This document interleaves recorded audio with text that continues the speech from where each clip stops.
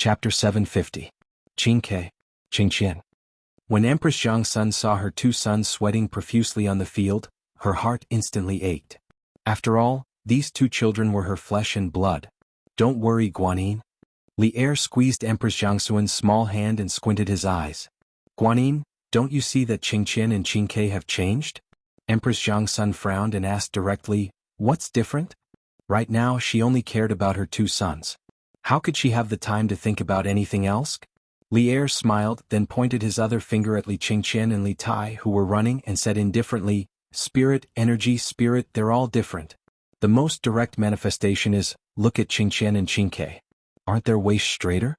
Aren't their legs more explosive? And they can even cooperate with others. Ah, who would have thought?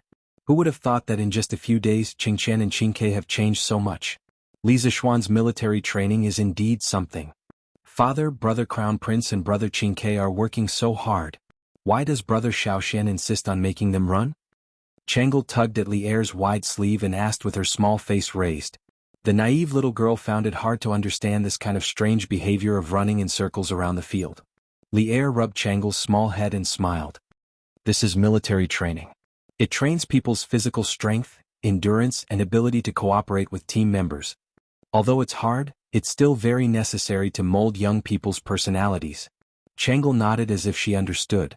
The little girl looked at the long green line on the field and smiled.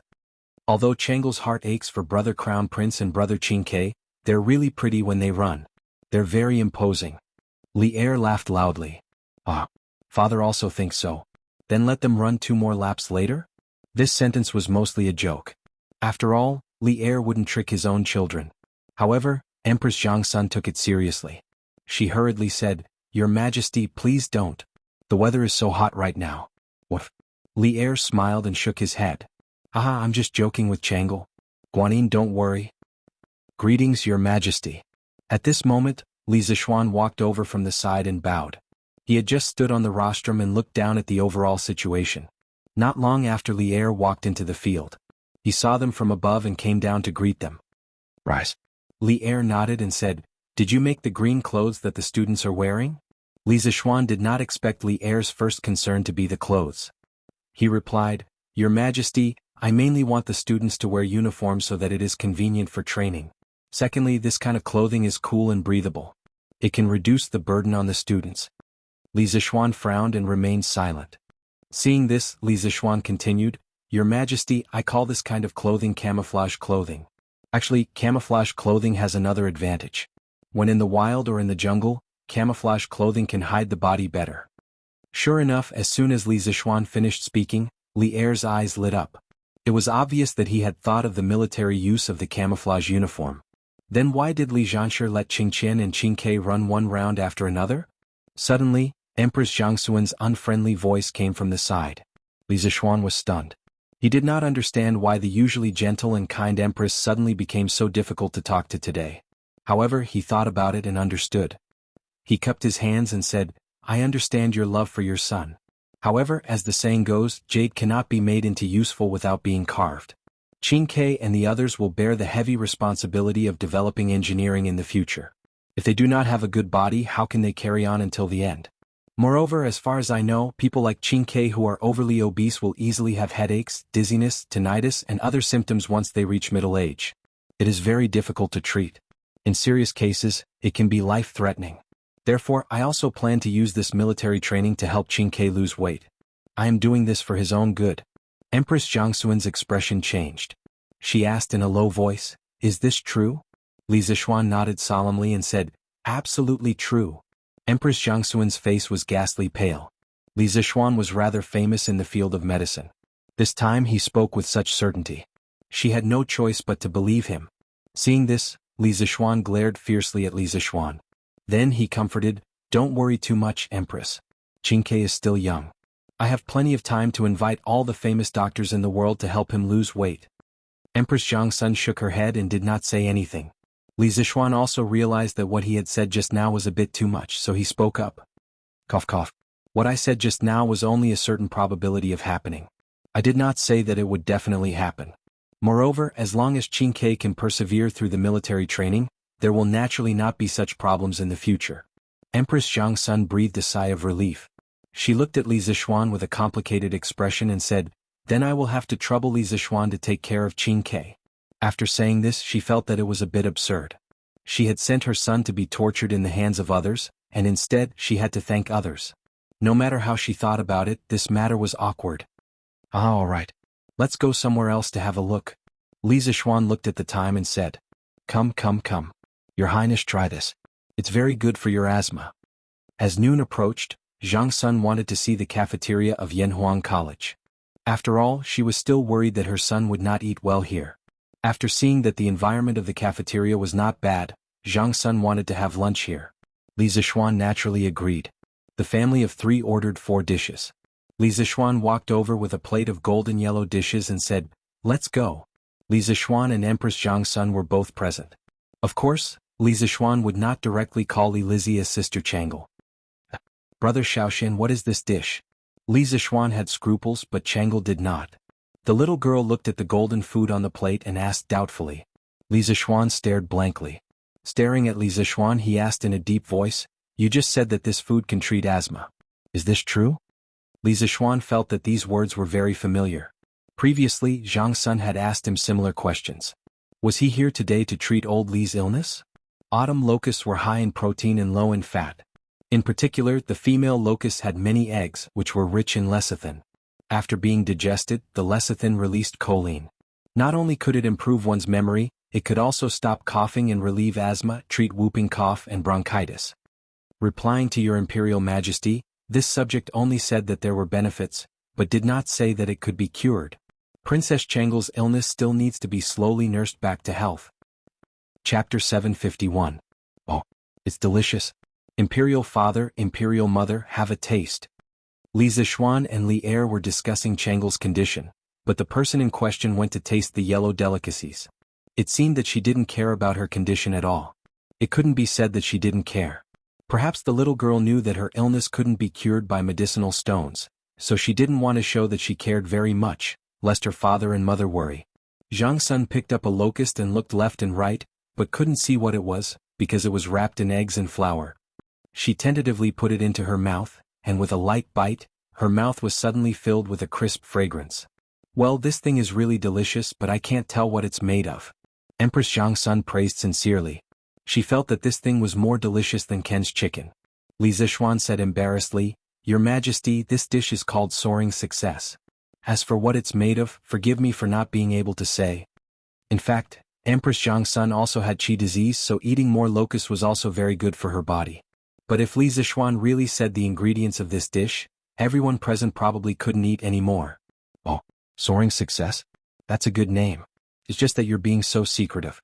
Could it be that you're afraid that this consort will steal your secret recipe?" Empress Zhangsun smiled and said. Li Zixuan repeatedly said that he didn't dare, but this guy didn't say what the ingredients were. Li Er's curiosity was greatly aroused. He picked up a piece of Soaring Success into his bowl, and then quietly poked the egg on the surface with chopsticks. A cute locust head suddenly popped out, and Li Er's face suddenly became very interesting. "Li Zixuan, come with me." Li Er quickly buried the locust under the rice, and then said to Li Zixuan opposite him. Empress Zhang Sun and Changle looked at each other. Li Zixuan's heart thumped, and he felt that something was wrong. He braced himself and stood up, saying, "Yes, Your Majesty." "Bastard! How dare you feed locusts to the Empress and Changle? I see that you are getting bolder and bolder." Walking to a nearby pillar, Li Er shouted in a low voice with a gloomy face. Li Zixuan did not expect Li Er to find out so quickly that Soaring Success was made from locusts. However, he was not unprepared. His Majesty is angry because he thinks locusts cannot be eaten by humans. In fact, not only could locusts be used as food, they could also be used to detoxify, stop coughing and stop asthma. They had extremely high medicinal value. "Your Majesty, if you don't believe me, you can ask the doctors of the Imperial Physician Bureau." Li Er was stunned when he heard that. This was the first time he had heard that locusts had so many effects. "Your Majesty, as long as you don't think that it's a locust when you eat it, the taste is still very good. Moreover, who knew how many locusts there would be next year? When the time comes, if this method of eating locusts becomes popular, coupled with the many chickens raised by the people, there will be no need to worry about the locusts not being wiped out," Li Zixuan added. Li Er was greatly moved, but he still hesitated and said, "But there is a saying among the people that there is a locust god. What if you incur the wrath of the gods?" Li Zishuan sneered and said, "Your Majesty, not to mention that there are no gods in this world, even if there were, they would not be locusts. They nibble away at crops and harm the common people. They can only be considered evil spirits and are not fit to be gods." Li Er nodded and then unhappily said, "No matter what, you cannot use the Empress and Chang'e as your experiment." Li Zishuan smiled and said, "Your Majesty is wise. This subject cannot bear the responsibility of this crime. In fact, before this there were already people who tried this dish. This subject saw that the response was not bad. In addition, these locusts were indeed beneficial to the Empress and Princess Chang'e's illness. Therefore this subject brought it out." "Then who else?" Li Er asked. Li Zishuan smiled and told Li Er about Cheng Chumo eating locusts yesterday. Li Er laughed and said, "And that's more like it. Today we will give you some face and go taste that so-called soaring to the heavens." Looking at old Li's back, Li Zishuan silently cursed, "Tsk. Still giving me face? If it weren't for me, old Li, you would have to eat locusts raw next year." The history books recorded, in the second year of Jingguan there were locusts in the capital. Xinmao entered the garden and saw locusts. He plucked several of them and said, "The people live in the valley. If you eat them you would rather eat my lungs and intestines." He raised his hand and was about to swallow them when he admonished, "Evil things may become diseases." He said, "We are suffering for the people. Why should we avoid diseases?" Thus he swallowed them. In this year locusts are not a disaster. Compared to eating locusts raw, deep-fried locusts were obviously more delicious. Imperial Father, Imperial Mother, Chang'e? You're all here? When Li Zishuan and Li Er were talking, the gongs and drums of the academy had already sounded. Li Tai, who was always very enthusiastic about eating, was naturally the first to arrive at the cafeteria. After seeing the table of people inside, the little fatty was stunned, as if he had suddenly found his backbone. He hurriedly complained to Li Er and Empress Zhangsun, "Imperial Father, Imperial Mother. Xiaoxian. Yamacho deliberately abuses people. He punishes students every day and doesn't let us eat meat. He only lets us eat vegetables. You see, in just a few days I've lost weight." Li Zishuan widened his eyes and secretly thought that this little fatty was arrogant enough. He actually complained in front of him. It seemed that he would have to make things difficult for this fellow in the future. Li Er frowned. It was true that he doted on Li Tai, but Li Tai's behavior of complaining still made him a little unhappy. In his opinion he was Li Shimin's son. If he was bullied outside he should be bullied back. What was the difference between crying and complaining to him like this and a girl? "Qingke, Li Zhanshu is also doing it for your own good. Although it's a little bitter, it's only for a month. Just bear with it and it'll be over." Li Tai was instantly dumbfounded. What was wrong with this scene? Why was Imperial Mother, who used to be obedient to him, speaking up for an outsider today? Also, why was his tried and tested method of complaining and acting pitiful not working to date? What this fellow didn't know was that he had the method of complaining and acting pitiful, and Li Zishuan had the knack of public relations in advance. Now, Li Er and Empress Zhangsun had already been public relations by hims. He. Brother Qingke is so embarrassing. You actually came to Imperial Father and Imperial Mother to complain about Brother Xiaoxian. Shame on you. Chang'e, who was eating happily at the side, raised her head at this moment and made a funny face at Li Tai and giggled. Actually, her words more or less had the intention of helping Li Zishuan out of the predicament.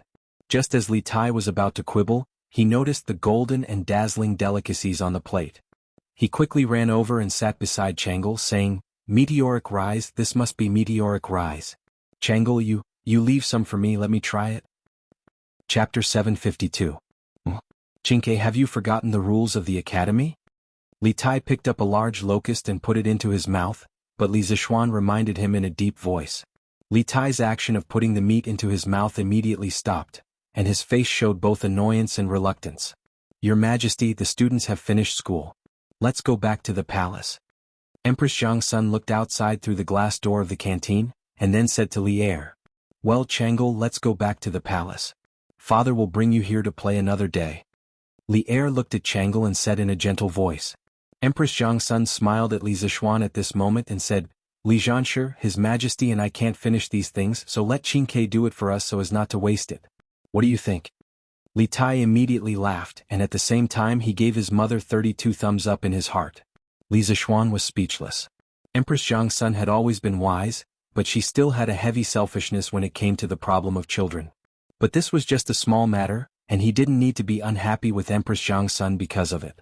Besides, the main ingredient of locust meat was protein, and Li Tai wouldn't gain weight even if he ate some. In this case, I respectfully send your majesty and your majesty off. Li Zishuan cupped his hands and bowed. Empress Zhang's son smiled and walked out of the door with Li Er and Chang'e. Before Chang'e left, she quietly turned around and waved goodbye to Li Zishuan. Li Zishuan smiled and waved back. Hey. Fragrant. So fragrant. I haven't eaten meat for a long time. I came at the right time today. After old Li left, Li Tai greedily sniffed the 5 dishes on the table, and then laughed very proudly. Li Zishuan glared at him angrily, but the words he had just said to Empress Zhang's son were still in his ears, so he couldn't be too harsh. He could only say in a strange tone, "Qingye, you brat, take it easy. Don't overeat and you won't be able to run in the afternoon." There was only meat in Li Tai's eyes right now. He didn't care about anything else. He just vaguely answered, "Okay." Then he buried his head in the food. "Wow. Qingye, where did you get this meat from? Didn't they say that students in the regular class can't eat meat?" Right at this moment, Li Qingqian walked in from outside and was surprised to see the 5 plates of meat on the table. "Damn, dongpa pork, braised pork, lion's head, these are all my favorite dishes. Qingke, save some for me." Sun Zifen followed closely behind Li Qingqian. However, this amusing idiot didn't pursue the source of the food. Instead, he went straight to the table and started snatching food. Li Tai panicked. Ba ba ba ba ba. This damn fatty was really ruthless. He directly spat on the 5 dishes on the table. It's all mine. Let's see who dares to snatch it from me, haha. Li Tai protected the food plates and laughed proudly at Sun Zifen, who rushed up to snatch food. Sun Zifen's face suddenly looked like he had been ked by a dog. He pointed at Li Tai with a trembling hand and said angrily, "Damn. Qingke, you're really king wasting natural resources recklessly. You can't finish all these dishes alone. What's wrong with sharing some with me?" Li Tai rolled his eyes and started to say cheekily, "I'm not giving it to you. I'm just asking you, are you angry? Are you angry? Are you angry?" Sun Zifen was really furious at this moment. It was bad enough that he couldn't eat meat, but he was also ridiculed by others. How could he tolerate this kind of anger? Ba ba ba ba. This amusing idiot took advantage of Li Tai's unpreparedness and actually spat 5 mouthfuls of saliva on the food plates. If you don't let us eat, then don't eat. Now, I'm asking you, are you angry?" Sun Zifen also started to act cheekily and said proudly, "Sun Zifen, I'm going to fight it out with you." The food that was about to be in his mouth suddenly disappeared without a trace. This kind of feeling was worse than killing Li Tai. The little fatty slammed the table and stood up, wanting to fight Sun Zifen to the death.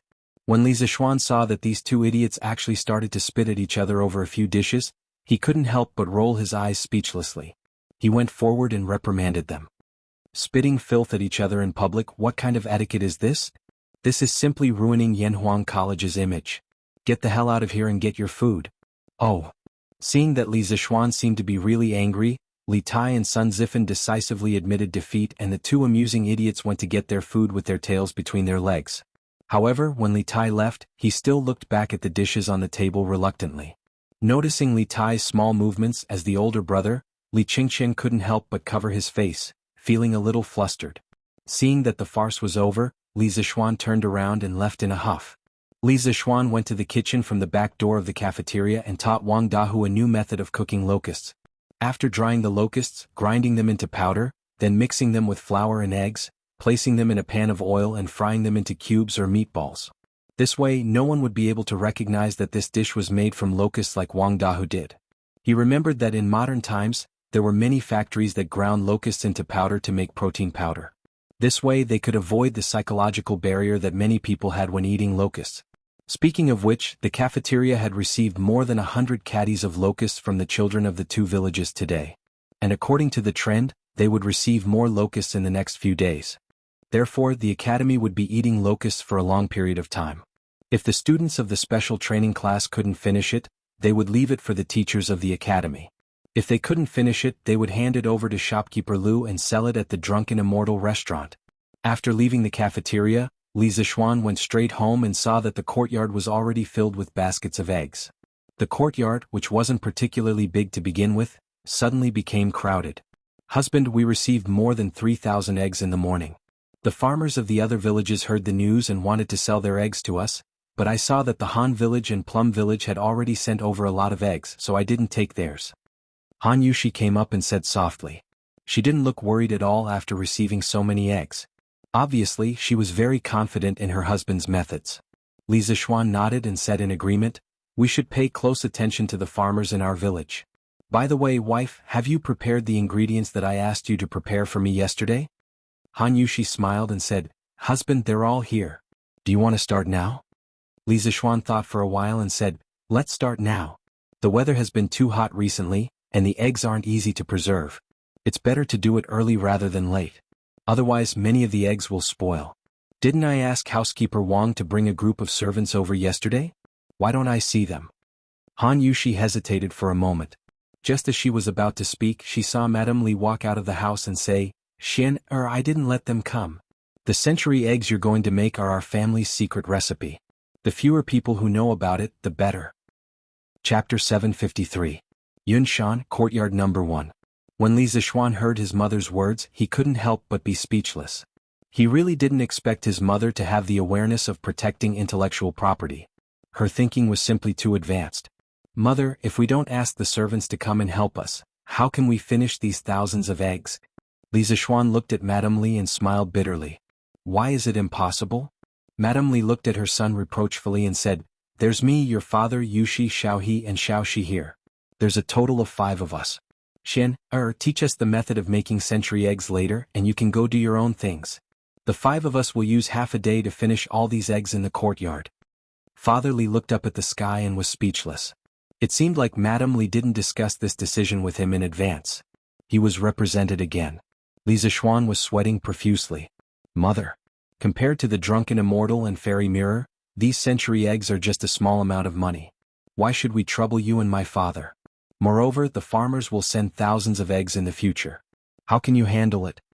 Madame Li frowned. I know that the money earned from these century eggs can't be compared to the drunken immortal and fairy mirror, but it's easier to imitate. If we don't pay attention, the recipe will be easily leaked. By then, there will be century eggs everywhere in the east and west markets. Won't we suffer a huge loss if we receive so many eggs? This is the secret recipe that you got from your master. You can't let others take advantage of it. Li Zishuan was a little helpless when he met such a protective mother. He sighed and said, Mother, the servants in our residence are all loyal. They won't spread the secret recipe. Moreover, the method of making century eggs is very simple. Even if we don't spread the secret recipe, others can imitate it in less than half a year. You don't have to do everything yourself. Madame Shinner is right. The servants in our residence can withstand the test. You don't have to worry. Look, if you're exhausted, will be worried, right? Seeing this, Li Jingma hurriedly said. He had been living a carefree life in Cloud Mountain recently. He didn't expect to be used as a coolie by his wife today, so he was naturally unhappy. At this moment, the situation took a turn, and Li Jingma didn't hesitate to assist. Madame Li glared at her husband and said after a while, Since Xianer says so, then we'll do as you say. Teach us the steps first, and tomorrow we will call the servants over to help. Li Zishuan smiled and replied, All right, mother, come with me. In fact, the method of cooking the century egg was very simple. First, the surface of the egg was covered with lime that had been stirred with water. It had to be uniform. Then the outside was covered with a layer of grass ash or wheat husk. It was ready to be left for about a month. When the time comes, the raw eggs will turn into crystal clear cooked eggs. Together with tofu and vinegar, it will be a different kind of delicacy. Han Yushi asked curiously, Husband, how did this raw egg suddenly become a ripe egg? Li Zishuan explained with a smile, Dear, this is because quicklime is mixed with water. Xiaodong, did you sell your eggs to young master today? In the Han family manner, a woman in green clothes stood outside the courtyard and shouted at Han Xiaodong, who was enjoying the cool air inside. It's Aunt Luo. Yes, we sold more than 100 eggs to young master today. What's wrong? Han Xiaodong came to the front of the courtyard and asked doubtfully. Oh, so young master really accepted them. Aunt Luo opened her mouth in surprise and said, Then Xiaodong, do you know if young master will lose money by buying so many eggs? Han Xiaodong smiled and said, Young master will never lose money. Young master has never done anything that he is not confident of. Since he dared to accept them, it means that he will not lose money. Aunt Luo smiled and said, Hee, if that's the case, then I will send the eggs at home to young master in a while. I will also send the eggs from the child's uncle's house. Han Xiaodong hurriedly said, Ah. And Luo, wait. Young master will only accept eggs from our manor now. I'm afraid he won't accept eggs from other manors. Oh, there's such a thing? Master Luo asked in disbelief. Yes, I don't think young master will be able to accept so many eggs at once. Han Xiaodong guessed. Oh, then I'll go back and send the eggs from my house to young master first. Your Majesty, Dr. Wang and Dr. Qin from the Imperial Physician Department are here. In Ganlu Palace, Li Er was bent over the table and reading memorials. Today was the official day off, but as the emperor, it was not easy for him to have half a day off in the morning. Therefore, after leaving Yanhuang College, he was full of thoughts about official business again. At this time, an attendant from the yellow door came in from the outside and bowed in a low voice. Announce? Li Er did not even raise his head and said lightly. After a while, two middle-aged men carrying medicine boxes walked in from outside. They were the two doctors from the Imperial Physician Department who had followed Dugu Xan when he led the army to attack Snake Spirit Mountain, Dr. Wang and Dr. Qin. Your subject greets your Majesty. The two doctors bowed to Li Er in unison. No need for formalities. Li Er said lightly, then raised his head and looked at the two doctors. My two beloved officials, I have invited you here today because I have something to ask you. Dr. Wang and Dr. Qin's eyelids twitched uncontrollably. The two of them quickly stepped forward and cupped their hands. We dare not ask, Your Majesty. If there is anything you need, please let us know. Li Er stood up and walked to Dr. Wang and Dr. Qin. He thought for a while and asked, My two beloved officials, your medical skills are superb. I would like to ask if you know that locusts can be used as medicine to treat asthma? Dr. Wang and Dr. Qin frowned. After a while, Dr. Qin cupped his hands and said, Your Majesty, forgive me for my shallow knowledge, but I have never heard of locusts being used to treat asthma. Dr. Wang also bowed. I have also never heard of locusts being used to treat illnesses. Perhaps it exists in ancient books and I have never seen it. Dr. Wang saw that Li Er's expression was not very good, so he added on. Li Er stood on the spot, his expression uncertain. One could not tell whether he was happy, angry, sad, or happy just by looking at his face. All right, I understand. My two beloved officials, you may go about your business. After a long while, Li Er waved his hand and said, Your subject will take his leave. Dr. Wang and Dr. Qin bowed and left the palace. Chapter 754. Phew. Chonyo, your father is finally leaving. I only just realized how good Dookie is. As night fell, most of the students returned to their dormitory after eating dinner and bathing. Li Tai was wearing a white silk undergarment and lying on the bed.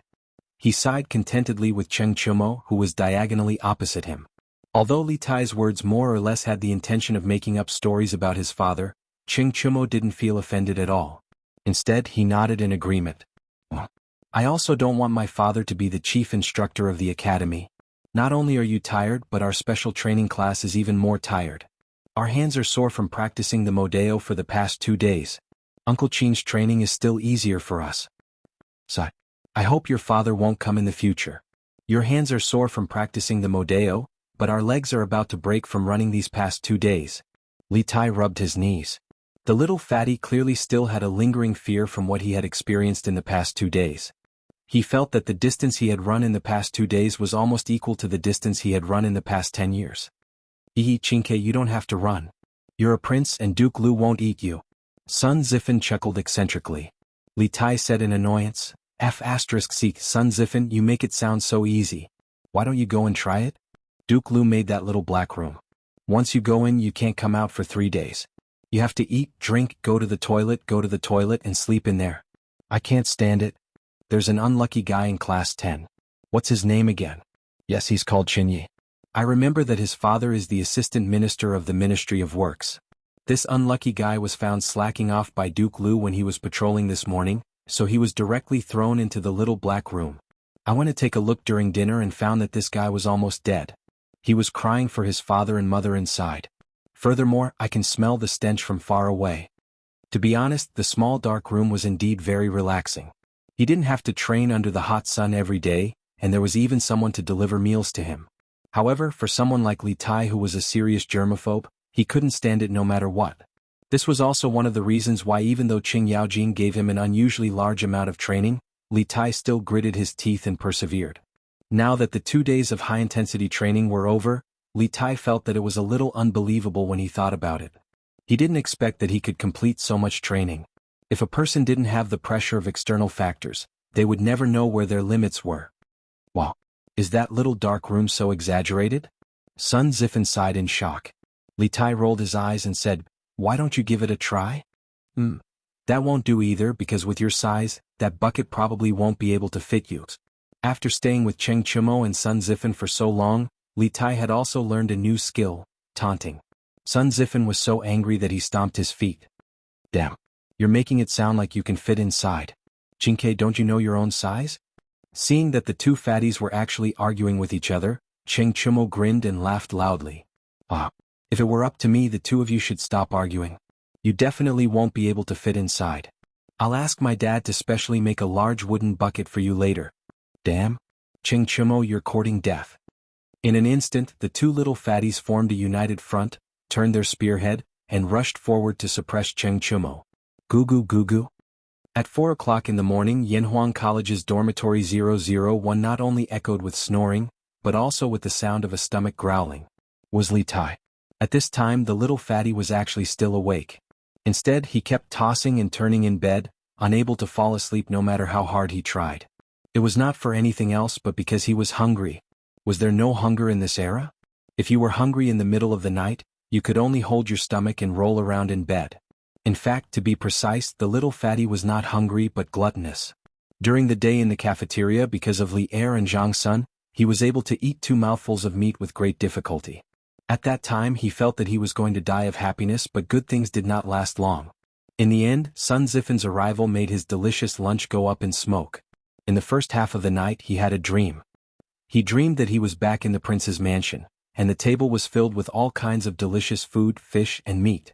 Just as he was about to bite into the twice-cooked pork with his chopsticks, he suddenly felt a sharp pain in his arm. When he came back to his senses, he realized that he was dreaming, and the twice-cooked pork in his dream was his arm. After that, the little fatty could no longer fall asleep. Thinking back to the 2 mouthfuls of delicious food he had eaten at noon, and the table of fish and meat in his dream, Li Tai's mouth was full of sour water. There had never been such a moment that made him want to eat meat so badly. Now, as long as someone could give him a plate of meat to eat, Li Tai was even willing to exchange thousands of coins, or even tens of thousands of coins of wealth. In the end, Li Tai could not stand it anymore. He could only get out of bed and plan to go outside the dormitory to get some fresh air. At this time the instructors were all asleep, so no one would check on the dormitory. Therefore Li Tai was not worried at all. Yanhuang College's dormitory was actually a building complex. The rooms were neatly arranged in a very large courtyard. Since there was a courtyard, there was naturally a courtyard gate. Li Tai stood in front of the iron fence gate of the courtyard, enjoying the cool summer night breeze. Looking at the neat rows of trees outside the courtyard and their reflections under the moonlight, his agitated heart calmed down a little. Shah. At this moment, Li Tai suddenly heard the sound of footsteps coming from behind him. Little Fatty was startled and turned around to look. He saw that there was indeed a white-clothed figure with long hair behind him. The figure was about the same size as him. Li Tai thought that he had seen a ghost, so he was shocked at first.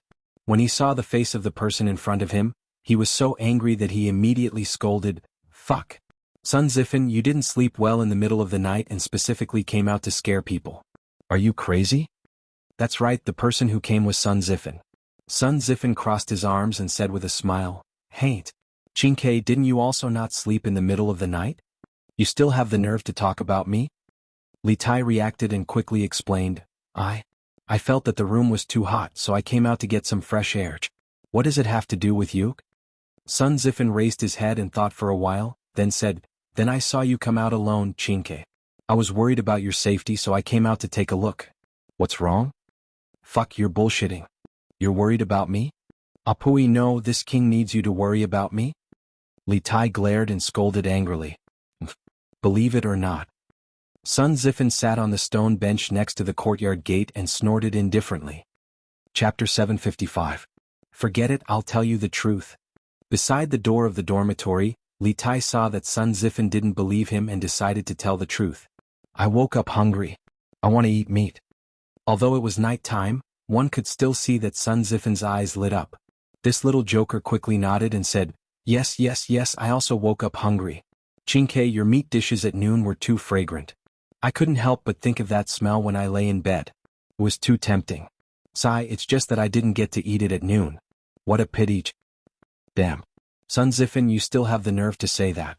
If it weren't for you, I would have had a big meal at noon and wouldn't be foolishly accompanying you to watch the moon. It would have been fine if Sun Zifan didn't say anything. Once he said it, Li Tai, this powder keg, directly ignited. The little fatty rushed to Sun Zifan's side and kicked the ladder twice. Then he suddenly raised his voice. Hey, hey, hey. Chinke, lower your voice. If you alarm the instructors, we'll all have to go to the small dark rooms. Sun Zifan jumped up from the sudden attack. However, he didn't immediately retaliate. Instead, he put a finger to his mouth and whispered to Li Tai. The little fatty immediately cowered. He glanced at the instructor's dormitory not far away. Seeing that there were no lights on there, Li Tai couldn't help but breathe a sigh of relief. No matter what, it's because you spoiled my dishes at noon that I didn't get to eat a big meal. Let's settle this grudge. Sun Zifan, just you wait. See how I'll deal with you in the future when I have the chance. Li Tai said hatefully, but his voice was much softer than before. It had to be said that his words, "You spoiled my dishes," were used in the right place. Damn, you can't blame me for this. If you didn't spit into the dishes first, I wouldn't have spat too. Besides, if you're willing to share 2 pieces of meat with me, I won't spoil your dishes, right? It was not a good thing to be remembered by Li Tai. Moreover, he had gone overboard in the afternoon. Therefore, Sun Zifan thought for a while and added, Chinke, there's no point in talking about this. Both of us want to eat meat so much that we can't sleep. How about this, I'll take you out to eat meat tonight and we'll forget about what happened at noon? Li Tai pursed his lips and said in disbelief, Where can we go to eat meat this late at night? Who are you trying to fool? Sun Zifan said confidently, Hey. Chinke, if you don't believe me, tell me if you agree or not. Seeing this, Li Tai nodded without hesitation and said, Okay. As long as you don't bring me to eat meat tonight, I'll write off everything that happened before. To him, as long as he could eat meat, he would be willing to give any amount of money, let alone such an insignificant promise. Then Chinke, wait for a while. I'll go back to the dormitory to get something. Sun Zifan licked his lips and laughed proudly before sneaking back to the dormitory. Li Tai didn't have time to ask, so he could only sit on the stone bench beside the courtyard door and wait for Sun Zifan to return. After about half a cup of tea's time, Sun Zifan finally returned. However, there were 4 people behind him, Qing Chumo, Qin Huayu, Yuchi Jingda, and Li Qingqian. You 2 want to go out to get something good to eat and you didn't call me? Luckily I'm alert. Otherwise, wouldn't I have suffered a huge loss? Qing Chumo pointed at Sun Zifan and Li Tai as he laughed wantonly. Although this fellow's martial arts skills were at a half-baked level, his martial arts realm was still the highest among the 6 people in Dormitory 001. Previously, when Li Tai left the dormitory, Qing Chumo had already sensed it, but he was too lazy to move in bed, so he didn't care. When Sun Zifan returned, he jumped down to catch him and interrogate him about what he was up to. With this commotion, the few people in the dormitory woke up. When they heard that Sun Zifan was preparing to bring Li Tai out to get some meat, they all couldn't help but swallow their saliva and request to go together. Although Li Qingqian was the country's heir and couldn't do such a shameful thing, he was worried that Li Tai's group would be caught if they went out, so he came along. Tisk. Chonyo, you and Baolin have been eating meat for the past 2 days. Why are you joining in the fun now? With the help of the 2 experts, Qing Chumo and Yuchi Baolin, it would be easier for them to go out to get food. However, Li Tai's mouth was full of jealousy. TSK, we can't have enough meat. Alright, let's not talk nonsense here. Let's get out of the dormitory first. Otherwise, we'll be discovered by the instructors later. Qing Chumo glanced to the side and suggested. The few of them felt that it made sense and agreed.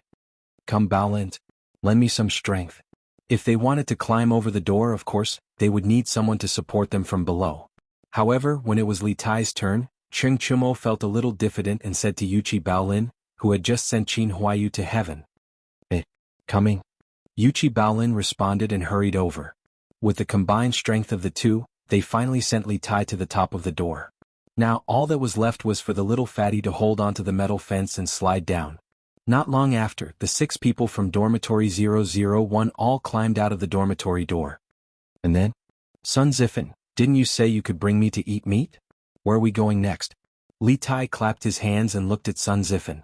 Climbing over the door of the academy dormitory was the first time Li Tai had done something so unorthodox. It was like a modern university student skipping class for the first time. While he was nervous, he also felt a little excited. Follow me, I'll bring you guys to eat chicken. I know a place with a lot of chickens. Sun Zifan rubbed his hands and chuckled. It was also his first time doing something so exciting. His heart was still thumping. When everyone saw Sun Zifan's confident look, they followed him and walked forward. Of course, they couldn't walk through the door of the academy. There were still guards there even at night. The few of them climbed over the wall at a corner in the west. Then, using the moonlight, they followed Sun Zifan all the way to a forest halfway up the mountain to the west of the academy. It's right here. Sun Zifan pointed at the reed wall not far ahead and said with a smile, "This is the chicken farm that Plum Village built at the foot of the Cloud Mountain. Let's go catch two and find a place to roast them. Wouldn't that be perfect?" Li Qingqian was shocked. He hurriedly dissuaded them. "Zifan, you can't. The chickens in Plum Village were personally handed over to the farmers by the Yamacho. If we catch two and are discovered, we'll definitely end up in trouble. There are tens of thousands of chickens in here. No one will find out if we lose one or two." Sun Zifan patted his chest and said, Yes. We'll only catch two, no three. The farmers will definitely not find out." Li Tai swallowed a few mouthfuls of saliva and said with his eyes staring straight ahead. Chapter 756. In the end, under Li Tai's insistence, this group of chicken thieves caught 6 chickens from the chicken farm at the side. The main reason was that Li Tai felt that the chickens inside were too small and not enough to eat, so he caught 3 more. Yes, 6 people, 1 chicken each, just right. The flock of chickens that had been chasing and playing in the forest for an entire day would never have thought that an evil person would break into the chicken farm and steal them on what was supposed to be a quiet and peaceful night. Qingke Zifan, it's not easy for the farmers to raise these chickens. It's not good for us to steal them like this, right? The dignified crown prince of the country was actually holding a chicken fearfully at this moment. However, when it came to this, Li Qingqian was a little hesitant. He turned back to look at the chicken farm and said with some pity, "Hey, we've already prepared for this, Your Highness, don't worry." Sun Zifan chuckled, then took out 2 strings of copper coins and threw them into the chicken farm. He then said with a smile, "There's no problem now, right? 6 chickens, 2 strings of copper coins, I'm sure the farmers won't suffer a loss." Everyone looked at Sun Zifan curiously. They probably didn't expect this joker to have a time when he considered things so thoroughly. "Hey, good. You're good. In this way, even if the farmers find out that 6 chickens are missing, I'm sure they won't make a fuss. Let's find a place to roast these chickens and eat." Li Tai praised Sun Zifan with satisfaction and then said, "Hey, come with me, I know a place suitable for roasting chickens." Sun Zifan took the initiative to volunteer. The few of them had no objections. They followed Sun Zifan to the top of the Cloud Mountain, to an open space in the east of the academy. There was a clear spring beside them, reflecting the moonlight. It was a quiet and empty valley with the moon shining between the pines and the clear spring flowing over the rocks. "Chonyo Baolin, you kill the chickens. Your Highness Qingke, the 3 of us will go find firewood. Huayu, you help move the stones and build a stove. How about that?" After finding such an excellent spot for a picnic, Sun Zifan began to assign tasks to everyone. "I'm fine with it." "I'm fine with it too." Cheng Chumo, Yuchi Baolin, and the others agreed and began their respective tasks. It had to be said that Sun Zifan's division of labor was rather reasonable. Cheng Chumo and Yuchi Baolin, the 2 daring fools, were not careless in the slightest when it came to slaughtering the chickens. In no time at all, the 6 chickens that had been born for less than half a year ended their short lives. If Li Qingqian and Li Tai were to do this job, they probably wouldn't be able to achieve this result even after fiddling for half a day. 15 minutes later, a bonfire lit up in the empty space beside the spring. Sun Zifan, Li Tai, Li Qingqian, Yuchi Baolin, Qin Huayu, and Cheng Chumo sat around the bonfire. Each of them held a bamboo stick, and at the tip of the bamboo stick was a slaughtered and clean chicken. They extended the stick into the fire and continuously spun it. Yes, there's already the fragrance of meat. Li Tai took 2 deep breaths and smelled the charred aroma of the chicken being roasted. The little fatty couldn't help but lick his lips, and his appetite was greatly aroused. "It's still lacking a bit. Qingke, you just need to spin it a few more times and you'll be able to sprinkle salt." Sun Zifan glanced at the meat that Li Tai was roasting and said, "Sprinkle salt? Alright, we didn't bring any salt. How the hell are we going to sprinkle salt?" Cheng Chumo slapped his thigh and shouted regretfully, Li Tai's face revealed a trace of regret, but the little fatty still said unyieldingly, "If there's no salt, then there's no salt. As long as there's meat to eat." Cheng Chimo said disdainfully, "Hehe Chinke, you're really desperate now. You can even eat meat without salt." Hehe, who said there's no salt? At this moment, Sun Zifen took out a small bag from his arms and said proudly to everyone, "The salt is here. Everyone can have some later." Li Tai opened his eyes wide and said incredulously, "Damn Zifen, why are you so awesome today? You brought everything out. Copper coins, fire rolls and refined salt. What else do you have in your arms now?" The others also looked at Sun Zifen in surprise. Sun Zifen touched his nose and said with a smile, in fact, I've long wanted to catch 2 chickens to have a sumptuous meal. I've prepared these 2 days ago. Yamacho is too deceitful and doesn't give us any meat. You little bastards, instead of sleeping in the middle of the night, you actually came here to make a barbecue. How dare you?" At this moment, a cold voice came from the horizon, which gave them a fright. They followed the voice and saw a man in white coming from Dongfang Takshu. His white clothes were whiter than snow, and his sleeves were fluttering, like an immortal banished from the moon. "Damn it. It's over, it's Yamacho." On the night of the Mid-Autumn Festival, when Li Zixuan took a fairy lamp for a night tour of Chang, and with a beauty, Sun Zifen had seen him like this before. So, he was the first one among the group to recognize Li Zixuan. Hearing what he said, the rest of the group suddenly panicked. They put out the fire and hid the chickens in a hurry. "Okay, don't put it out and don't hide it. I saw it all." In the blink of an eye, Li Zixuan had landed near them. Seeing them in a hurry, Li Zixuan couldn't help but say, Yamacho, this is all a misunderstanding. We were all sleepwalking just now." "Chonyo Chinke, why are we all here? Weren't we all sleeping in the dormitory just now?" "Oh, we must be sleepwalking. Yes, we must be sleepwalking." Sun Zifen looked at Li Zixuan awkwardly. This funny guy racked his brains to come up with all kinds of excuses, but in the end he could only blame sleepwalking. Li Zixuan didn't believe him at all. He wasn't stupid. At this moment he sneered, pointed at the half-cooked chickens on the ground and said, "Haha, sleepwalking? Putting aside the fact that the 6 of you sleepwalked together and sleepwalked to the same location, each of you managed to catch a chicken while sleepwalking? I'll give you one more chance. Do you want to sleepwalk like this again? You left the academy without permission and dared to steal chickens raised by the farmers. This is a serious violation of the academy's rules. Do you have any respect for me? Do you have any respect for the academy? Do you still deserve to be Yanhuang College's students?" Li Zixuan's harsh words made Sun Zifen sweat profusely. The others were also silent. In the end, Li Qingqian could only step forward and plead. Xiaoxian, Yamacho, Qingke and Zifen were just greedy for food. They didn't deliberately violate the academy's rules. Can you spare them this time? Cheng Chumo, Sun Zifen, and Li Tai all looked at Li Zixuan anxiously. After all, today's matter could be serious or small. If it was serious, Li Zixuan could expel them because of this. Chapter 757. Oh, Xiaoxian Yamacho, this is indeed our fault. Don't lower yourself to our level. It's best if you just let us go. Seeing Li Zixuan's serious expression, Cheng Chumo could only shamelessly laugh. Li Zixuan had inadvertently caught a glimpse of a fire when he woke up at night. At that time he thought that there was a fire here. He didn't even bother to change his clothes and hurriedly used his qinggong to fly over.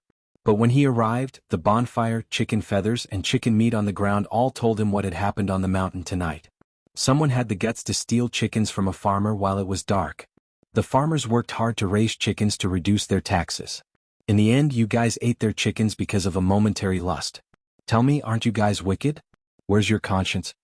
Li Qingqian cupped his hands and said, Xiaoxian, when we caught the chickens, we already left a few strings of money for the farmer. I think it should be enough to make up for the farmer's losses. Li Zixuan's expression became slightly better. Seeing this, Li Qingqian continued, moreover, these chickens are already dead. They definitely can't be returned. Xiaoxian, don't be too angry. You guys really want to eat meat that much? Li Zixuan asked. Yes. Other than Li Qingqian and Qin Huayu, everyone else nodded. Yes, seeing that you guys left money for the farmer, I won't pursue your responsibility for now. Li Zixuan looked at the chicken feathers all over the ground and knew that Li Qingqian was telling the truth. Chickens couldn't be brought back to life.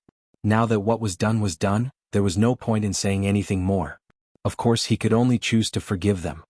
You two move aside. Li Zixuan kicked Sun Zifen and Cheng Chimo's legs twice. Hearing that Li Zishuan was letting them go, Cheng Chumo and Sun Zifan couldn't help but breathe a sigh of relief. But then they were inexplicably kicked again. The two of them were immediately depressed and looked at Li Zishuan in confusion. "You two go and catch me another chicken. Wash it clean while you're at it. Don't forget to leave money for the farmer to buy the chickens." Li Zishuan looked at the two and said lightly, "Oh, catch another chicken?" This time, not only Cheng Chumo and Sun Zifan were dumbfounded, but the rest of the people were also in a state of confusion. Li Zishuan's words were not light. "What? Hurry up. If you don't go, I'll lock you all in the little black room tomorrow." Li Zishuan glared and said. Cheng Chumo and Sun Zifan immediately shivered and hurriedly ran away. Li Zishuan thought for a moment and said, "There's meat but no wine. It's always a bit lacking. You guys continue to roast it here. I'll go back and get a jug of wine. Tonight I'll accompany you guys and have a good chat." Li Tai's eyes lit up. He couldn't help but give Li Zishuan 32 likes. This move was really too damn considerate. The distance between here and the first courtyard was only 700 to 800 meters. Li Zishuan directly used Qinggong to rush over. In a flash, he had already disappeared from everyone's sight. Hee. Luckily, Yamacho still remembers our old friendship. Otherwise, we're all finished. Li Tai forgot the direction Li Zishuan disappeared in and said with lingering fear, "Qingke, we really were too rash tonight. We can't do this again in the future. Otherwise, little Xian will definitely not let us go again." Li Qingqian sincerely said to Li Tai. The reason why Li Zishuan easily let go of tonight's matter was not only because Sun Zifan stole the chicken but also because Li Zishuan was giving face to Li Qingqian. After all, among the 6 people, Li Qingqian wasn't a student of Yanhuang College. He was a country's heir who was experiencing life at Yanhuang College in the name of a supervisor. If Li Zishuan didn't give face to him, it would make Li Qingqian's face very ugly. I know. I definitely won't. Besides, tomorrow is the holiday. After returning to the prince's residence, I can eat as much meat as I want. I definitely won't steal chicken with Sun Zifan again." Li Tai sat back in his seat and continued to roast the chicken while responding to Li Qingqian's words. During the time when the two people were talking, Li Zishuan actually came back so quickly. The speed of his Qinggong could be seen at a glance. "Where are Sun Zifan and Cheng Chumo? Haven't they come back yet?" Li Zishuan said as he swept his gaze over the surroundings while carrying a bag. Li Tai was speechless and said, "They probably haven't reached the chicken farm yet. How could they come back so quickly? Mountain Leader, your Qinggong is really convenient for you to travel. TSK, if I had this ability I would directly fly back." As he spoke, Li Tai almost spilled the beans. Fortunately, he stopped in time. "Directly flew back to your prince's residence to eat meat, right?" Li Zishuan helped the little fatty to say the words that he didn't say. Then he said unhappily, "With your personality that can even throw away your life for food, it's already difficult to lose weight. You still want to practice Qinggong? Even if you have my Qinggong, it's a fool's dream for you to fly back to the prince's residence. It would be strange if the guards of Chang and city didn't shoot you into a sieves." After insulting the little fatty, Li Zishuan picked up a half-roasted chicken. It was unknown whether it was Cheng Chumo's or Sun Zifan's and continued to roast it. "Since these two people haven't come back yet, then I'll roast it first. It's been a long time since I roasted a chicken myself." In his previous life, Li Zishuan was a child from the countryside, so his survival skills were naturally not bad. In this life he had followed spiritual master Ling Su in the mountains to learn from him and traveled around. He had a lot of experience surviving in the wild. Therefore, compared to Li Tai and the others, his roasting skills were naturally outstanding. After a while, the chicken in his hand emitted a rich aroma. Li Zishuan opened the package and began to sprinkle salt, pepper powder, cumin and other spices on the chicken. Then he roasted the chicken in the fire. Suddenly the aroma became even stronger. "Goo goo." Li Tai greedily breathed in the aroma, and his stomach couldn't help but growl. He looked at the golden and fragrant chicken in Li Zishuan's hand, and then looked at the slightly black chicken in his hand. He thought gloomily in his heart, "We're both roasting chickens, why is the difference so big? What the heck? Who roasted this chicken? Why is it so fragrant? It smells better than the roasted chicken in the restaurant." At this time, Cheng Chumo and Sun Zifan also came back with a chicken. They smelled a mouth-watering aroma from afar. Cheng Chumo cried out strangely, This is my chickens. Wow, Yamacho, you're so good to me. You actually roasted the chicken for me. Thank you so much." When Sun Zifan saw the chicken in Li Zishuan's hand, his eyes suddenly lit up, and he quickly said with a bashful face, "Get lost. Your chicken is still in Cheng Chimo's hands. Go and kill it yourself. Li Zishuan slapped the silly guy's head and said angrily. He had worked so hard to roast it for so long, how could he just give it up? This guy was really thinking too much. Chapter 758. Bright moon, clear spring, roast chicken, fine wine and teachers and students. Tonight, the wasteland was supposed to be as ordinary as usual, but because of the arrival of Li Zishuan, Cheng Chimo and Sun Zifen, the place became very lively. Little Xian, come, let me give you a toast. I know you've put in a lot of effort for Yanhuang College, but we've always been talking about you in secret. We brothers haven't had a drink together like this in a long time. Cheng Chimo's expression changed slightly. He raised a bamboo tube of fine wine and gave a toast to Li Zishuan from afar. Li Zishuan was speechless. After a while he sighed and said, all right. Tonight there are only friends and brothers here, no teachers and students. I'll accompany you for a drink or two. Ever since Li Zishuan entered the Imperial College, his relationship with Cheng Chimo, Yuchi Baolin, Li Qingqian, and the others had more or less changed. The relationship between friends and brothers had become mixed with the relationship between teachers and students, and there was a sense of distance between them for no reason. Cheng Chimo's words just now made him feel a lot of emotions. Although he was a Yamacho of Yanhuang College, if he always acted like a Yamacho, it would be easy to neglect the relationship between brothers and friends. He didn't need to be like Kong Yingda, who always maintained the attitude of an old pedant, to maintain his prestige among the students. He was him. He was only 15 years old. Only others could imitate him. He didn't need to imitate anyone. Good. To be honest, although I'm not a student of Yanhuang College, I always felt suppressed when I talked to you before. I only feel that kind of feeling when I talk to my father. It's rare to be able to drink and chat with you as a friend today. It's really delightful. Li Qingqian was one of the earliest people Li Zishuan knew. Feeling the subtle change in the atmosphere, Li Qingqian said with a joyful expression. He Gaoming, you're wrong. We're not just friends and brothers today. We'll be friends for life. It was just that sometimes, due to their different standpoints, they had no choice but to do business as usual. Come, let's drink. Li Zishuan opened the wine jug and poured a cup of wine into his bamboo tube. The others did the same. After all, the drunken immortal's degree of intoxication was too high. If this group of people drank too much, there was an 80% chance that they wouldn't be able to get up tomorrow morning. At that time they would definitely be punished. Little Xian, since we are good brothers, why don't we exchange chickens? Look, my cock is bigger than yours. Do you want to trade? Everyone couldn't help but cry out in joy as the cool wine entered their stomachs. Li Tai, the clever kid, had his eyes on the tantalizing roast chicken in front of Li Zishuan. He couldn't help but lick his lips and chuckle. How can good wine not be matched with good meat? Li Zishuan was infuriated when he heard this. The little fatty's words were too King ambiguous. What did he mean by, my chicken is bigger than yours? He was obviously trying to stir up trouble. Scram. I'm not trading. My cock is 10 times bigger than yours.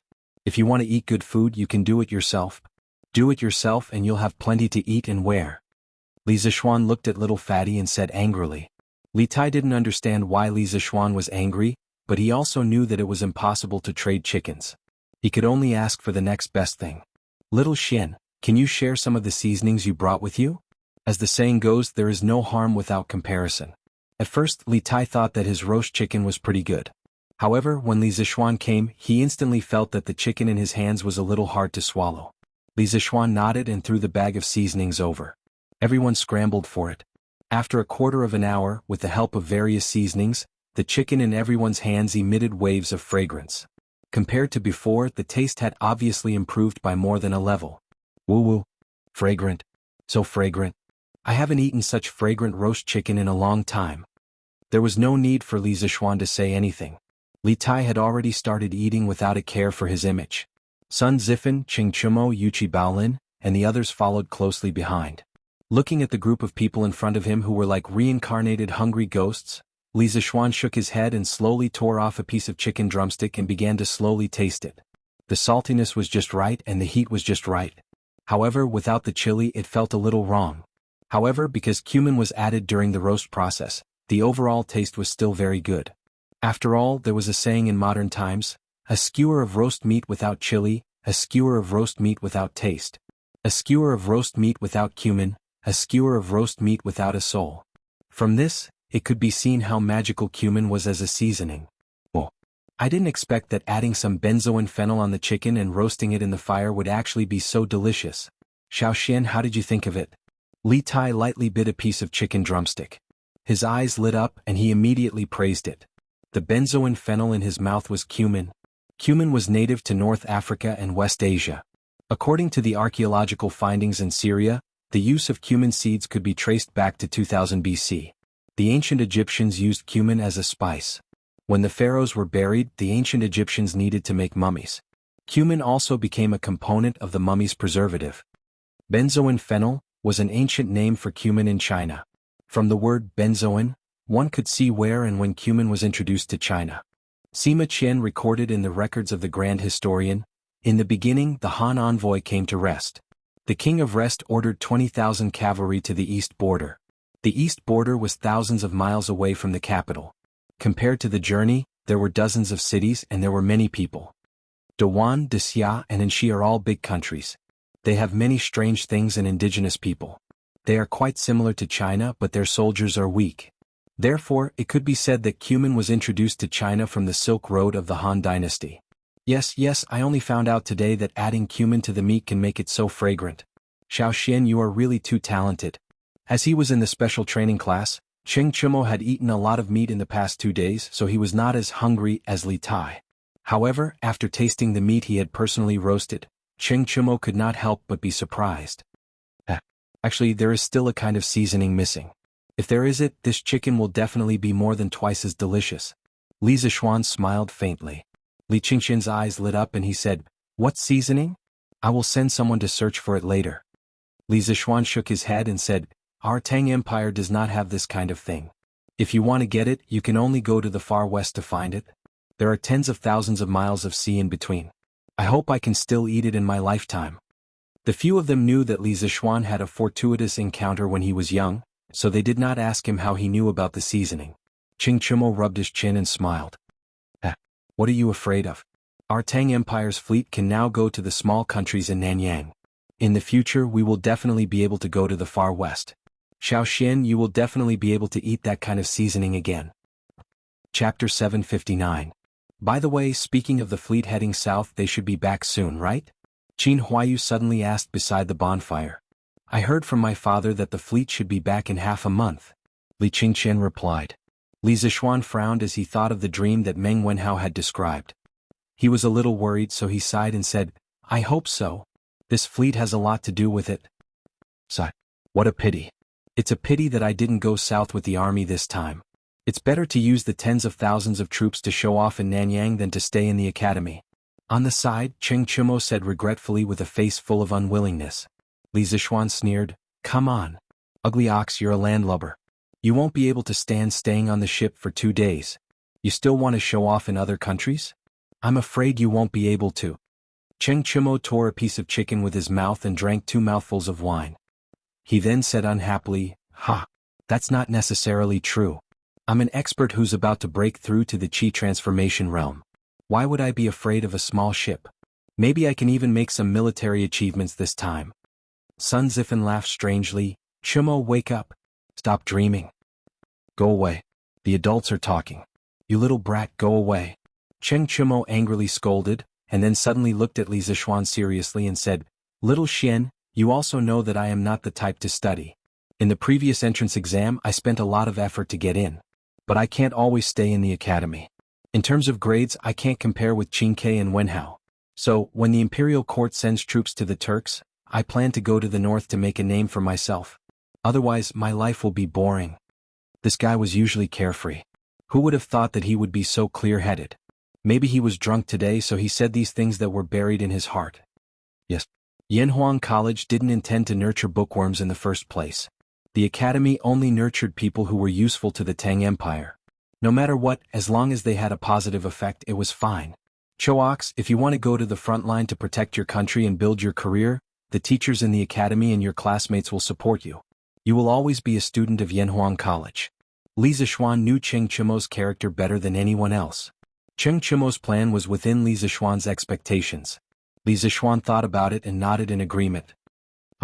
Thank you. I've long seen through it. Xiaoxian, the Yanhuang College you've made is very different from the Imperial College and the Hongwen School. It's my honor to be classmates with Qin Ke and Bao Lin for a few years. Cheng Chimo laughed and poured himself another jar of wine.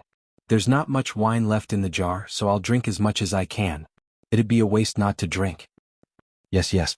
Brother Choax, I'll go with you when the time comes. I can protect you. Yuchi Bao Lin hurriedly said with a simple and honest smile. Cheng Chimo's face darkened.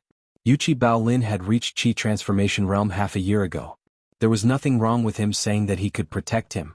However, Cheng Chimo had received 10,000 points of critical damage. Alright. Chimo, you can go to the front line without worry. My classmates and I will help you research and build more advanced and powerful weapons. We can guarantee that you'll win every battle without worrying about your life. You'll also be able to build countless military achievements.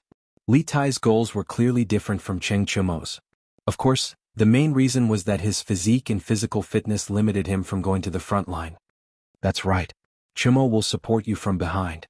Although Qin Huayu was the eldest son of Qin Xiong and the second generation of the empire's military family, he was a scholar who didn't know anything about weapons. Therefore he was the same type of person as Li Tai. Alright. I believe in you and I believe in Xiaoshuan's skills. Cheng Chimo raised a bamboo jar of wine and offered a toast from afar. He was toasting with his hands but he wasn't urging them to drink. Then he laughed loudly. Li Qingqian shook his head. Cheng Chimo and the others could have their own dreams and could do whatever they wanted.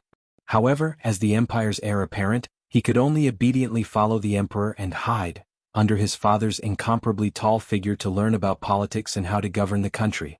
In the past, when Li Tai competed with him for favor, this was the life he wanted to live. However, now that Li Tai was engrossed in his skills and no longer competed with him for favor, he realized that the position of heir apparent was just SOSO. Now, he was actually a little envious of Li Tai's life. Alright. Then, since you all have things to do, what should I do? Seeing that everyone was chatting enthusiastically, Sun Zifen was a little depressed. Compared to the others, this little joker was a typical example of someone who was neither proficient in academics nor martial arts. At present, he didn't seem to have anything that he could show off. Sun Zifen, it's not that I, old Cheng, want to criticize you, but you really embarrassed your father. You only scored 5 points more than me in the entrance exam. Cheng Chimo immediately mocked him. *CK. Isn't 5 points more a lot? You have to know that just because of these 5 points, I'm dozens of places ahead of you. Sun Zifen immediately said stubbornly. Fine. Only you can do it. But I, old Cheng, am better than you. At least I have something that I can show off. Cheng Chimo was obviously the type of person who had a cheap mouth. If he didn't attack others, he would feel bad. This blockhead winked at Sun Zifen and said sarcastically. Sun Zifen wanted to refute but found that he couldn't. He suddenly felt a little uncomfortable, and even the roast chicken in his hand became tasteless. Li Zishuan saw this and smiled meaningfully. It's still too early for you to say all this. After all, the academy hasn't started classes yet. In the future you will have to learn all kinds of courses. You have never heard of many of them, let alone seen them. So, by then you will really understand what you are good at. No matter what kind of knowledge you are good at, the academy will do its best to give you the space to show off your strengths. Everyone lowered their heads with a thoughtful look on their faces. My talents are born to be useful. Everyone who comes to this world has their own meaning and value. Everyone's potential is unlimited. When the day comes when you have done everything you can do, you will be surprised by yourself. Yanhuang College is a small world that I have created for you. I hope that you can find your own ideals and values in this small world. Before that, don't blindly deny yourself, understand? Li Zishuan said earnestly to everyone. Understood. Thank you, Yamacho. After a long time, Sun Zifen solemnly saluted Li Zishuan and said, Alright. Hurry up and finish your food and drink, then go back. Otherwise, don't blame me if you can't get up tomorrow and get punished. Li Zishuan stood up and said with a smile. Then he floated away, leaving the 6 thoughtful young men behind. Chapter 760. Drip, drip, drips. At 5 o'clock in the morning, when everyone was still asleep, sporadic raindrops began to fall from the sky and hit the roof, making a slight drip, drip, drip sound. At first, the raindrops were very sparse and the sound of the rain was also very soft. However, as time passed, the raindrops began to become heavier and denser. A torrential rain poured down, and the loud pitter-patter of raindrops woke many people from their dreams. It's raining? It's really raining? Does that mean we don't have to undergo military training today? That's great. At this time, it was less than a quarter of an hour before the academy's daily morning exercise time. After so many days of military training, many students had already formed a biological clock, and they would automatically wake up at this time every day. At this moment, they looked out of the window in the direction of the sound and found that it was pouring outside. One by one, they couldn't help but cheer loudly. This sentence of, "We don't have to undergo military training today," could be said to be a stone that stirred up 1,000 ripples. More and more people joined in the celebration, and soon, the student dormitory began to become restless. Oh, why is it so noisy outside? Did the instructor blow the assembly call? In dormitory 001, Sun Zifen drank the least last night. It wasn't that he didn't like to drink, but that he wasn't as cunning as Ching Chumo and the others. When he wanted to drink, there was no wine left. Therefore, he was the first to wake up in the dormitory this morning. The silly little guy rubbed his sleepy eyes and muttered in a low voice. After a moment, he was a little more awake and he could clearly hear the cheers outside. *CK. It's raining? We don't have to undergo military training? That's great. We finally don't have to undergo military training today. Sun Zifen opened the dormitory door and saw that it was pouring outside. This fellow immediately started to make a fuss. "Oh, Sun Zifen, what the *CK are you yelling about so early in the morning?" Cheng Chumo, who drank a little too much last night, turned over in bed and muttered in extreme dissatisfaction. Yamacho. In front of the gate of Yanhuang College, Mo Zhong saw Li Zixuan coming out of the rain with an oil paper umbrella. He hurriedly ran out of the security guard post, and bowed. "It's already past 5, right? Why don't I see the students coming out for their morning run?" Li Zixuan said with a frown as he glanced at the western field. Mo Zhong was stunned. Yamacho, it's raining so heavy today, everyone's is what?" Li Zixuan's expression was somewhat displeased. "Do you all think that there's no need for military training because it's raining? Who said that? Does the academy est the enemy? Etim?" Mo Zhong was speechless. Li Zixuan asked, "Where is Duki? General Qin still hasn't come today? It's probably because of the rain." Li Zixuan paused and ordered, "Inform Pang Feiji, let him gather the students today's militaries as usual. It's not winter now, a little rain will only make people feel cool. Generally speaking, people won't catch a cold." "Yes, Yamacho." Mo Zhong cupped his hands and accepted the order. Beep beep beep. In the student dormitory, just as all the students were cheering for today's rain, a sharp whistle suddenly sounded from outside the dormitory. In an instant, the noisy dormitory immediately quieted down. The students looked at each other in dismay, all of them thinking that they had misheard. However, the continuous whistling that followed brought them back to reality. "Oh, does that mean there's still military training today? Oh my God, are you kidding me? It's raining so heavily, do we still have to go out for military training? Hurry up and wash up. If we're late, we'll probably be punished again." In dormitory 001, Cheng Chumo, who was catching up on his sleep, heard the whistle and was instantly filled with grief and indignation. *CK, do they have to do this? Military training in this kind of weather, it's simply unreasonable. I was planning to sleep in, looks like that's not going to happen. Li Tai said regretfully. After eating a sumptuous supper last night, he wasn't hungry at all, he just wanted to sleep. *CK, it's raining so heavily, I'll definitely get my clothes wet if I go out. If I knew this would happen, I wouldn't have washed them last night. What King wastes? Sun Zifen's focus was different from the others. He felt that going out for military training in this kind of weather was equivalent to washing last night's clothes for nothing. Li Zixuan stipulated that the students had to dress neatly during military training. They had to wear camouflage uniforms, but each person only had one set of camouflage uniforms. This directly led to the students having to wash their clothes before going to bed at night, or else they would only be wearing smelly clothes the next day. "Alright, hurry up and get up, don't laze around in bed," Li Qingqian said with a frown. Not long after, the open space in front of the dormitory was filled with students. The bean-sized raindrops soaked the students' clothes instantly, but they didn't have the time to care about that at this moment. Beep beep. Instructors of each class do a head count. Since Qin Xiong wasn't around, Pang Feiji became the head instructor. He blew his bamboo whistle and shouted loudly. Yes. Not long after, a continuous stream of reports sounded in the field. Everyone from Class 1 is here. Everyone from Class 2 is here. 2 people from Class 3 are missing. 1 person from Class 4 is missing. You go and call out the students who are late. In a while, lead them to run 10 laps alone. The rest of the students will start their morning run according to class order. Pang Feiji randomly pointed at a subordinate and instructed. Yes. Students from class 1 start running. Bang bang bang. In the heavy rain, the students were like dragons in the sea, meandering toward the field. The sound of footsteps and chanting was endless, as if it was going to disperse the dark clouds in the sky. A day of military training began just like that. Chang'e is here too? Imperial Palace West Court, Li Zheng Hall. Li Er, who had just finished the morning court, came here to visit. He entered the door and smiled in surprise. Greetings, father. Greetings, your majesty. Chang'e and Zhang Sun bowed one after another. Yes, you may rise. Li Er laughed, walked closer and asked, Guanyin maid, what are you doing? It's not even noon yet.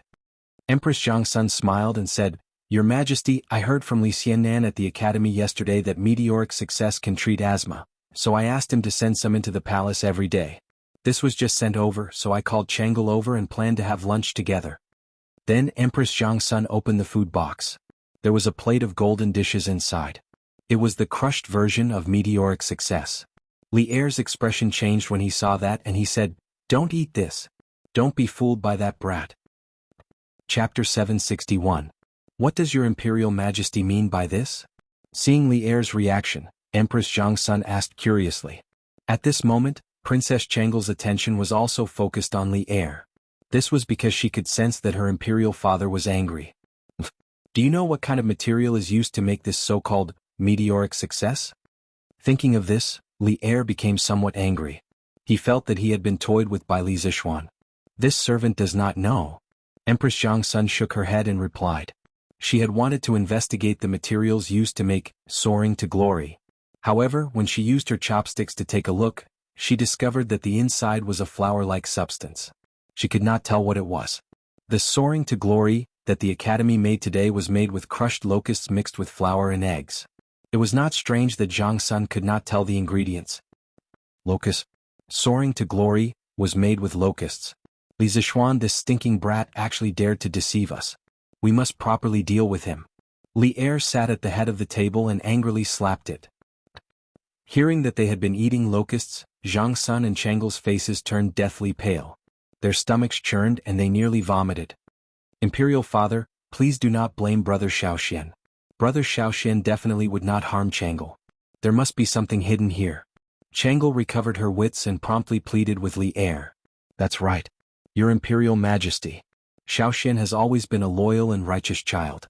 He does not seem to be someone who does not know the gravity of the situation. Perhaps these locusts really are effective against asthma? Empress Zhang Sun glanced at her eldest daughter and then spoke in support. Li Er coldly snorted and said, Humph, there is no need for you to speak for that brat. Yesterday we already asked the 2 doctors of the Imperial Physician Bureau. They have never heard of locusts being able to treat asthma. From this, it can be seen that Li Zishuan's words are nothing but nonsense. As we see it, this stinking brat is definitely itching for a beating. Seeing that Li Er only spoke fiercely but did not have any intention of punishing him, how could Empress Zhang Sun, who had been with Li Er for over 10 years, not understand what he was thinking? She could not help but inwardly breathe a sigh of relief. Perhaps this child remembered wrongly. It can be assumed that he does not have any ill intentions. Your Imperial Majesty, please do not blame him. I will settle the score with him in the afternoon. Take these things away and don't eat them in the future. Li Er pointed at the meteoric success in the food box and said with a straight face. Yes. Empress Zhang Sun responded. Chang'e, who was next to her, rolled her black eyes as if she was thinking of something. The rain came quickly and left quickly. Around 9 o'clock in the morning, the raindrops had obviously lessened. By noon, 11 o'clock in the morning, the sky had cleared up, the dark clouds had dispersed, and the sun was about to come out. Leader, a lady sent a note to you saying that it's for you. When it was almost noon, Mo Zhong came to the principal's office and bowed to Li Zishuan. Oh? Did you ask about that woman's identity? Li Zishuan raised his eyebrows and asked curiously. That woman said, Yamacho, once you read the note, you will know who wrote the letter. Give it to me. Li Zishuan ordered. Mo Zhong stepped forward and handed over the note, then tactfully retreated. Li Zishuan opened it and looked at it. His expression changed slightly and he said with some exasperation, F***CK. This is really good intentions doing a bad thing. Old Li is really narrow-minded. You don't know anything and you still have the nerve to blame others? If Li Er heard this, he might go into battle and beat Li Zishuan up. Speaking of which, don't the doctors at this time realize the medicinal value of locusts? It shouldn't be. Now that old man's son is not in Chang, and what should I do? Yamacho, someone from the palace is here. He said that he wants you to prepare to enter the palace to meet the emperor. In the afternoon, Mo Zhong came to the principal's office again, but this time, Li Zishuan had already changed into a purple official's robe, as if he was already prepared to enter the palace. Okay, I got it. You go down first, I will come later. Li Zishuan responded and said. That's right, he was indeed prepared. The note in the morning was a letter that Chang'e asked the palace maid to send over. In the letter, he completely explained Li Er's plan and attitude to him, so that he could be mentally prepared in advance. Yes. After a while, Li Zishuan rode a carriage out of the academy, followed by the palace attendant from the palace, and headed in the direction of the palace. It had just rained heavily and the mountain roads were extremely difficult to travel on, so this trip took more than an hour before they arrived at the palace. Your Majesty, Li Zhanshe is already here. At the Sweet Dew Hall, a small yellow door entered the hall and bowed carefully. Announce? Announce, Li Zhanshe for an audience. Hearing the eunuchs shout, Li Zishuan took small steps and entered the hall seriously. He then bowed to Li Er and said, Your subject greets your Majesty. Li Zishuan, you maliciously deceived me and tricked the Empress and Princess into eating locusts. How should you be punished? Li Er didn't let Li Zishuan get up. Instead, he directly pressured him coldly. Your subject is terrified. Your subject doesn't know when I have deceived your Majesty. Your Majesty, please enlighten me. Although he knew what Li Er meant, Li Zishuan still pretended to be ignorant and asked. After all, Chang'e had kindly informed him of Gao's news. He couldn't betray an ally at a critical moment. Do you need me to remind you of what you did? What did you tell me yesterday? Didn't you say that locusts could cure Chang'e's asthma? But why did I ask all the imperial physicians in the palace, but none of them knew that locusts had this function? And you still say that you are not deceiving me? Li Er glared and said angrily. Li Zishuan was already mentally prepared for this. He began to put on an act and said with a surprised expression, How is this possible? Your Majesty is wise. Locusts do indeed have extremely high medicinal value. What I told your Majesty yesterday was only the tip of the iceberg.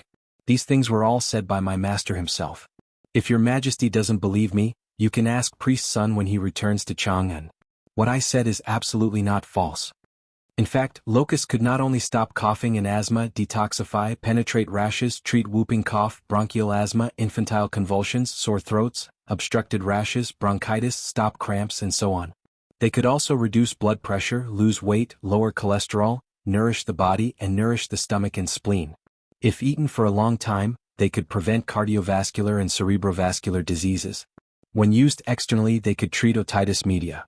Frosted locusts could treat dysentery, enteritis, and so on.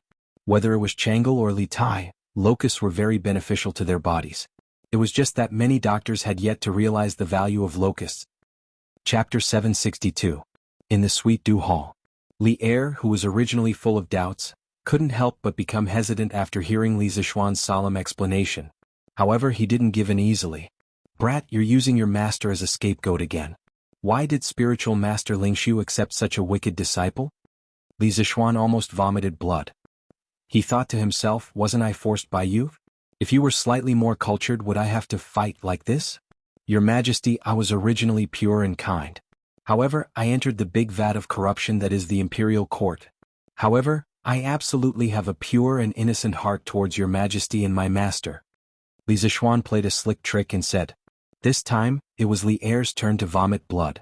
Brat, what do you mean? Don't tell me that my court has polluted you? Cough cough.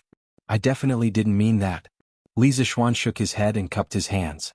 He flatly denied, I only meant to say that surviving in the imperial court is far more complicated than what I learned in the mountains. I still have many things to learn. Li Er glanced at Li Zishuan and said unhappily, You're so glib-tongued at such a young age. You've ruined the integrity of a loyal official. Li Zishuan didn't care. He never wanted to be a loyal official. It was too tiring. He also didn't want to be a sycophantic official. It was too smelly. He only wanted to live happily and freely.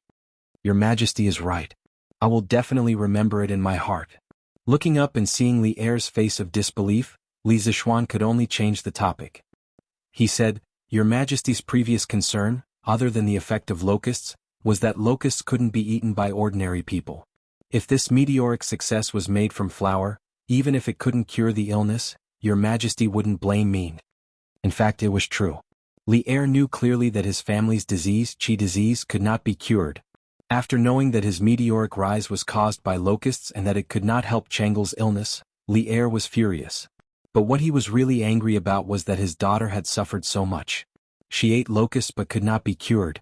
If meteoric rise was made by something slightly more normal, Li Er might not be so angry. As for the effects of the locusts, my master came across it by chance during his medical practice. He didn't leave behind any medical books or notes. Moreover, Priest Sun isn't in Chang and right now, so I can't immediately prove the effects of the locusts to Your Majesty. However, I can guarantee that the locusts are not disgusting insects. Their meat is very delicious and has high nutritional value. It is comparable to black chicken and bird's nest. Words have no proof. I just happened to bring some of the soaring meteoric success that the Academy made this afternoon. Speaking of this, Li Zishuan took out an oil paper package from his arms and opened it, revealing the golden soaring meteoric success inside. Li Er stared and said, Why do you bring these things with you? Li Zishuan replied, Your Majesty, since I invented the way to eat locusts, I usually bring some with me. When I am hungry I can eat it as a snack. It is very delicious. Your Majesty, please forgive my rudeness. Seeing such delicious food I can't hold back. After saying this, Li Zishuan apologized to Li Er. Then he couldn't wait to grab a piece of soaring meteoric success and put it into his mouth. He deliberately chewed it until it was crispy, causing the palace maids and eunuchs outside to blush with shame. Oh, it's really delicious. Your Majesty, do you want to try it? Li Er was frowning when Li Zishuan handed over a piece of soaring meteoric success and asked, Scram. Even though Li Zishuan looked like he was eating very happily, Li Er couldn't help but feel nauseous when he thought that this thing was made by locusts. He then angrily said, I will take my leave. When Li Zishuan heard this, not only did he not feel ashamed, but he also felt like he had been pardoned. He immediately took the opportunity to take his leave. Li Er waved his hand in annoyance and didn't want to bother with Li Zishuan. Li Zishuan bowed and slowly left the hall. Wretch. Li Zishuan quickly walked out of the imperial city and immediately scurried to a corner and retched. The heavens took pity on him. This was the first time he had eaten such disgusting things like locusts in his previous life. Although he knew that locusts had many benefits for the human body, although he had made a solemn vow in front of Li Er just now and acted beautifully, when he actually ate locusts himself, he still couldn't help but feel disgusted. Cough cough. His performance in front of Li Er just now was just an act. What about bringing soaring meteoric success with him every day as a snack? These were all lies. The reason he brought a bag of soaring meteoric success today was because Changle had secretly informed him in the morning and he had prepared it in advance to deal with Li Er. Therefore, the cause of these twists and turns was Changle, but the person who helped him through these difficulties was still Changled. So I've finally gotten rid of old Li. But in the end, it's still because there are too few medical books in this era that specifically introduce medicinal herbs. This led to the imperial physicians of the Imperial Medical Department not to recognize the magical effects of locusts. It seems that when Old Sun returns to Chang'an, it's necessary to ask him to compile a medical book similar to the Compendium of Materia Medica. After calming down his tumbling stomach, Li Zishuan thought silently in his heart. In fact, there were many medical books that could be used in the Tang Empire, such as Shinong's Materia Medica, Emperor's Canon of Internal Medicine, Yellow Emperor's Canon of Internal Medicine, Treatise on Typhoid and Miscellaneous Diseases, Synopsis of the Golden Chamber, and the 1,000 gold prescription that Sun Simiao might have started writing. These medical books could be said to have built a more complete medical system, but there were still certain limitations. Because the starting point of these medical books was to prescribe medicine for diseases. Overall, their contents were mainly prescriptions for various diseases. But there were millions of diseases in the world, how could they cover all of them? Therefore, at this time, a medical book was needed to find another way to improve the current medical system. The Compendium of Materia Medica was a peerless book that was compiled in the style of categorizing categories. It was different from the previous medical books in that it introduced prescriptions by categorizing the herbs in the world into categories. Li Shizhen used about 27 years, and after 3 rewrites, it was finally completed in the 6th year of the Wanli era. There were more than one. 9 million words in the book, containing 1,892 types of medicine, 11,092 medical prescriptions, and 1,160 beautifully drawn illustrations. It was divided into 16 parts and 60 categories. It was a comprehensive collection of traditional Chinese medicine from the Han Dynasty in ancient China. It was a systematic summary of Chinese medicine before the 16th century. It was known as the Magnum Canon of Oriental Medicine, and had a great impact on modern science. In his previous life, although Li Zixuan did not read the Compendium of Materia Medica, he had read part of it. The medical effects of locusts were what he read in the Compendium of Materia Medica in his previous life. Now that he had abnormal mental strength, if he seriously recalled, he could still recall some of the contents. Chapter 763. After leaving the palace safely, Li Zixuan went straight back to the academy. From afar, he could hear the deafening cheers from the field. The students were especially enthusiastic about their training this afternoon. As for the reason, of course, it was because today was a holiday. According to the academy calendar that Li Zixuan set, today was Friday. After the afternoon training, the students would welcome a 2-day holiday. For the students who had been tortured for such a long time, this was undoubtedly great news. No wonder they were not excited. When Li Zixuan was in the military training in the university in his previous life, he spent his weekends and days in the military camp. In comparison, this group of students was considered very lucky. Shaking his head, Li Zixuan walked towards his office. The field was in full swing and extremely noisy, but the Guanghua building was unusually quiet. This was because the teachers of the academy were racing against time to study the courses that they were going to teach this semester. How is it? Can you see it? How far can you see it? When Li Zixuan walked to the 9th floor, he suddenly heard Yan Xiaoning's voice from the corridor. He could not help but stop and turn around to walk there. In the corridor, Mo Lingwei was holding a black cylindrical object. One end was placed on her left eye socket and the other end was facing the foot of the mountain in front of the academy. Yan Xiaoning was extremely anxious at the side. He was very eager to know the result. However, Mo Lingwei did not care about him at all. She was still focused on looking at the scenery. Hey, wait, tell me quickly. Did you succeed this time? Can you see the scenery from afar?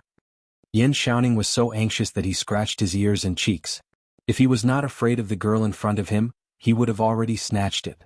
It was worth mentioning that before he called Mo Lingwei an ink girl. Now he directly called her Wei. It seemed that their recent progress was quite good. What's the rush? Little Ning, let me finish looking at it first.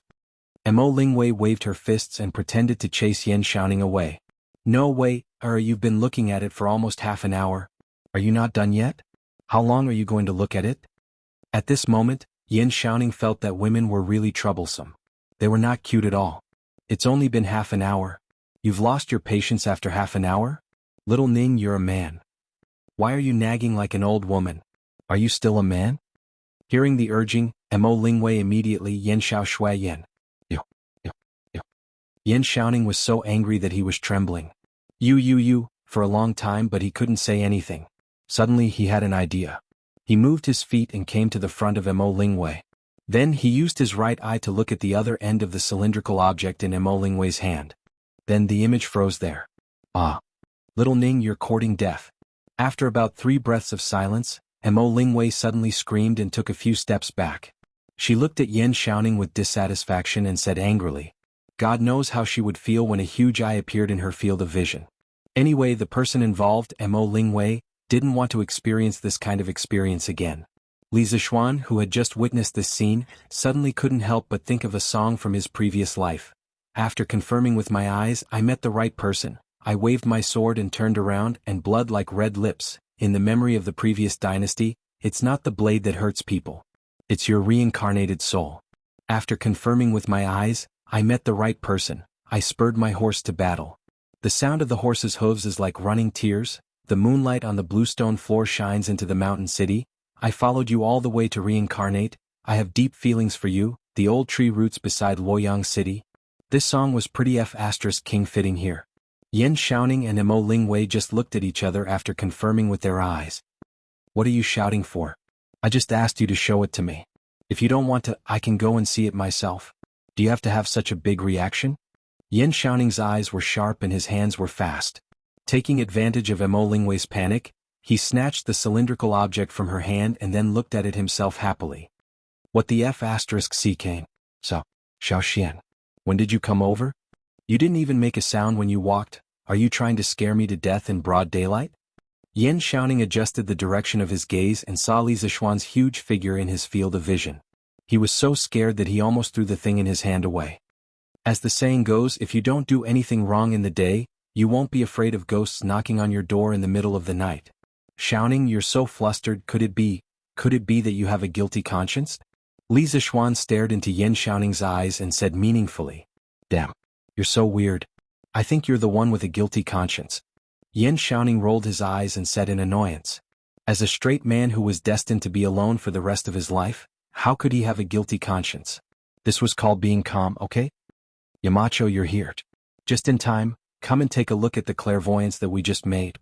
Xiaoning, quickly take out the clairvoyance.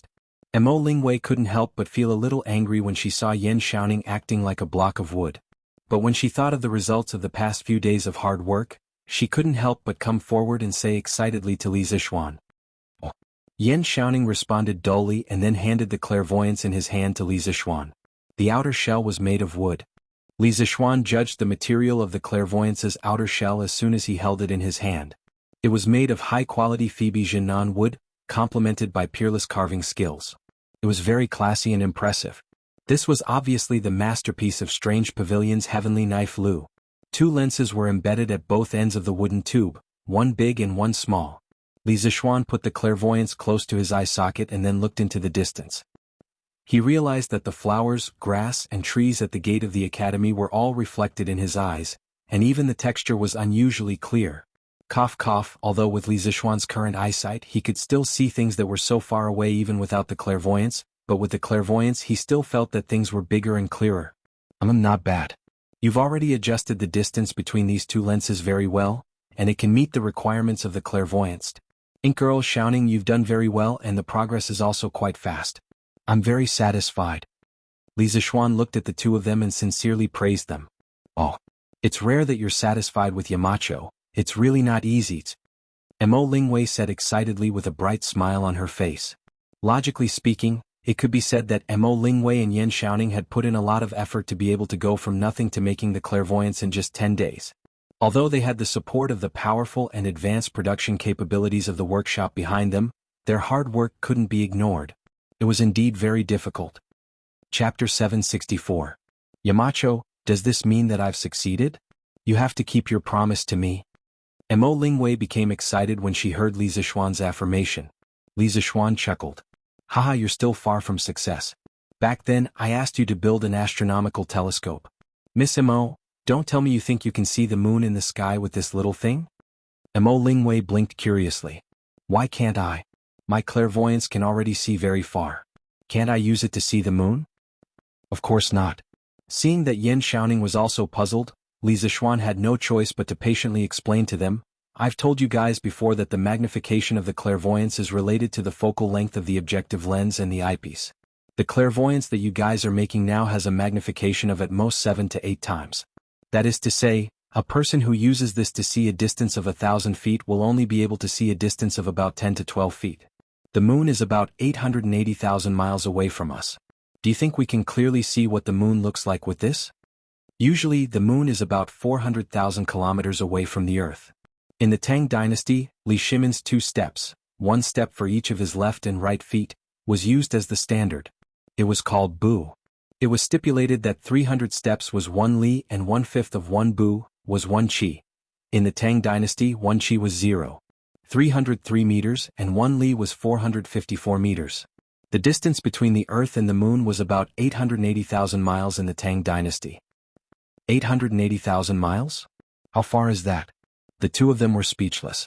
Yan Xiaoning thought for a while and asked, Xiaoxian, according to what you said, we just need to increase the magnification of the clairvoyance next?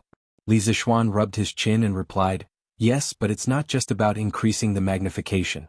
When the magnification is too high, the final image of the clairvoyance will be seriously distorted. You have to think of a way to reduce the distortion of the image. Otherwise, no matter how high the magnification is, it will be useless. Mo Lingwei frowned and asked, Yamacho, what do you mean by image distortion? She could not be blamed for being ignorant. It was mainly because this knowledge had not been covered in the first volume of the physics textbook. Li Zixuan organized his words and explained, "Previously I told you about the imaging principle of the convex lens. In fact, those are the cases where the light rays are close to the central optical axis. But in fact, there is always a part of the light rays that are not close to the central optical axis. They are at the edge of the lens. Compared to the actual object, the final image of this part of the light rays has a certain deformation. I call it distortion. For the clairvoyance, if you wanted to obtain a higher magnification factor, the overall length of its optical path would have to be longer. At this time, a small distortion would become even bigger after such a long optical path. So in the future, when you increase the magnification of the clairvoyance, don't neglect the image quality.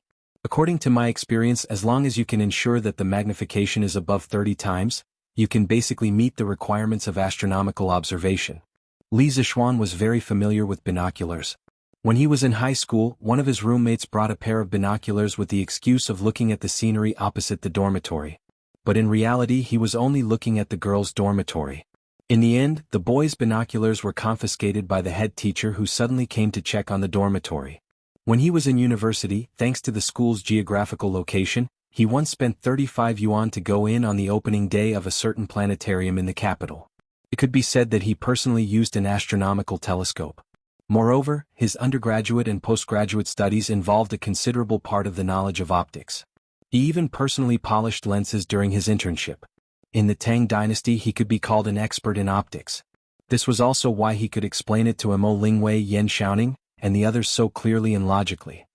Then Xiaoxian, how should we solve the imaging distortion?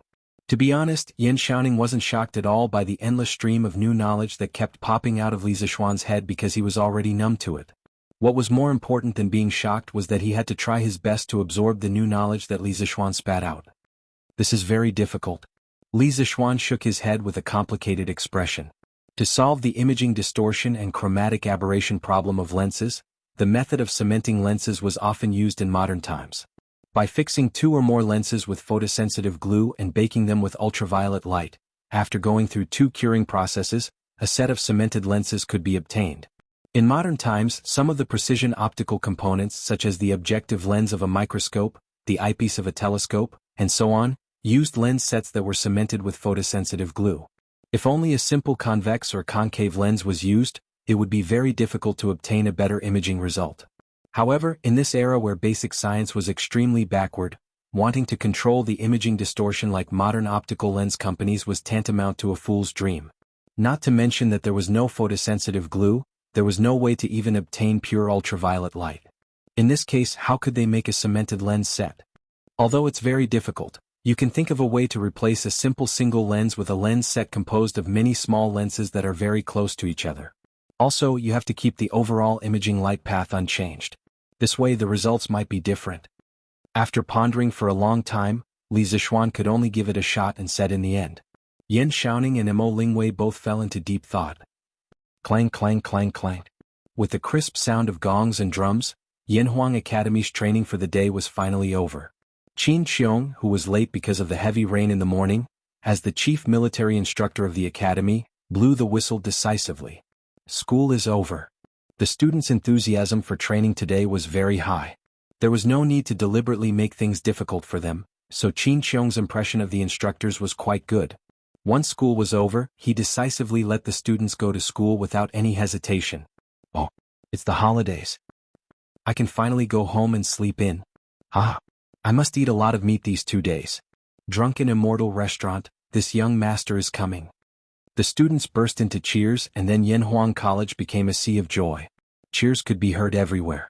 The students ran back to the dormitory like a gust of wind, then rushed out of the dormitory, out of the college gate, and directly down the mountain to Chang'an City. Chapter 765. 2/3 of the students in Yanhuang College came from outside Chang'an City, so only a small number of students went home during the 2-day holiday. Although the rest of the students could not go home, they were very happy that they did not have to go through military training. However, as the saying goes, fortune and misfortune depend on each other, and misfortune hide within each other. Sometimes, not being able to go home was actually a kind of luck. *CK, I just came back and I want to poop. Jiang Weiyun, bring this young master some toilet paper. It didn't take long for Cheng Chumo to return to Chang'an. As soon as he entered the house, he suddenly felt that his chrysanthemum was tight and he wanted to poop. Cheng Chimo quickly went straight to the outhouse and ordered his errand boy. Jiang Wuyun, who was in the front yard, saw Cheng Chimo enter the courtyard. He wanted to greet him, but when he heard such a sentence, he was suddenly stunned. Hey, young master, what is toilet paper? Jiang Wuyun chased after Cheng Chimo and shouted loudly. Cheng Chimo, who had just walked to the front of the cottage, paused his steps, patted his head and said in annoyance, F***, I almost forgot, there is no toilet paper at home. Forget it, bring me some newspapers. Jiang Wuyun took the order and left. Cheng Chimo shook his head and went into the outhouse with an unhappy face. F***, why is it so smelly? Cheng Chimo, who was used to the outhouse of the academy, came back and saw his own outhouse and immediately began to dislike it. His outhouse not only did not have the white and smooth toilet of the academy, but also did not have a complete flushing system. It looked disgusting and smelled bad. No wonder this guy began to dislike it. Young master, our outhouse has always been like this? Jiang Wuyun, who had just brought a newspaper, stood outside the outhouse and said in amazement. Okay, I know you can go. Cheng Chimo stretched out his hand and took the newspaper into the outhouse and said helplessly. Cheng Chimo, who had just left Yanhuang College for less than an hour, had already begun to miss his life in Yanhuang College. When he was in the academy, he wanted to leave the academy. Now that he was out of the academy, he wanted to go back to the academy. Was this the legendary act of being cheap? In fact, Cheng Chuamo was not the only student who was embarrassed. When the students returned home, they were not used to the sudden change in architectural style.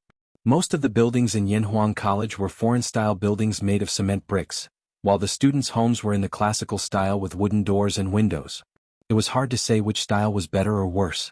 It could only be said that the students were used to living in the classical style of wooden buildings and windows. When they first entered Yanhuang College, they felt that living in the style of Yanhuang College was more comfortable. In addition, similar to Cheng Chimo's situation, the students all discovered the superiority of the academy's toilets. The clean and hygienic toilets were incomparable to their own toilets. Housekeeper, go to Chitsu Pavilion and help me buy some toilet paper. In the Sun Mansion, Sun Zifen came out of the outhouse with a constipated expression on his face and said to the housekeeper in the courtyard. Looking at this guy's expression, God knows how much he suffered in the outhouse. Young master, what is toilet paper? The housekeeper looked at Sun Zifen with a puzzled face and asked. Sun Zifen frowned and impatiently waved his hand and said, it's very hygienic paper. Housekeeper, you can go to Chitsu Pavilion and ask. The people there will definitely know. The steward answered in a daze and went out.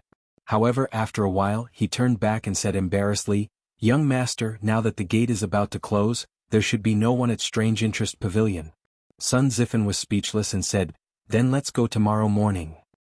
Most of the Yanhuang College students who returned to Chang and encountered the embarrassing situation of not having toilet paper in the outhouse.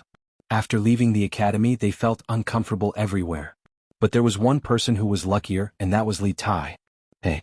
Fortunately, royal sister has toilet paper, otherwise wouldn't this prince be slaughtered? Li Tai came out of the outhouse with a roll of toilet paper in his arms. He was very satisfied as he thought to himself. Now in the entire Tang dynasty, except for Li Zishuan's house and Yanhuang College, only Chang'e had toilet paper. Previously, when Chang'e followed Li Zishuan and Empress Zhangsun to tour Yanhuang College, Li Qingqian suddenly had a stomachache, and Chang'e inadvertently discovered the wonderful use of toilet paper. Then the little girl took the initiative to ask Li Zishuan for a batch of toilet paper. Li Zishuan had always treated such an obedient and lovely little girl like Chang'e as his own sister. After hearing Chang'e's request, Li Zishuan naturally agreed. He arranged for a cart of toilet paper to be sent to the palace that day. Li Tai took advantage of this loophole and was able to obtain the precious toilet paper. Sigh. The only flaw is that the outhouse in the residence is not as comfortable as the one in the academy. I have to admire Xiaoshuan's design skills. He can even come up with new tricks in the outhouse. The outhouse in the Prince of Wei's residence was not dirty or smelly, but Li Tai still felt that the outhouse in the academy was more comfortable to squat in. Chief Gu, tomorrow, go and invite a group of craftsmen who participated in the construction of Yanhuang College to renovate the residence. Ask them to do as much as possible in the style of the academy. Li Tai found the chief of the residence and whispered to him. Yes, Your Highness. The so-called Elder Gu was a middle-aged scholar in his early 30s. He bowed and said, By the way, Ask someone to buy some toilet paper from the Wonderful Taste Pavilion tomorrow. It's not good to keep borrowing toilet paper from Changle. Li Tai added after some thought. Chief Gu was speechless. What kind of borrowing is this? What's the difference between borrowing and not returning and stealing? Yes, Your Highness. To a certain extent, the Yanhuang College students who returned home during the holidays were like a batch of sparks that spread to the world and ignited a prairie fire. Through word of mouth, people gradually learned about toilet paper, water pipes, showers, and other novelties. After listening to the descriptions of the students from the academy, they felt that these things were quite useful. Especially toilet paper, this soft thing that could replace the hard as iron toilet paper was simply a blessing to everyone. As long as one was not short of money and valued quality of life, there was no one who did not yearn for toilet paper. But where should they buy it? Many people subconsciously thought of the Wonderful Taste Pavilion because toilet paper first appeared in Yanhuang College. Li Zishuan was the Yamacho of Yanhuang College and the big boss of the Wonderful Taste Pavilion. If toilet paper were to be sold to the public, it would definitely be at the Wonderful Taste Pavilion. Thus, early the next morning, the Wonderful Taste Pavilion welcomed a large group of customers. The line had already filled the entire street. Chapter 766. Whoa! Why are there so many people here today? As soon as Sun Huayuan opened the door of the Strange Interest Pavilion, he was shocked by the huge crowd outside. He rubbed his eyes and couldn't help but wonder, Strange Interest Pavilion hasn't launched any new products recently? Why are all these people here? Did Lord Ju come up with some new information? Ever since the Divine Mirror and Azure Glaze Cup were launched a few days ago, Curious Pavilion's customer flow had been relatively stable. Today, however, there was a sudden surge in customer flow. Sun Huayuan, the shopkeeper of Curious Pavilion, couldn't understand it. Shopkeeper Sun, you've hidden it well. Curious Pavilion has such a good item like toilet paper, but you didn't sell it earlier. You're too mean. Chao Wendong, who was at the front of the line, laughed loudly when he saw Sun Huaiming. He was rich, so of course he didn't need to line up every time. However, he wanted to build a good relationship with Li Zishuan and the people around Li Zishuan. Moreover, he valued Li Zishuan's business opportunity very much. Therefore, whenever Curious Pavilion launched a new product, Chao Wendong would always be in the line to buy it. That's right. Boss Sun, you're too mean. In the past, Li have patronized every new item in Strange Interest Pavilion. That's right. If I didn't hear from old Wang's son next door, I wouldn't have known that Curious Pavilion has toilet paper. Shopkeeper Sun, you can't hide it. If you have something good, you should share it with everyone. It's not like we can't afford it, right? Yes. As long as it's good, it doesn't matter if it's a little expensive. We earn so much money, but in the end we still want to enjoy ourselves. These were the words of two seemingly stupid but rich fellows. Sun Huayuan was a little stunned by this indiscriminate bombardment. He only reacted after a while.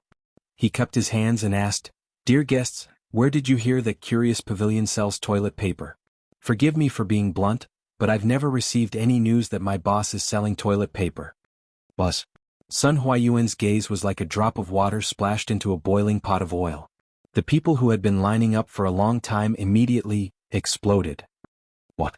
Odd Interest Pavilion doesn't sell toilet paper? I've been waiting in line for almost half an hour. What are you doing? In order to buy toilet paper for my young master, I've been waiting here for an hour. In the end, I didn't manage to buy it. It's over now. I'm going to get scolded when I go back. Two young men wearing servant hats complained to each other after hearing Sun Huayuan's words. Damn it. Shopkeeper Sun, you can't scare people like this. Who doesn't know that toilet paper was invented by the Yamacho? Who would believe you if you say that Strange Pavilion doesn't have it? In the crowd, Wang Meng rubbed his buttocks and shouted at the top of his voice. This guy had completely forgotten his own identity and was actually helping an outsider to harm his teacher. Cough cough. The main reason was that he was used to using toilet paper at Yanhuang College. After returning home yesterday, he had to use toilet paper again, so he wasn't used to it. It just so happened that he was unlucky. There was a thin and short bamboo stick on the toilet paper, and Wang Meng's buttocks were instantly pierced by it. That was why he hurried over to Strange Interest Pavilion early in the morning to try his luck. However, he didn't expect that there would be so many heroes who had the same idea as him. Wang Meng's voice was famous for being loud. Sun Huayuan could hear him clearly even from afar. After hearing what he said, his old face darkened, and he was so angry that he almost went downstairs to drag Wang Meng out and give him a good beating. This was because he knew that the person who had spoken was definitely a student from Yanhuang College. A student who actually dared to scam the Yamacho. If such a student didn't deserve to be beaten up, then who should be? That's right. Shopkeeper's son, from what you said just now, it seems like you already know about the existence of toilet paper. Moreover, Strange Interest Pavilion also seems to have toilet paper, but why don't you take the initiative to sell it? Chao Wendong's eyes suddenly lit up. He found the contradiction in Sun Huayuan's words, so he asked. The other merchants, servants, students, and commoners all quieted down. They wanted to see how Sun Huayuan would answer. Sun Huayuan smiled bitterly and said, Boss Chao, I indeed knew about the existence of toilet paper a long time ago. However, at the beginning the workshop's production of toilet paper was limited. In fact, Faubert didn't want to waste resources to produce this kind of meaningless toilet paper. All the toilet paper produced was sent to the boss's residence. After that, Yanhuang College started school, and the workshop opened a branch in Plum Village. Only then did the production of toilet paper gradually increase. However, at that time, the toilet paper was mainly supplied to the teachers and students of Yanhuang College. The boss didn't have any intention of selling it outside. The surrounding crowd was speechless. What else could they say when they encountered a willful boss, who didn't want to earn money even if he had it? They could only cry without tears. Boss son, if such a good thing can't be sold outside, it would be a pity. Strange Interest Pavilion is a shop that constantly brings joy and convenience to everyone's lives. My brothers and I have always liked and supported it very much. I hope that Shopkeeper's son and Lord Ju can seriously consider including toilet paper in the queue for goods to be sold. Chao Wendong and Sun Huayuan stirred up emotions for a while before pleading with a sincere expression. That's right. Boss Chao is right. We have always supported Strange Interest Pavilion, and we hope that Lord Li can consider our requests. That's right, it's just some toilet paper. I don't think Lord Li will care about this. Seeing that the atmosphere in the hall had been stirred up again, Sun Huayuan had no choice but to agree in order to be safe. Everyone, please don't be impatient. I will personally convey your request to the boss. In the end, it will still be up to him. Okay. Thank you for your trouble, Shopkeeper's son. Yo, Shopkeeper's son. In the Yunshan residence, Li Zixuan had a guest who had never been to his house before. Lord Ju, I hope I'm not disturbing you? Sun Huayuan looked at the Western-style house in front of him and asked carefully. No, Shopkeeper's son, is there something you need from me? Come in, let's talk. Li Zixuan ordered the servants to serve tea as he brought Sun Huayuan to the study on the first floor. After seeing the luxurious interior of the Western-style house, Sun Huayuan was shocked again. He thought about the rumors that many Yanhuang College students couldn't help but return to school today after going home for the holidays. He sighed in his heart. I've heard that Yanhuang College's construction is extremely luxurious. If the decorations are like this house, then it's possible that the students can't bear to leave school and return. Chapter 767. Lord Ju, this is what happened from the beginning to the end. I was forced by them to come and disturb you. In the study room, Sun Huayuan told Li Zixuan about what happened in the morning with a bitter face. Speaking of which, it was easy for Li Zixuan to be a hands-off shopkeeper, but Sun Huayuan was not at all relaxed as the front shopkeeper. He had to be smooth and slick and not provoke enemies for the main house for no reason. When facing all kinds of customers, he had to be careful and greet them with a smile. Oh, these people are really interesting. They actually came to you to ask for toilet paper. Li Zixuan raised his eyebrows in surprise. Then he muttered, the current workshop can supply the toilet paper, but there are so many people fighting for it. It's easy to fall short of supply. So I forget it. I'll sell it first. Shopkeeper's son, later on, tell the workshop to increase the production scale of toilet paper. If they don't have enough manpower, they can recruit people from Plum Village and the nearby villages. Now, the workshop of Strange Taste Pavilion had taken root in Plum Village. Its scale was several times larger than before. Also, it was more convenient to place paper making, which was a highly polluting process, near the river. Yes, Lord Ju. Li Zixuan's decision was beyond Sun Huayuan's expectations. He had tried to persuade Li Zixuan to sell toilet paper in the past, but Li Zixuan had never taken it seriously. He knew that the main reason was because the fairy mirror and colored glass cup were available in the Strange Taste Pavilion, while the winery had Drunken Immortal and Gentle Village. Li Zixuan didn't care about the profits from toilet paper. This time he didn't have high hopes, but he didn't expect Li Zixuan to agree. Sun Huayuan left with satisfaction. This result allowed him to report to Chao Wendong and the other rich businessmen.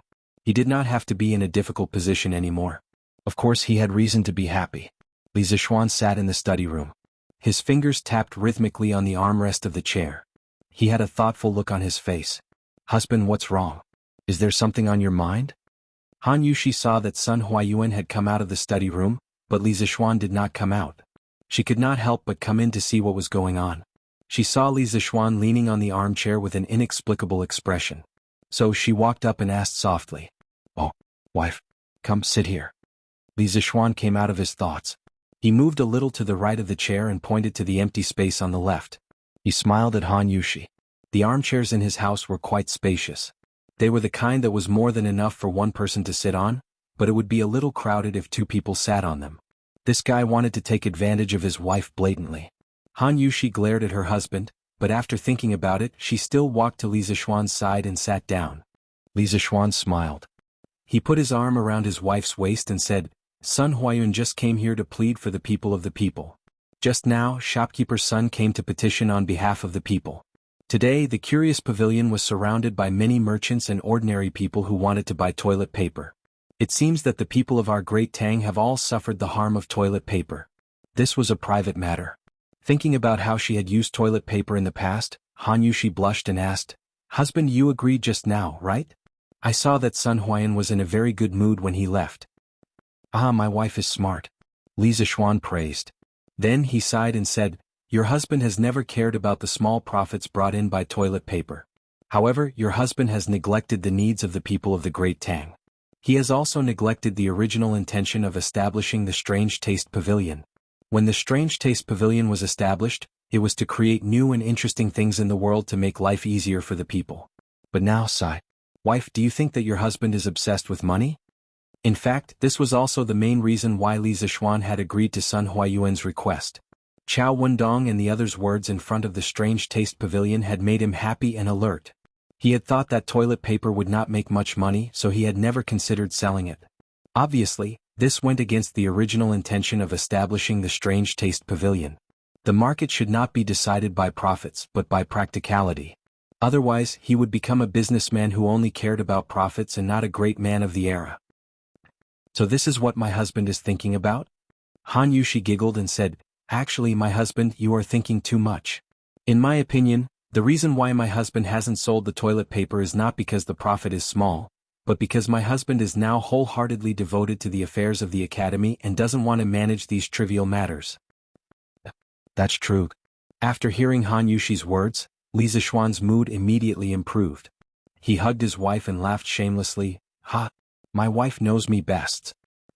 In the evening, Li Zixuan made another trip to the academy because there were still more than 400 foreign students living there. The youngest was the 6-year-old prodigy Jia Jiang. It was fine if there was a military training instructor on a normal day, but if there was no one on the weekend, he was worried that the students would cause trouble in the academy. "Wang Meng? Sun Zifan? Why are you two stinking brats back again? Could it be that you are not awake and remembered the school day wrongly?" Coincidentally, as soon as Li Zixuan entered the academy, he saw Sun Zifan and Wang Meng walking in front of him with a bag slung over their shoulders. Li Zixuan quickly caught up with them and asked, "Yamacho, hello." Sun Zifan heard Li Zixuan's voice and quickly stopped in his tracks, turned around and saluted. "Yamacho, hello." Wang Meng also saluted. "The two of you haven't answered my question." Li Zixuan glanced at the two of them and said indifferently, Yamacho, it's like this. When I returned home, I realized that studying at the academy was more fulfilling than wasting time at home, so I returned to the academy and planned to use the break to prepare for the upcoming lessons." Sun Zifan rolled his eyes and explained to Li Zixuan. Wang Meng nodded and echoed, Yamacho. I also came to the academy to prepare for my lessons." "Do you think I will believe you?" Li Zixuan glared at the two of them and said angrily, "Nonsense. Do you believe that I will ask Instructor Pang to discipline the two of you separately tomorrow?" Sun Zifan was shocked and quickly waved his hands. No, Yamacho, I'm not used to staying at home, so I came back to the academy. After all, life at the academy is good and I can eat, sleep and poop well. Chonyo, Bao Lin and Qin Ke came back earlier than us and arrived at noon. He really wanted to say, I came to the academy to freeload food and toilet paper, but if he said so directly he would definitely be beaten up again. Li Zixuan suddenly understood. He looked at Wang Meng and said, Wang Meng, I heard that you have a lot of free time in the morning. Wang Ming's eyebrows twitched and his legs trembled. He was about to explain when Li Zixuan said, "All right, you guys can go now." Only then did he feel as if he had been granted amnesty. He dragged Sun Zifan and hurriedly fled. Chapter 768. Wang Ming, what did Yamacho say to you just now? Yanhuang College. On the way back to the dorm, Sun Zifan nudged Wang Ming's arm and asked. Nothing. Wang Ming hurriedly waved his hand. He couldn't possibly say that he was mischievous because he didn't manage to buy toilet paper from Quirk Pavilion in the morning, could he? Since Li Zixuan didn't hold him responsible, the fewer people who knew about this, the better. TSK. It's fine if you don't want to say it, but you're still acting mysterious. Sigh. We're finally back at the college. Don't you think it's strange? We were tortured at the college a few days ago, but when we were back at home we felt uncomfortable. Now that we're back at the college, everything is normal again. It's really baffling. Looking at the dormitory building not far ahead, Sun Zifan stroked his bald chin and sighed emotionally. What a pity. What a pity. Wang Ming glanced at Sun Zifan and finally said, maybe this is what Yamacho means when he says I'm cheap. Damn it. Wang Ming, how dare you scold me in a roundabout way. I'm going to beat the shit out of you today. Sun Zifan was furious and wanted to kick Wang Ming. Wang Ming naturally wouldn't just stand there and wait to be beaten. He took advantage of his long legs and ran out of Sun Zifan's attack range. Yo, Boss Huang, you're here too? Our Chang'an City's god of wealth invited me, how could I not come? Even if I can't do business, it's still good to gain some wealth and build good karma. That's right. In just half a year, Lord Li was able to accumulate so much wealth without stealing or robbing. Compared to him, people like us who have been doing business all our lives are really ashamed. Early the next morning, a group of businessmen dressed in different clothes came to the entrance of Yanhuang College. At this time, the gate of the college was not open yet, but they stood in front of the gate and began to whisper to each other. Sigh. Perhaps this was what a genius was. At such a young age, not only is Lord Li doing well in business, but he is also very knowledgeable. He is comparable to many famous scholars. Otherwise, how could he become the Yamacho of Yanhuang College? Speaking of which, this Yanhuang College is really impressive. Of course, Yanhuang College's limelight was about to overshadow the directorate. Let's wait for next year's imperial examination to see how many of them can pass. Yo, isn't that Boss Liao? I heard that Boss Liao's good friend, Boss Feng, went out to sea with the imperial court's army. The two of them together have more than 30 big ships. Then Boss Feng is going to make a killing this time. I heard from Lord Li that the wealth at sea is endless. Hey, Boss Chow is here. The noisy crowd suddenly quietened down, and the merchants consciously opened up a path for Chow Wendong. He was dressed in plain clothes, but his noble aura could not be concealed. He walked to the front of the crowd with steady steps. Good morning, my friends. Chow Wendong cupped his hands and smiled warmly at the people around him. Good morning, Boss Chow. Good morning, Boss Chow. The merchants around him quickly cupped their hands and greeted back politely. They had no choice. Chow Wendong was definitely one of the most important people who could get in touch with Li Zixuan. They had no choice but to be polite. We're still too early. I estimate that it will take another half an hour before the academy opens. Chow Wendong looked at the sky and pondered. It's fine. I can afford to wait. It's rare to have such an opportunity to listen to Lord Li's teachings. Let alone half an hour, even if it's a quarter of an hour, we are willing to wait. Yes. With that said, the merchants immediately said politely. Chow Wendong stroked his beard and smiled without saying a word. Half an hour later, the door of Yanhuang College opened on time. Under the lead of Mo Zhong, the merchants filed in and came to the conference room of Guanghua Building. Everyone, please wait here for a moment. The mountain will be here soon. Mo Zhong, who had already received Li Zixuan's instructions, said to the people who came in. Okay, thank you. The merchants did not dare to show any dissatisfaction. Instead, they were all full of smiles. After the time it took to brew a cup of tea, Li Zixuan finally walked in from outside. Sorry to keep you waiting. Li Zixuan cupped his hands in salute and said sincerely, You are too polite, Lord Ju. We just arrived and did not wait for long.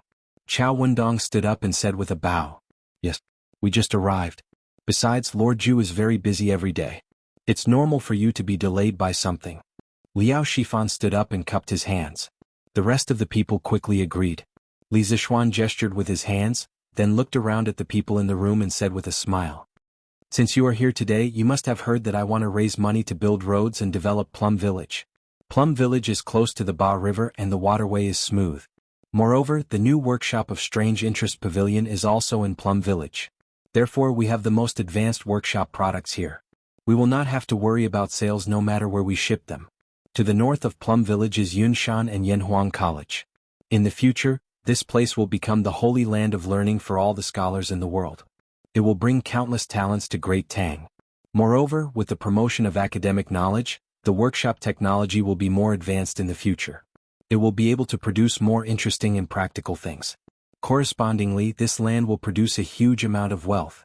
Currently, the only factor restricting the development of Plum Village and Yanhuang College is roads. For everything that I have just mentioned, roads are the most basic and important. That's why I've invited all of you here today. I want all of you to participate in the future Feast of Wealth by investing in the company. I want to establish a Yanhuang Chamber of Commerce. In the future, only members of the Chamber of Commerce will be able to sell the goods produced by Strange Interest Pavilion. At the same time, they will be able to enjoy the protection of the Chamber of Commerce. As for the first batch of members to join the Chamber of Commerce, the amount of money donated today will determine the weight of their words in the Chamber of Commerce in the future. You have a total of 200,000 shares to subscribe. The final 6 people will be the first batch of members of the Chamber of Commerce. Then let's not waste any more time. Let's start the voting. At first, Li Zishuan only wanted to accept 5 members. However, after seeing so many people today, he decided to add 1 more member. The rest of the people did not find it strange. They were just secretly glad. As soon as he finished speaking, the meeting room was so silent that one could hear a pin drop. Although these people had heard about the Yanhuang Chamber of Commerce from Chao Wenzhong, hearing Li Zishuan say it personally still made them feel a little strange. I will subscribe for 40,000 strings of cash. If there is any left in the end, I will take it all. Chao Wendong was the first to respond. Chapter 769. 40,000 strings of cash. Chao Wendong's words immediately shocked everyone. It should be all the merchants. After all, there were very few people present who could casually take out 40,000 strings of cash like him. Moreover, judging from Chao Wendong's behavior, 40,000 strings of cash was clearly not his limit. He was prepared to increase his investment at any time. Rich and overbearing, this is what it means to be rich and overbearing. Alright. Boss Chao is the first to buy 40,000 strings of cash. Who else is willing to invest? Li Zishuan's face was expressionless as he said calmly.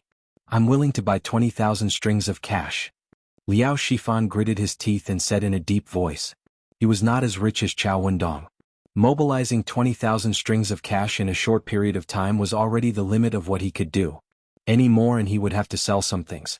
Liao Shifan felt that it was not worth it to put up all his money for a plum village with an unknown future. Wow, is Boss Liao that rich too? Some of the merchants below were discussing in a low voice. I'm willing to buy 10,000 strings of cash. I'm also willing to buy 10,000 strings of cash. I'm willing to buy 8,000 strings of cash. Some people might have the same thoughts as Liao Shifan and felt that it was not worth it to put up all their money for a plum village with an unknown future. Some people did not have much money at all. Anyway, after Liao Shifan, all the bids hovered around 10,000 strings of cash. Li Zishuan, who was sitting at the head of the table, frowned and looked a little unhappy. Chao Wendong, on the other hand, was secretly delighted. The fewer people who bought, the more authority he would have in the Chamber of Commerce. Lord Li, His Highness the Crown Prince sent me to pass on a message. The East Palace is willing to buy 30,000 strings of cash. At this moment, a scholar came in and bowed to Li Zishuan. Everyone was shocked. No one suspected that the scholar was deliberately lying because his clothes had the East Palace logo. Moreover, given the relationship between Li Zishuan and Crown Prince Li Qingqian, it was very likely that this was true. This way the situation was completely different. Lord Ju, I'm willing to add 20,000 strings of cash for a total of 40,000 strings of cash. Liao Shifan reacted immediately and shouted at the top of his lungs when he heard Eastern Palace advisor's words. Although his own funds were limited, if he added in his good friend Feng Jihua, he would be able to buy 40,000 strings of cash. Most importantly, the Crown Prince's sudden disruption made him feel optimistic about the future of Plum Village. If he didn't make the first move to gain the upper hand, he might not even be able to drink soup in the future. Lord Ju. My young master said that the Wang family of Taiyuan is willing to pay 100,000 strings of cash. Booms. Liao Shifan had suddenly increased the East Palace's 30,000 strings of cash to 40,000 strings of cash. Now, the Wang family of Taiyuan had directly offered 100,000 strings of cash. These offers made everyone's blood pressure soar. It was extremely exciting. Your young master is Wang Renbiao? Li Zishuan looked at the middle-aged man who said he would give 100,000 strings of silver and asked in a deep voice. The middle-aged man bowed and replied, "Yes, Lord Zhu." Li Zishuan raised his eyebrows. He didn't expect the Wang family to join in after hearing the news. He was about to say something when he heard a series of offers from below. "Lord Zhu, I'll add 40,000 strings of cash for a total of 80,000 strings of cash." Chao Wendong smelled a hint of danger and immediately began to raise the price. "Lord Zhu, I'm willing to pay 40,000 strings of cash." "Lord Zhu, I'm willing to pay 45,000 strings of cash." "Lord Zhu." A strange scene appeared. Following the final bid of 45,000 strings of cash, the conference room suddenly fell silent. The businessmen who didn't make it in time all swallowed the words that were about to come out of their mouths. They looked at each other in frustration, but no one dared to make a rash offer. It wasn't that they couldn't afford a higher price, but because Li Qingqian had offered 30,000 strings of cash. There were already 5 people who had offered more than 30,000 strings of cash. If the remaining people offered a price higher than 30,000 strings of cash, wouldn't they squeeze Crown Prince Li Qingqian out of the picture? They wouldn't dare even if they had 10 guts. People who had been in the business world for many years had to have this level of EQ and eyesight. Otherwise, they wouldn't have the qualifications to sit here and bid. What's wrong? No one's bidding anymore? Li Zishuan asked curiously. Previously it was still lively, but now these people suddenly became silent. "Hehe, I'm not bidding anymore. I'm not bidding anymore." Most of the businessmen forced a smile on their faces as they chuckled. Chao Wendong stroked his beard and was very satisfied with the situation. The businessman surnamed Lin who made the final bid of 45,000 strings of cash had a flushed face. He couldn't hide his smug expression. "All right. Since no one's bidding, I'll announce the results." Li Zishuan picked up the paper in front of him and said in a deep voice, "The first batch of members of the Flaming Yellow Chamber of Commerce are Wang Renbiao, Chao Wendong, Lin Wenyuan, Liao Shifan, Zhang Jingyang, and His Highness the Crown Prince. The subscription limit is 100,000 strings of cash, 80,000 strings of cash, 45,000 strings of cash, 40,000 strings of cash, 30,000 strings of cash, for a total of 335,000 strings of cash, which exceeds the limit by 135,000 strings of cash."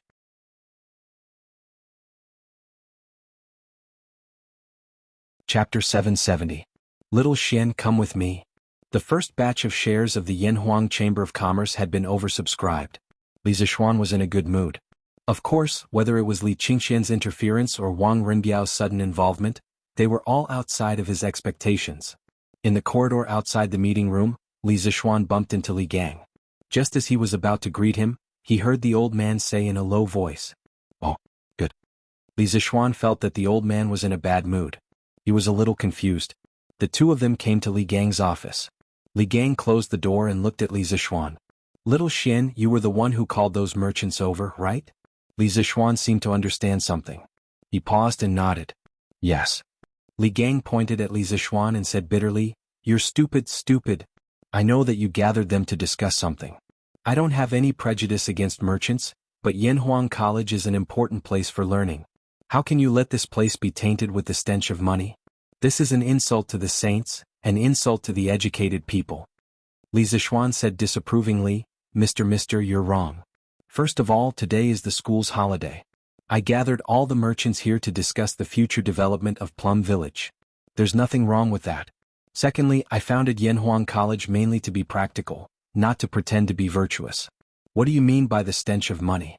Mister, you're an enlightened person. Why are you associated with the commoners? If not for the stench of money that scholars talk about, how could Yanhuang College develop to such a scale in such a short time? How could Plum Village develop so quickly? Li Gang was so angry that his beard blew and his eyes widened. Are you saying that I'm vulgar? Short-sighted? Pretending to be virtuous? Li Zishuan quickly waved his hand and said, "Absolutely not. Sir, please don't misunderstand. I just want you to know that academics and money don't conflict in many cases. In fact, they even complement each other. For example, money can provide a good learning environment and promote the rapid development of academics. Academics can also promote technological innovation and earn more benefits. You also know that not all of the students trained by Yanhuang College will become officials in the future. Li Gang furrowed his brows and remained silent. He had taught and educated people all his life, and had written books to establish a theory. How could he be as sharp-tongued as Li Zishuan, who had lived 2 lives? Seeing this, Li Zishuan cupped his hands towards Li Gang and said, "Sir, if there is nothing else, then I will take my leave." Then, seeing that Li Gang was still deep in thought, he left. "Big brother, you're really fast and you're really generous. I was still hesitating on whether to join, but you've already invested 30,000 strings of cash in it." In dorm 001, Li Tai saw that everyone else had left and whispered to Li Qingqian. Li Qingqian smiled and said, "Qingke, what's there to hesitate about?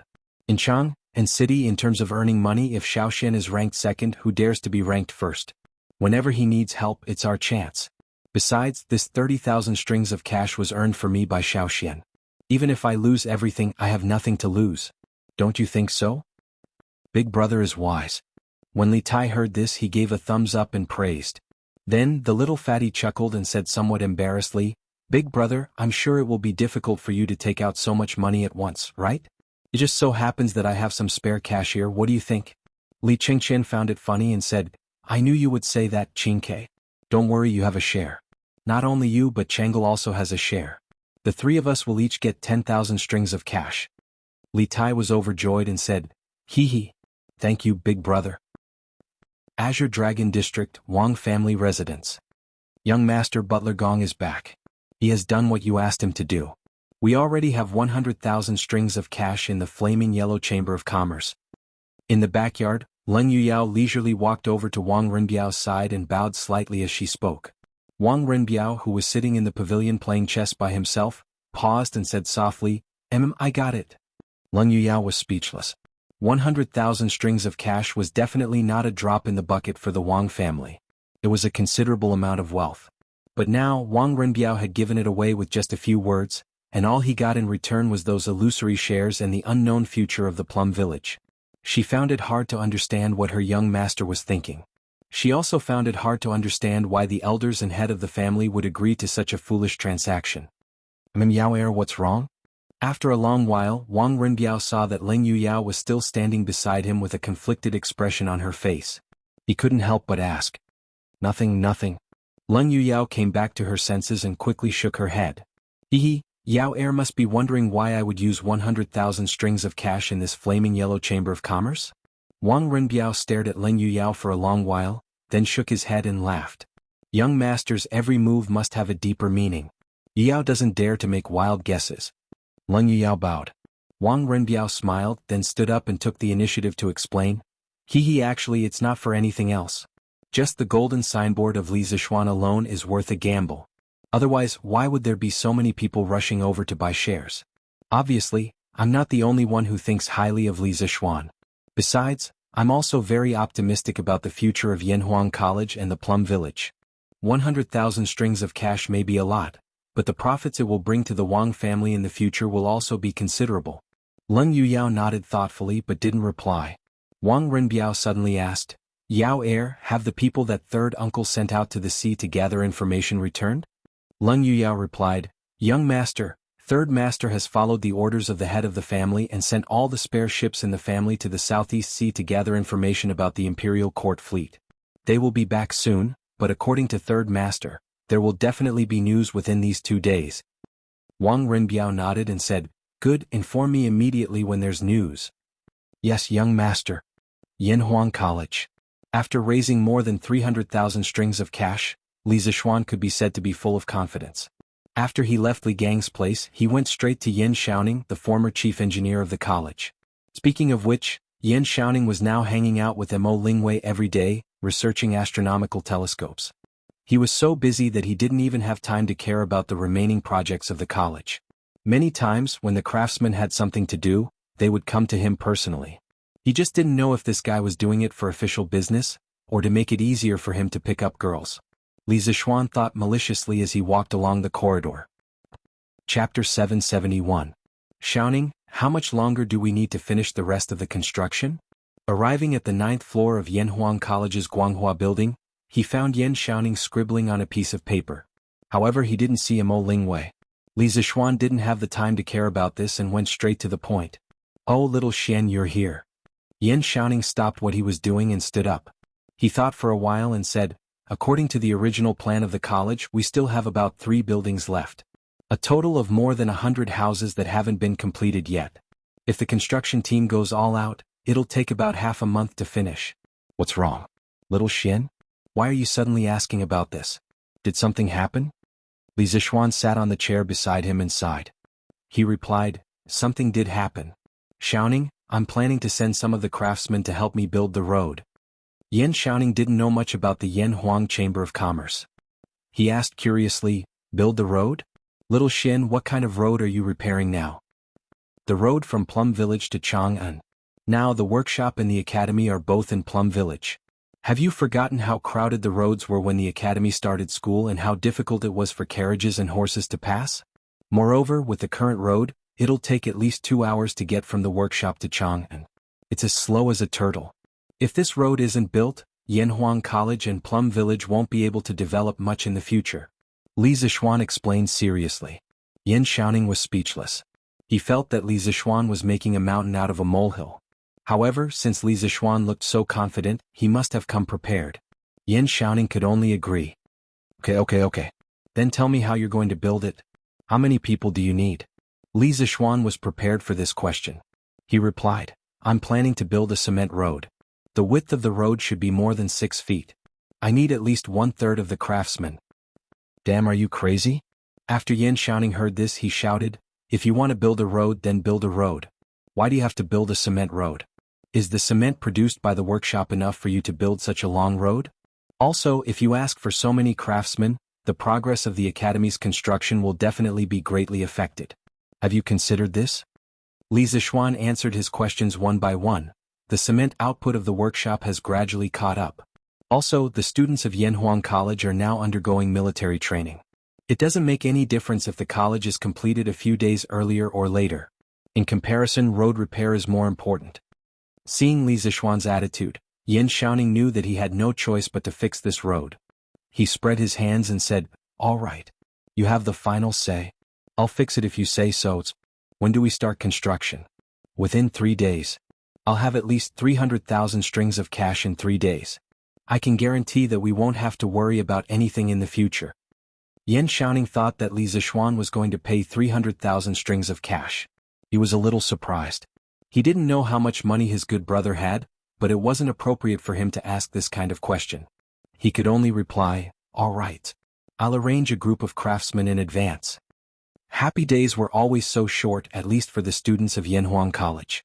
The 2-day weekend passed in the blink of an eye, and they ushered in a new week of military training. Even if they were very unwilling, they could only obediently comply with the old-fashioned chief instructor Qin Qiong and the strict system of the academy. At the same time, they hoped that the next holiday would come soon. "Yamacho, there's a person called Wang Rinbiao outside who wants to see you." The next morning, Li Zixuan was strolling on the academy's field and checking on the students' morning run. He saw Mo Zhong trotting over from afar and cupping his fist. "Wang Rinbiao?" Li Zixuan's heart skipped a beat and he hurriedly said, "Take me there." Mo Zhong saw that Li Zixuan was so concerned about Wang Rinbiao that he actually wanted to personally greet him.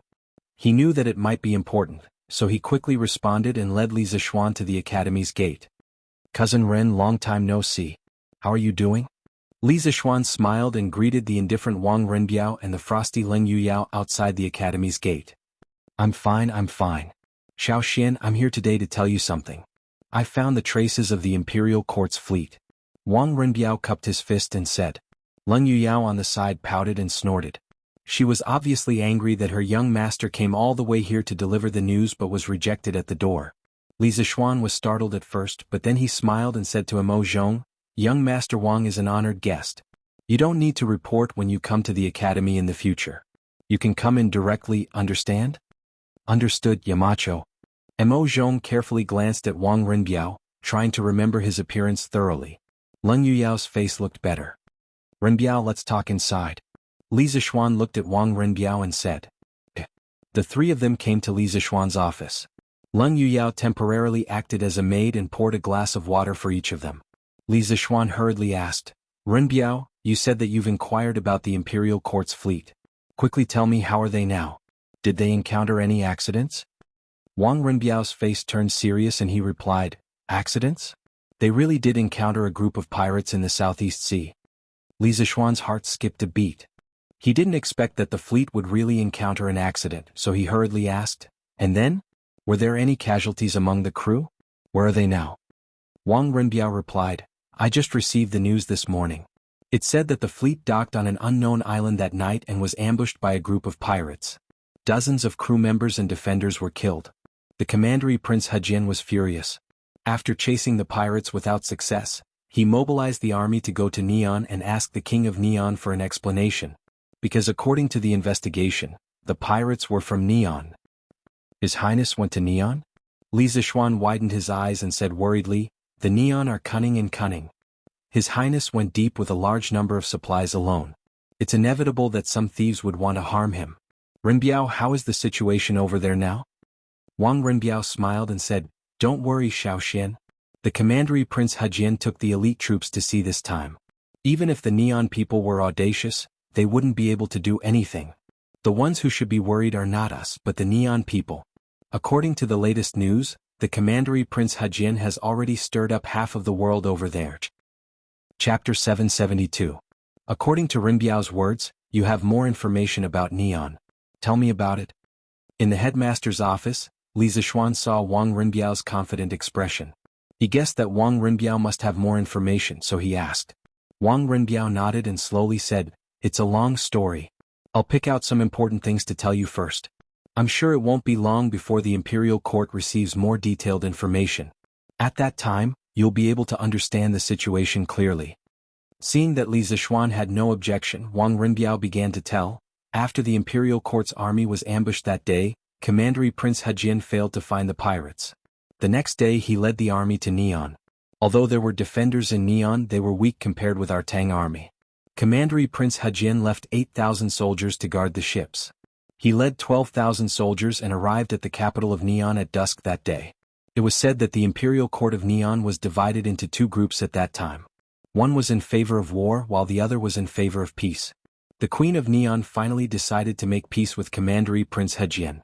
She sent a messenger out of the city to contact Commandery Prince Hejian and express her goodwill. She also invited Commandery Prince Hejian to the city as a guest. Commandery Prince Hejian was brave. He only took one master with him and entered the city alone. Before leaving, he told the generals in the army that if they didn't return before dawn, they would be ready to attack the city. Who would have thought that the two of them would be gone for a full 6 hours? It was only in the middle of the night that the two of them returned from the city. However, when they left, there were only 2 of them. When they returned, there were more than 10 of them. All of them were assassins. The army outside the city knew that Commandery Prince Hejian had been attacked by assassins in the city.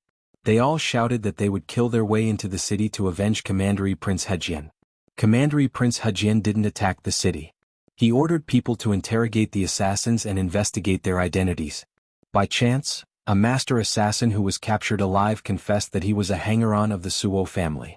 Commandery Prince Hejian was furious. He sent people into the city to ask the king of Pushgu to give him an explanation. Otherwise he would personally enter the city to kill the Suo family.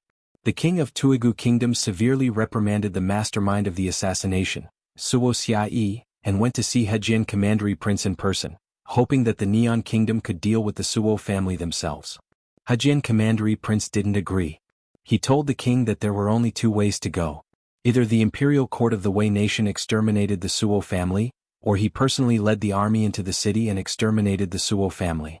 Seeing this, Commandery Prince Hejian immediately ordered the army to enter the city. Surprisingly, the queen didn't order the guards on the city wall to stop the army. The 12,000 soldiers entered the capital of Wei Nation without any hindrance. A few hours later, the hundreds of people in the Suo family and the thousands of warriors they raised were all killed. For a moment, the capital of Faenio was filled with blood. One of the 3 major forces of the Imperial Court of the Neon Kingdom disappeared overnight.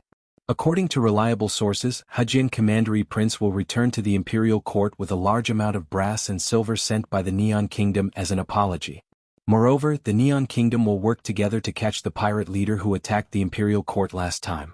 After he is caught, the descendant of Crown Prince Shengda will personally escort him to Chang'an. Even if it was just a simple story, Wang Renbiao talked for half an hour.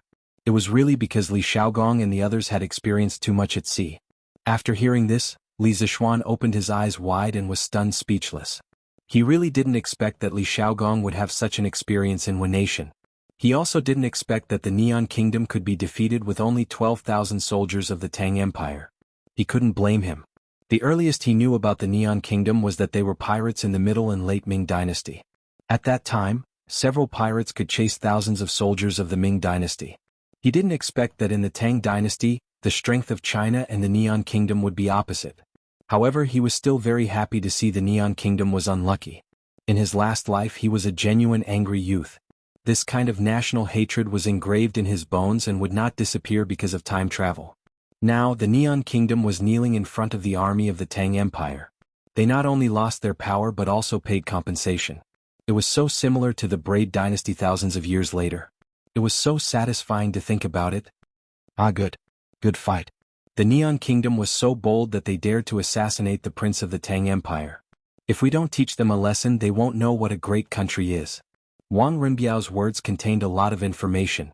Although Li Zixuan didn't know much about Empress Gu, Crown Prince Xingde, the Suo family and the mountain-back elder brother and so on, he could roughly understand the story. He didn't want to know about the internal affairs of the Neon Kingdom. He only needed to know that Li Xiaogong had pressed the Neon Kingdom to the ground and rubbed the Neon Kingdom's imperial court on the ground. This was a piece of good news that made people excited. So he couldn't help but laugh. Hearing this, Wang Renbiao shook his head and said, "Shaoxian, Prince Hejian won the battle. Of course, it's worth being happy, but things are far from as simple as you think. After His Highness returns to the imperial court this time, I'm afraid that he will be impeached by many ministers." Li Zixuan felt strange and asked, "Why is that?" Wang Renbiao slowly opened his mouth and explained, "Although the general is away from the imperial court and does not obey the emperor's orders, His Highness started the war with the Neon Kingdom without the emperor's permission. This will definitely cause chaos and panic in other small countries around the country.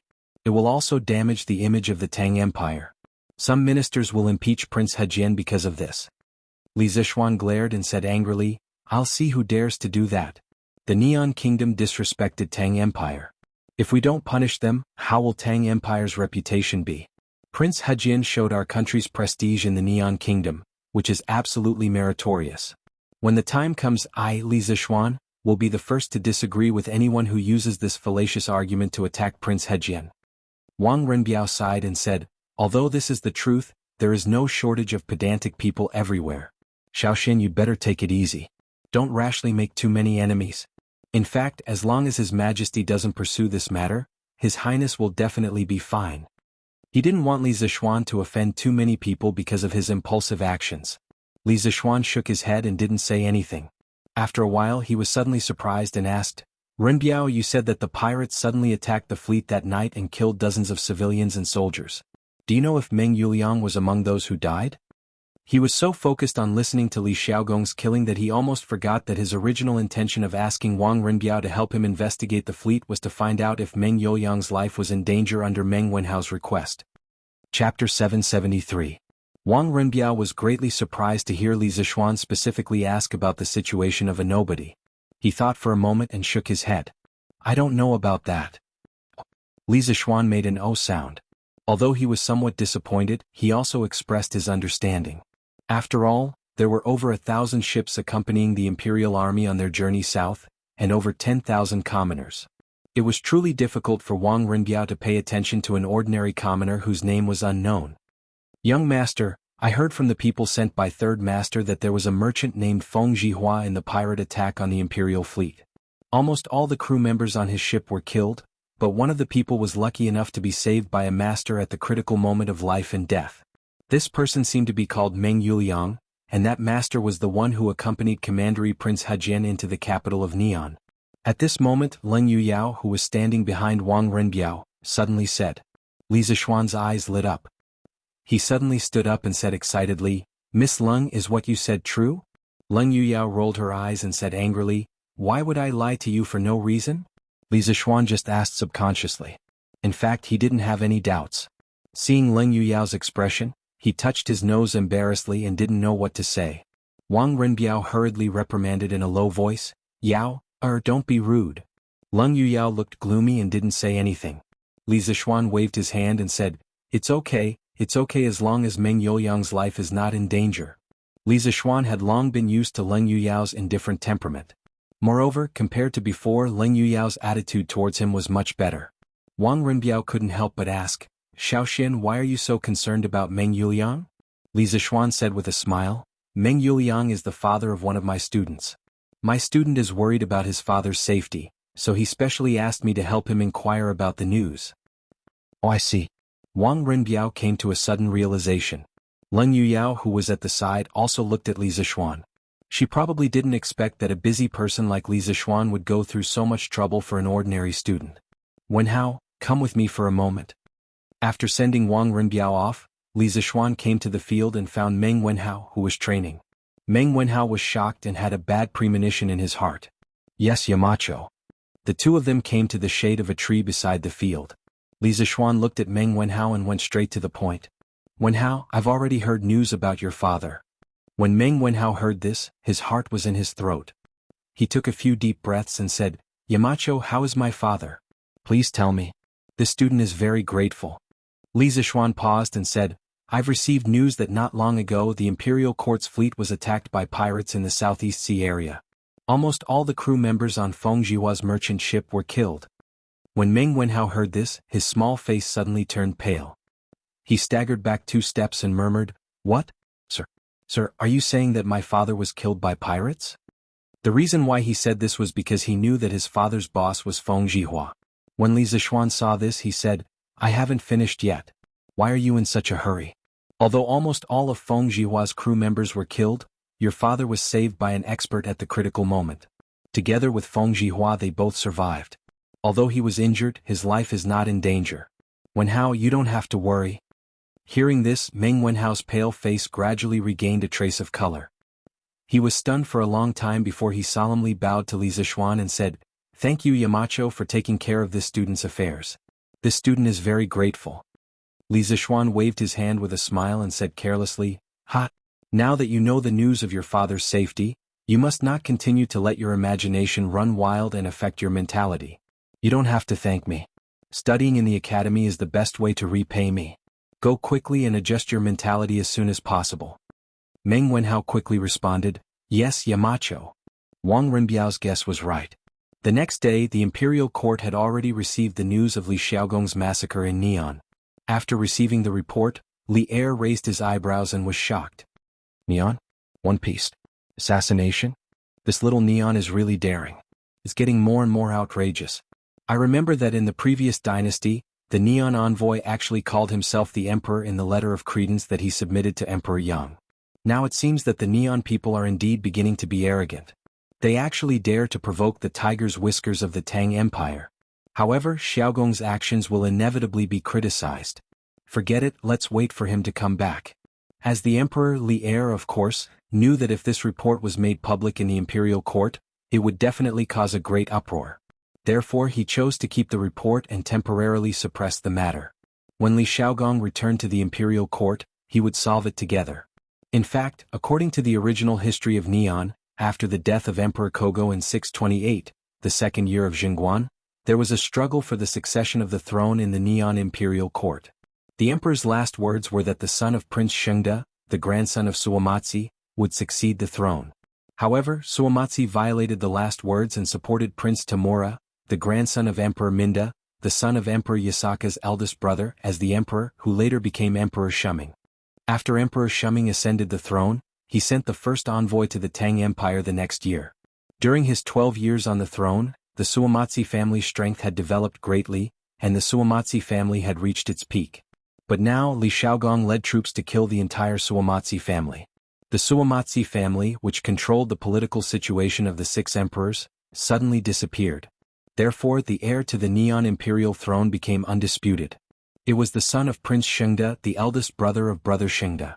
This man, who was originally this spare tire of the emperor in history, was really going to be the emperor now. Who should he thank the most? Li Xiaogong? That's not it. The person he should thank the most was Li Zixuan.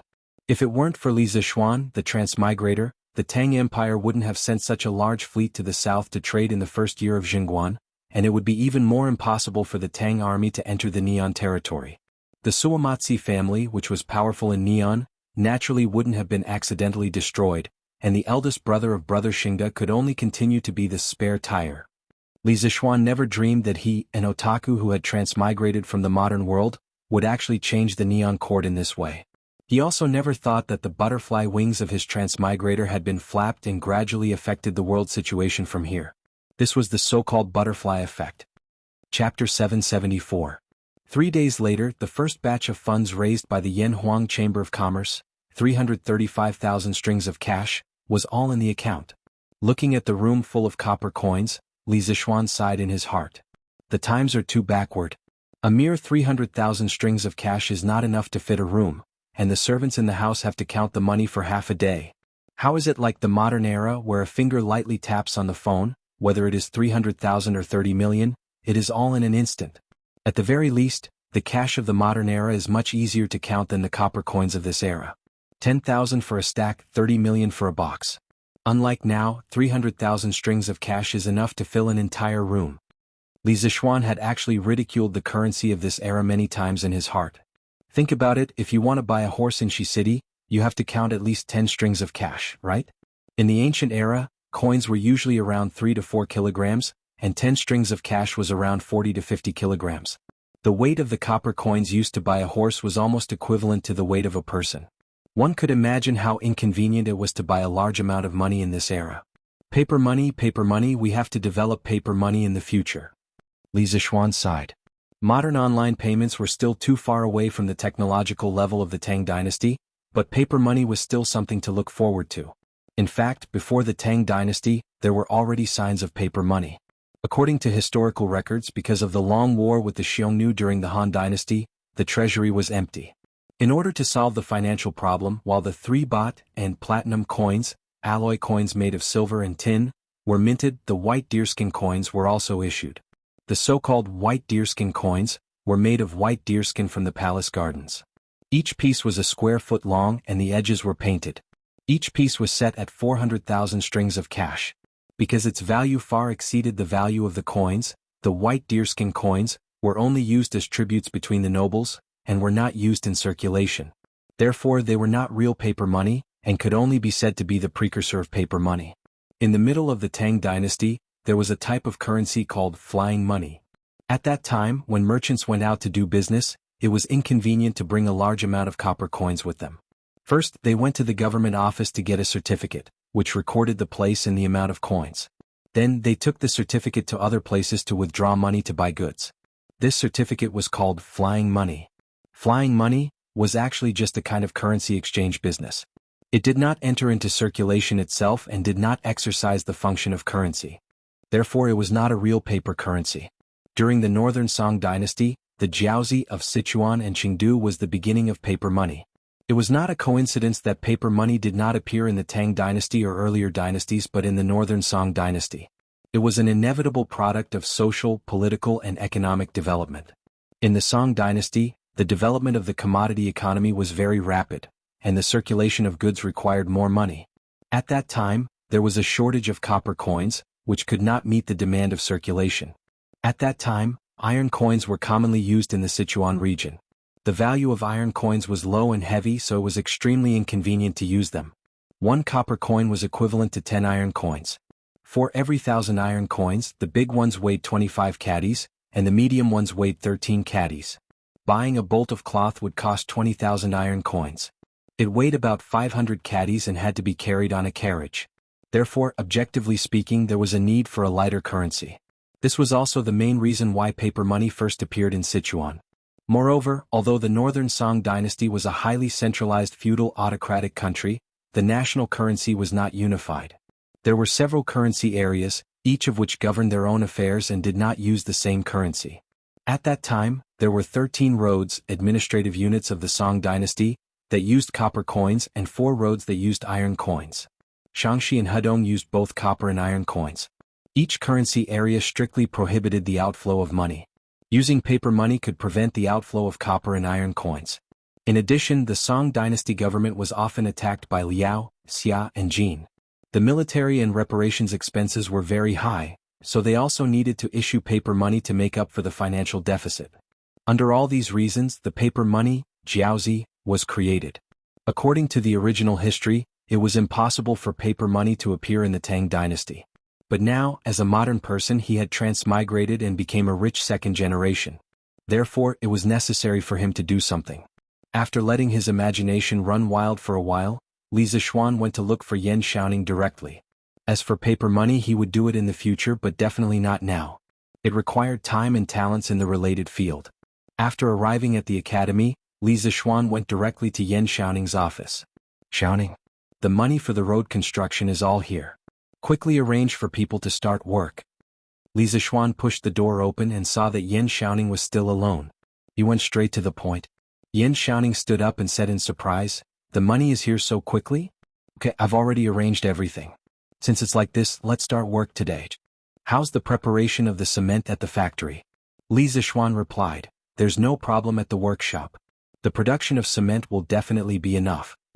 Ever since the workshop of the Strange Taste Pavilion moved the main production to Plum Village, the production of carriages, scooters, glass, cement and books had gradually increased. Now, the supply of goods at the Strange Taste Pavilion had been greatly improved. It was rare for people to fight for goods like before, but the goods were sold out in an instant. This was also the purpose of Li Zixuan's expansion of the workshop.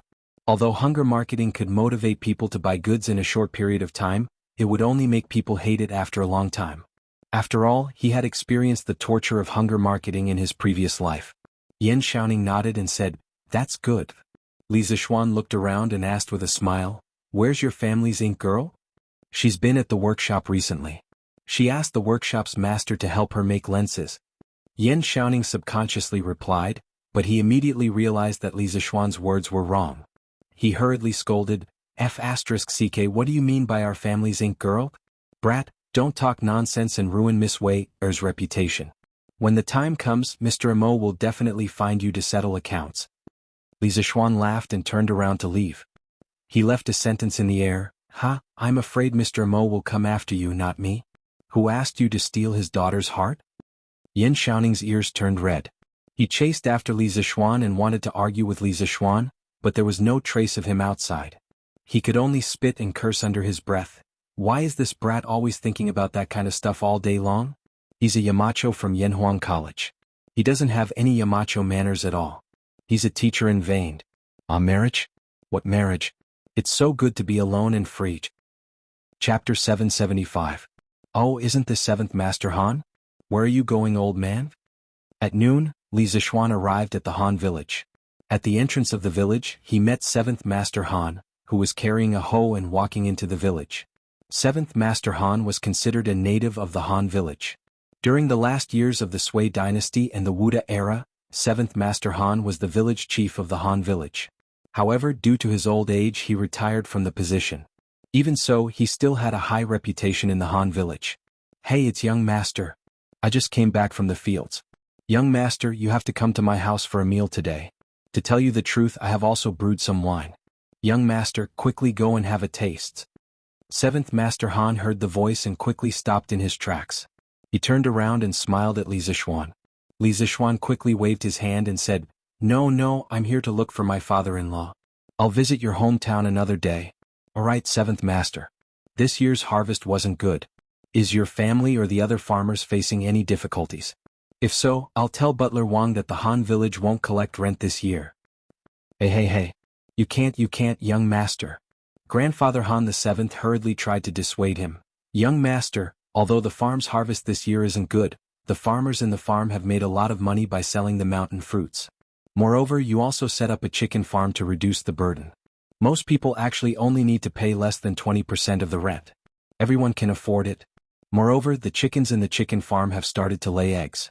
The money the farmers earn from selling eggs every month is equivalent to their annual income. Young master, you don't have to worry. If you reduce all the rent, everyone will feel bad." Li Zixuan was slightly relieved. He smiled and said, "That's good. If the farmers have any difficulties, just let me know. I'll go to my father-in-law's house first." Okay. Young master, go ahead." 7th Grandfather Han stroked his beard and chuckled. Li Zixuan cupped his hands and left. Father-in-law, I plan to build a road to connect Plum Village, Han Village and Chang An's official road. In the small courtyard of the Han family, Han Tianhu and Li Zixuan had prepared some dishes and wine. During the meal, Li Zixuan briefly mentioned the road construction plan. Han Tianhu put down his wine cup and said in surprise, "Repair the road? Little Xin, why did you suddenly think of repairing the road?" Li Zixuan repeated the theory that he had told Chao Wendong earlier: if you want to be rich, you must first build roads. After hearing this, Han Tianhu was speechless. After a while, he said, "Little Xian, since this is the result of your careful consideration, then this old man will support you. Have you prepared the money and manpower to build the roads?" Li Zixuan nodded and said, "Everything is ready. Now everything is ready. We're just waiting for the construction to start. However, the road construction process might take up a portion of the land. Of course, it won't take up the entire land. It will only take up a small portion of the land. Even so, it will affect the farmers' future harvest. That's why I'm here today to ask for your help in coordinating with the farmers. We'll see if we can reduce the rent or compensate the farmers who have their land occupied." In the past, the road between Han Village and Plum Village was too narrow. Now that the road was going to be repaired, the road had to be widened. If it was widened, it might take up the land by the roadside. Regarding the land occupied by the road construction, if this was the modern era, it would be called land expropriation compensation. However, the land in Han Village originally belonged to the Li family, so there was no need to talk about land expropriation compensation. At most, the land would be reduced according to the size of the land occupied by the farmers. Alternatively, it would be converted into copper coins and paid to the farmers in one lump sum. Han Tianhu thought seriously for a while before saying, "Yes, this is indeed a problem. After we finish eating, I'll gather the farmers to discuss this matter. I don't think there will be any problems. After all, repairing the road is a good thing for the farmers in the village." At around 1 o'clock in the afternoon, the villagers of the Han family manor were gathered at the threshing field at the entrance of the village. After waiting for a while, Han Tianhu saw that everyone was present. He stood in front of the crowd and said in a clear voice, "Today, I've gathered all of you here because I want to discuss something with you. It's like this. Young Master intends to build a cement road similar to the one in Yanhuang College. It will connect Han Village and Plum Village with the official road outside Chang and City. Because the cement road that Young Master wants to build is very wide, it will take up a small portion of everyone's land in the middle. In the future, the harvest will definitely be reduced. So today, I've gathered everyone here to discuss the compensation. Let's see if you're willing to reduce the rent or take a sum of money directly." As soon as Han Tianhu's voice fell, the villagers below began to discuss with each other with a buzzing sound. "Repair the road? Young Master wants to repair the road for us? That's great. And it's a cement road. Do you know what cement road is? It's the very smooth road like Yanhuang College's. I didn't expect that we would be able to walk on that road in the future. If this road is repaired, won't we only need half an hour to get to Chang and in the future? Li Zheng, when will Young Master repair the road for us?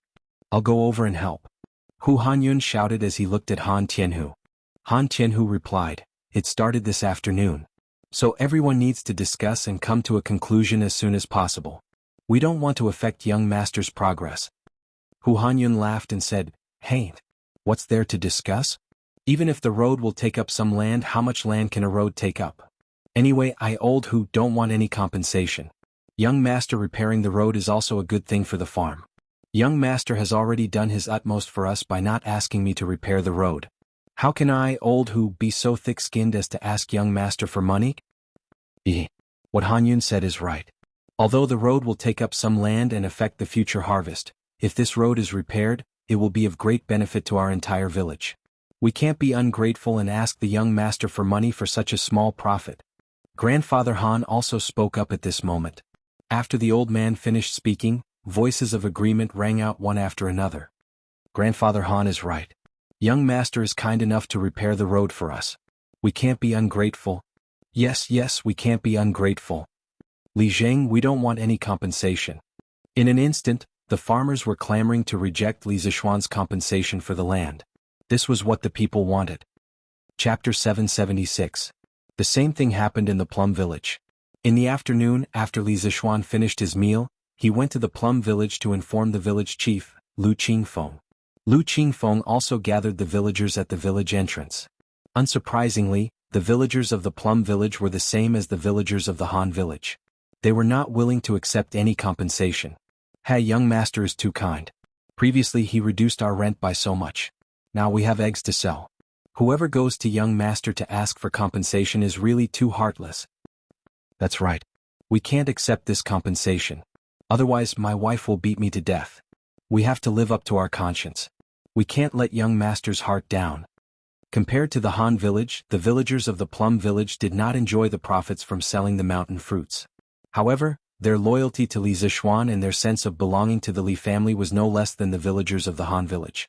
This was because before the Plum village became Li Zishuan's fiefdom, they were bullied by the father and son of the Lu family. It was Li Zishuan's arrival that saved them from their misery and allowed them to live a happy life. They cherished everything they had now. Not only can we not ask young master for money, I think we should help young master fix the road. After all, didn't young master fix this road for us? Now that the crops have been harvested, each family can probably contribute one laborer. This way the road can be fixed faster. Don't you think so, second master? Mei Jun, who was in the crowd, suddenly shouted. Lu Qingfeng, who was in front of the crowd, frowned. Second master Lu, who was in the crowd, pinched his chin and said, "Ha, Mei Jun, you brat, you're right. Young master is building this road for us. Although we don't need to fork out any money, we can contribute. Don't you think so, everyone?" Second Master Lu's influence in the Plum village was not to be underestimated. Once he said that, the villagers all echoed his words. Second Master Lu is right. Since we can't fork out any money, we have to contribute. Otherwise we won't be able to live up to our conscience. That's right. Young master fixed this road for us. How can we not help? We have to help. I'll help young master tomorrow. At Yinhuang College, when Li Zishuan received the news from Han Tianhu and Lu Qingfeng, he had a strange expression on his face. He felt both helpless and touched. Compared to the modern society where everyone was profit-driven and deceitful, the people of the Tang dynasty were much more simple and honest. Kindness to others will eventually be rewarded with kindness. The villagers could see the little bit of good deeds that Li Zishuan usually did, and when it was within their power, they would not hesitate to contribute their own good deeds. Maybe this is what they mean by, good will be rewarded with good. Li Zishuan murmured to himself, fine. Since they have good intentions, I'll accept it. I just don't know how long it will take to fix this cement road. After it was repaired, it would be faster and more comfortable to take a horse carriage from the academy back to Chang'an. This is what I call enjoyment. Therefore, on this afternoon, Yan Xiaoning led a construction team of more than 3,000 people and quietly began the construction of the world's first cement road. The next day, a big event was about to happen in Chang'an City. Toilet paper was going to be sold. Last weekend, Yinhuang College's students were on holiday. The people outside heard from the students that Yinhuang College had a very soft type of toilet paper that was especially suitable for wiping people's butts. At that time, it attracted a lot of people who wanted to buy it. Unfortunately, Chitsu Pavilion did not sell toilet paper. Of course, the week mentioned here referred to a unit of time that Yinhuang College proposed to make it easier to calculate the students' holidays. Every 7 days was a week. This was clearly explained in the Yinhuang College calendar. Currently, the concept of week had started to become popular in a small circle, but it was not fully popularized yet. Yesterday, these people heard from Tang Dynasty Daily that Chitsu Pavilion was going to start selling toilet paper today. One by one, they came to line up early in the morning ready to buy some to try. Although some of them had children studying in the academy, no one would let their children secretly take toilet paper from the academy. Firstly, it would be embarrassing if they were found out. Secondly, it was not worth the risk for toilet paper at all. What if they were expelled? What would they do then? Hey, I can finally buy some toilet paper to try at home today. I don't know if this thing is as magical as the legends say. Of course it is. Anything from Chitsu Pavilion must be the best. That's right, but I don't know how much the Chitsu Pavilion prepared today. Don't sell it out before it's my turn. I don't think so. I heard that Chitsu Pavilion's workshop expanded in Plum Village. The number of craftsmen there is several times more than before. Didn't you see that there's no need to rush to buy the new carriages, glass cups and glass lamps? This means that we don't have to worry about the Chitsu Pavilion's current production capacity. Hee, that's good. Hey, the door is open. Shopkeeper's son and the others are coming out. At this moment, the door of Chitsu Pavilion opened. Sun Huayuan walked out with a smile on his face flushed. Dear customers, don't worry, everyone has a share today. The workshop has prepared 3 days' worth of toilet paper to ensure that everyone can buy it. Don't push, don't cut in line, take your time. One roll of toilet paper is only 100 copper coins. Before anyone could say anything, Sun Huayuan had already spoken first. The crowd immediately became restless. 100 copper coins for a roll of toilet paper was still a little expensive. If they bought it, they would have to use money to wipe their butts when they pooped. Of course, only a small number of people hesitated. Most people were not dissatisfied with the price. After all, in this era where paper was very expensive, strictly speaking, 100 copper coins for a roll of toilet paper was actually not expensive. After Sun Huayuan finished speaking, he cupped his hands to the crowd and turned to enter Chitsu Pavilion. Most of the people who came to buy toilet paper were not shocked by the price of 100 copper coins per roll. However, as Sun Huayuan said that everyone could buy toilet paper, many people, especially those who were at the back of the line, were very excited and secretly sighed. The Chitsu Pavilion finally doesn't have to miss out every time. This is great. At first glance, it was obvious that these people had been cheated by the Chitsu Pavilion's hunger marketing. Otherwise they wouldn't have complained like this. Chapter 777. Wow. It's so white and soft. Inside the strange interest pavilion, a customer exclaimed. Don't misunderstand, he wasn't doing anything inappropriate. He was just caressing a roll of toilet paper. So this is toilet paper. This is 1,000 times, no, 10,000 times more comfortable than toilet paper. In this world, no one can compare to Lord Li when it comes to enjoyment. Give me 10 rolls. It was obvious that this was someone who didn't lack money. He directly asked for 10 rolls. The Curious Pavilion was also very confident today. They didn't set a limit on how much each person could buy. As long as it wasn't the kind of person who wanted to buy hundreds or thousands of rolls, the Curious Pavilion would sell it to them. Clearly, Sun Huayuan was very confident in the amount of toilet paper they had. Quick, quick, give me 10 rolls too. A young man in a servant's uniform held a copper coin and hurriedly called out. It seemed like he was a servant of some rich family. His young master might even be a student of the academy. Counting the days, Yanhuang College would be on holiday this afternoon. The second weekend was coming soon. The people at the front of the line returned with a full load. The people at the back were looking forward to it. As time passed, more and more people returned with a full load. The remaining toilet paper in the Curious Pavilion didn't show any signs of drying up. What everyone was worried about didn't happen. In an elegant room in the Curious Pavilion, 6 people sat. They were Sun Huayuan, Chao Wendong, Liao Shifan, Lin Wenyuan, Zhang Jingyang, and the housekeeper from the Wang family who helped Wang Renbiao buy the shares last time. Clearly, the first batch of members of the Flame Yellow Chamber of Commerce were all here, except for the Crown Prince. Everyone, my Lord Ju said that the first batch of toilet paper will be given to you all. The Crown Prince doesn't need this business. The 5 of you can each get an average of 10,000 rolls of toilet paper. The price is 80% of the market price. After this, the Curious Pavilion will provide you with a batch of goods. You can sell them in Chang'an City, or you can ship them to other places to sell at a high price. My Lord Ju won't interfere. Sun Huayuan asked the servant to pour a cup of tea for each of the 4 people present and then said faintly. Actually, according to Li Zishuan's intentions, the Curious Pavilion would sell fewer and fewer goods in the future. He would distribute most of the goods to the members of the Yanhuang Chamber of Commerce for them to sell. After all, these members had paid a high price to join the Curious Pavilion. How could he not give them some benefits? Moreover, by selling a large number of goods to them at once, they could quickly recoup their funds. With these funds, they could quickly expand their production, thus forming a virtuous cycle. Although the price of selling to the members would be much cheaper, Li Zishuan would not suffer any losses. Sun Huayuan's words caused the eyes of Chao Wendong and the others to light up. Clearly, the current productivity of the Curious Pavilion had surprised them. Thank you, Shopkeeper Sunday. I'll ship the toilet paper to other states and counties to sell. The Curious House in Chang'an is enough. Chao Wendong and the others looked at each other, then stood up and cupped their hands towards Sun Huayuan. It was clear that this was an extremely discerning person. He did not want to compete with the Curious Pavilion in Chang'an. Sun Huayuan chuckled and waved his hand. Shopkeeper Chao, you worry too much. My Lord Ju said that you can sell wherever you want. You don't have to worry too much.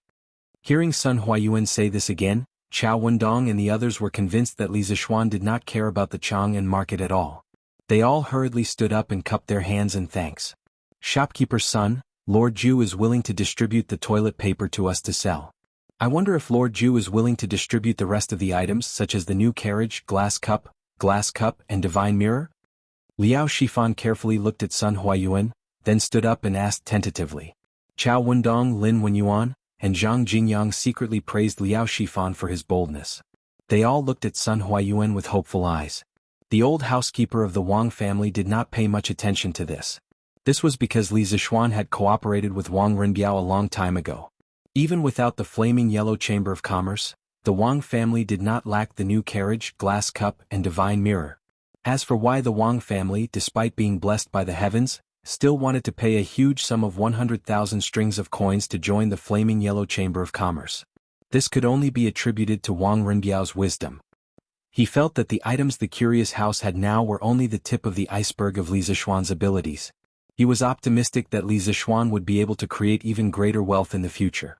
Sun Huayuan stroked his beard, then took out a piece of paper from his sleeve and handed it to everyone. Haha, my Lord Ju has already instructed that this paper contains a list of all the goods in the curious house's inventory. In principle, based on the percentage of shares each family has, you can split these goods at 70 to 80% of the market price.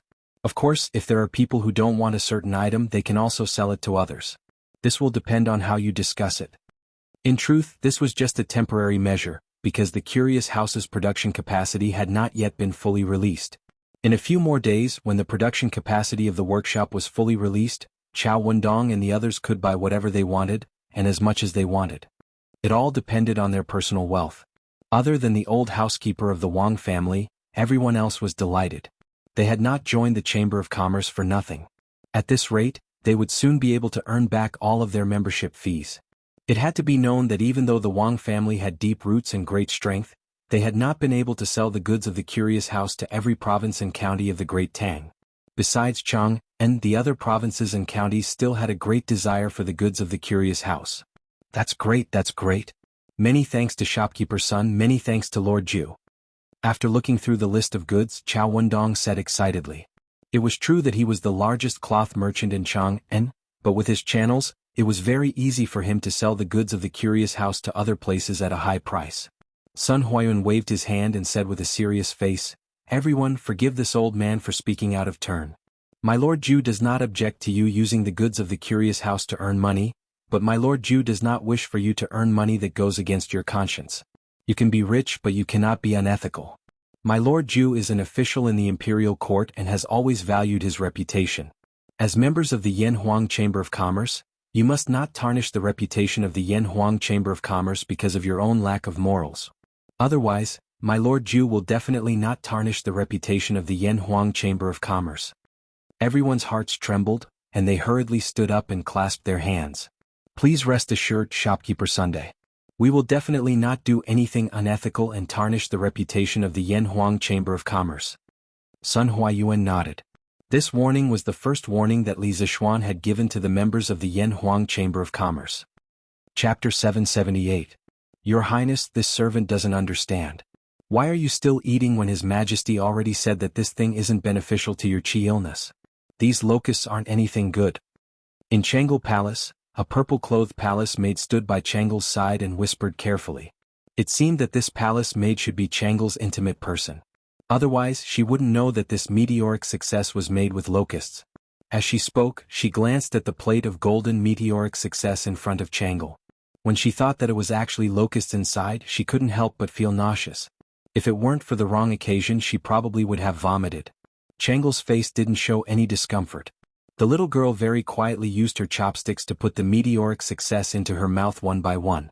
Her movements were neither hurried nor slow, and her movements were very elegant. When she heard the palace maid's question, Changle lightly opened her red lips and smiled faintly. Imperial Father also heard from the imperial physicians that locusts can't treat illnesses, but I believe in Brother Xiaoxian. Brother Xiaoxian can treat General Qin's illness, so his medical skills are naturally the best.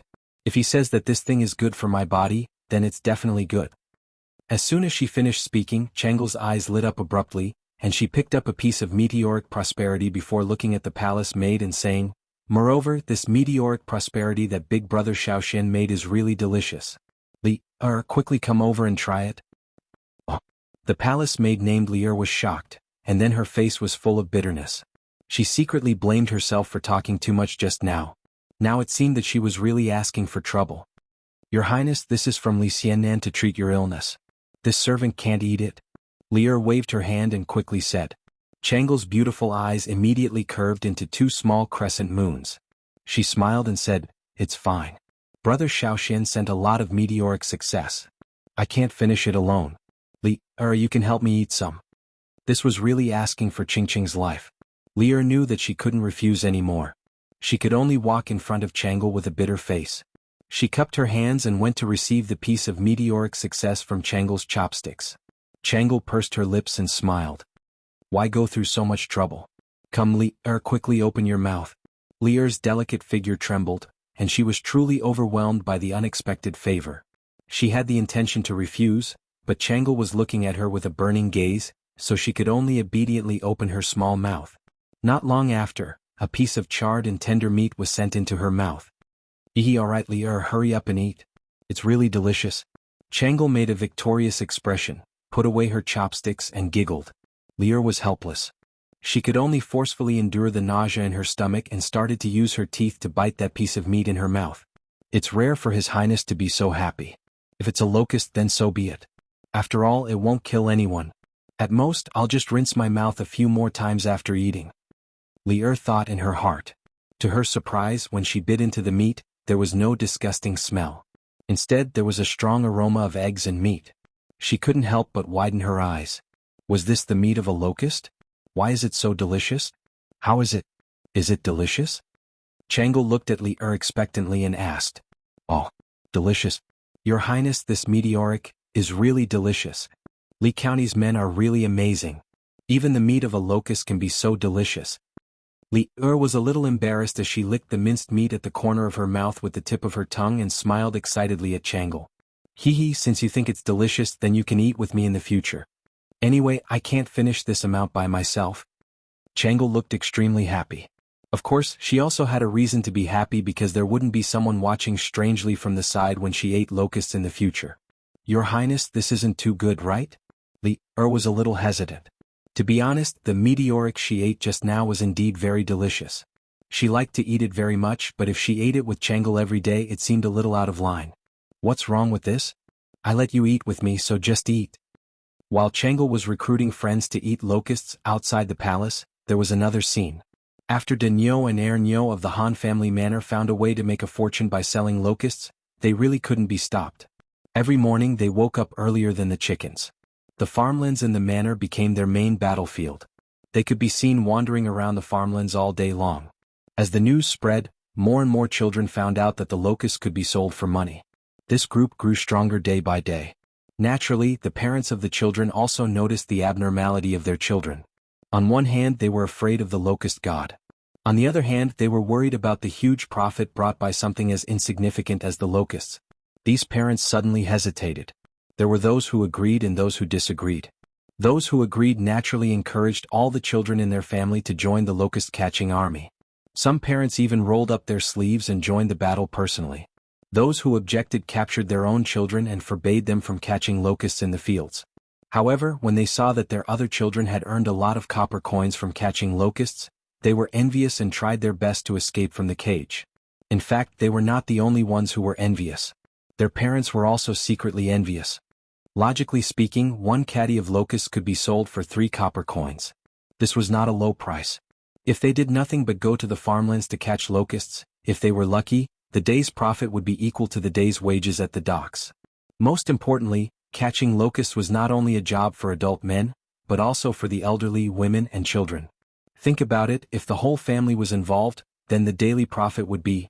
Just like that, when they saw other people getting rich, many who were against the idea of catching locusts were shaken. Gradually, they joined the ranks of the locust-catching army. Actually, compared to using locusts to make food, it was Li Zishuan's real purpose to shake people's attitudes towards locusts. Since these deep-rooted beliefs were not easy to change, then he would use subtle benefits to assimilate them. As a result, the number of locusts purchased by the academy's cafeteria skyrocketed. Initially, Soaring Star was only provided to the students in the special training class. However, after a few days, the head chef realized that there were too many locusts. The students in the special training class could not finish them all.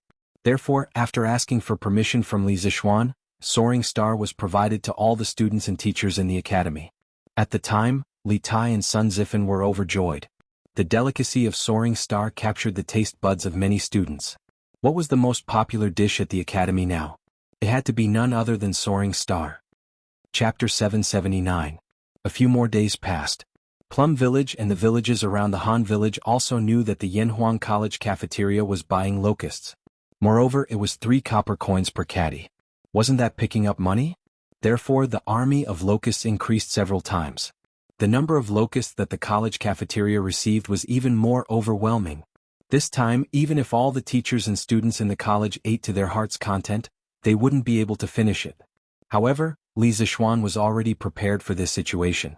On this day, the Zuaxian restaurant in Chang and city's West City quietly released a new dish called Meteoric Success. Yo, shopkeeper Lu, there's a new dish again. Meteoric Success, that's a good name.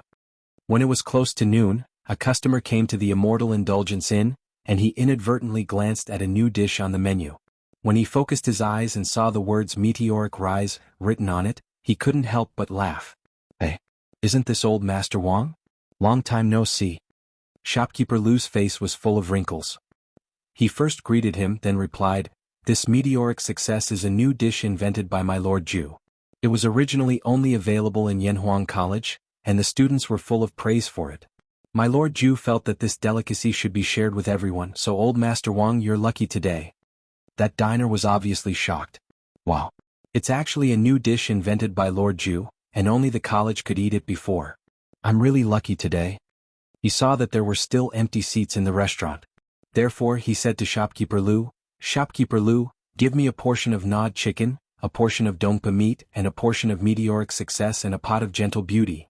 Obviously, this person was also a rich person. He didn't even ask for the price of Meteoric Success and directly asked for a portion. Shopkeeper Lu chuckled and replied, "All right. Old Master Wang, please take a seat. The dishes will be served soon." A moment later, the dishes were served. The golden and tender Meteoric Success looked very appetizing just from its appearance. The moment it was served, it immediately attracted the attention of many people. That diner swallowed his saliva and picked up his chopsticks to eat the soaring star. As soon as the crispy and soft soaring to heaven entered his mouth was immediately filled with the aroma of eggs and meat. There was also a tinge of numbness. This customer couldn't help but widen his eyes and exclaim repeatedly that it was delicious. He simply couldn't stop. Oh, delicious. It was really delicious. There was a salty smell, a fragrant smell of fried oil, a numbing smell, and a meaty smell. "Manager Lu, what kind of meat is used to make this soaring to prosperity? Why is it so fragrant?" After wolfing down a few pieces, the customer smacked his lips and yelled at Manager Lu. "Hey Manager Lu, you're so kind. This is our drunken immortal in secret recipe. Lord Ju has instructed us not to spread it out. Old Master Wang, please don't blame us." Shopkeeper Lu chuckled and replied. Although those who had eaten soaring to prosperity would inevitably know that it was made from locust meat, Li Zishuan wanted to hide it for as long as possible. When the day came when he couldn't hide it anymore, they would already be addicted to the delicacy of soaring to prosperity. They wouldn't be able to give up even if they wanted to. That was the result that Li Zishuan wanted. Manager Lu's words are too serious. Since it's a secret, it's only right that you don't say it. This old man was just asking casually. The most important thing is that this soaring to prosperity is delicious. That's enough. The customer said with a face full of smiles. "Manager Lu, give us 2 plates of soaring to prosperity tooch.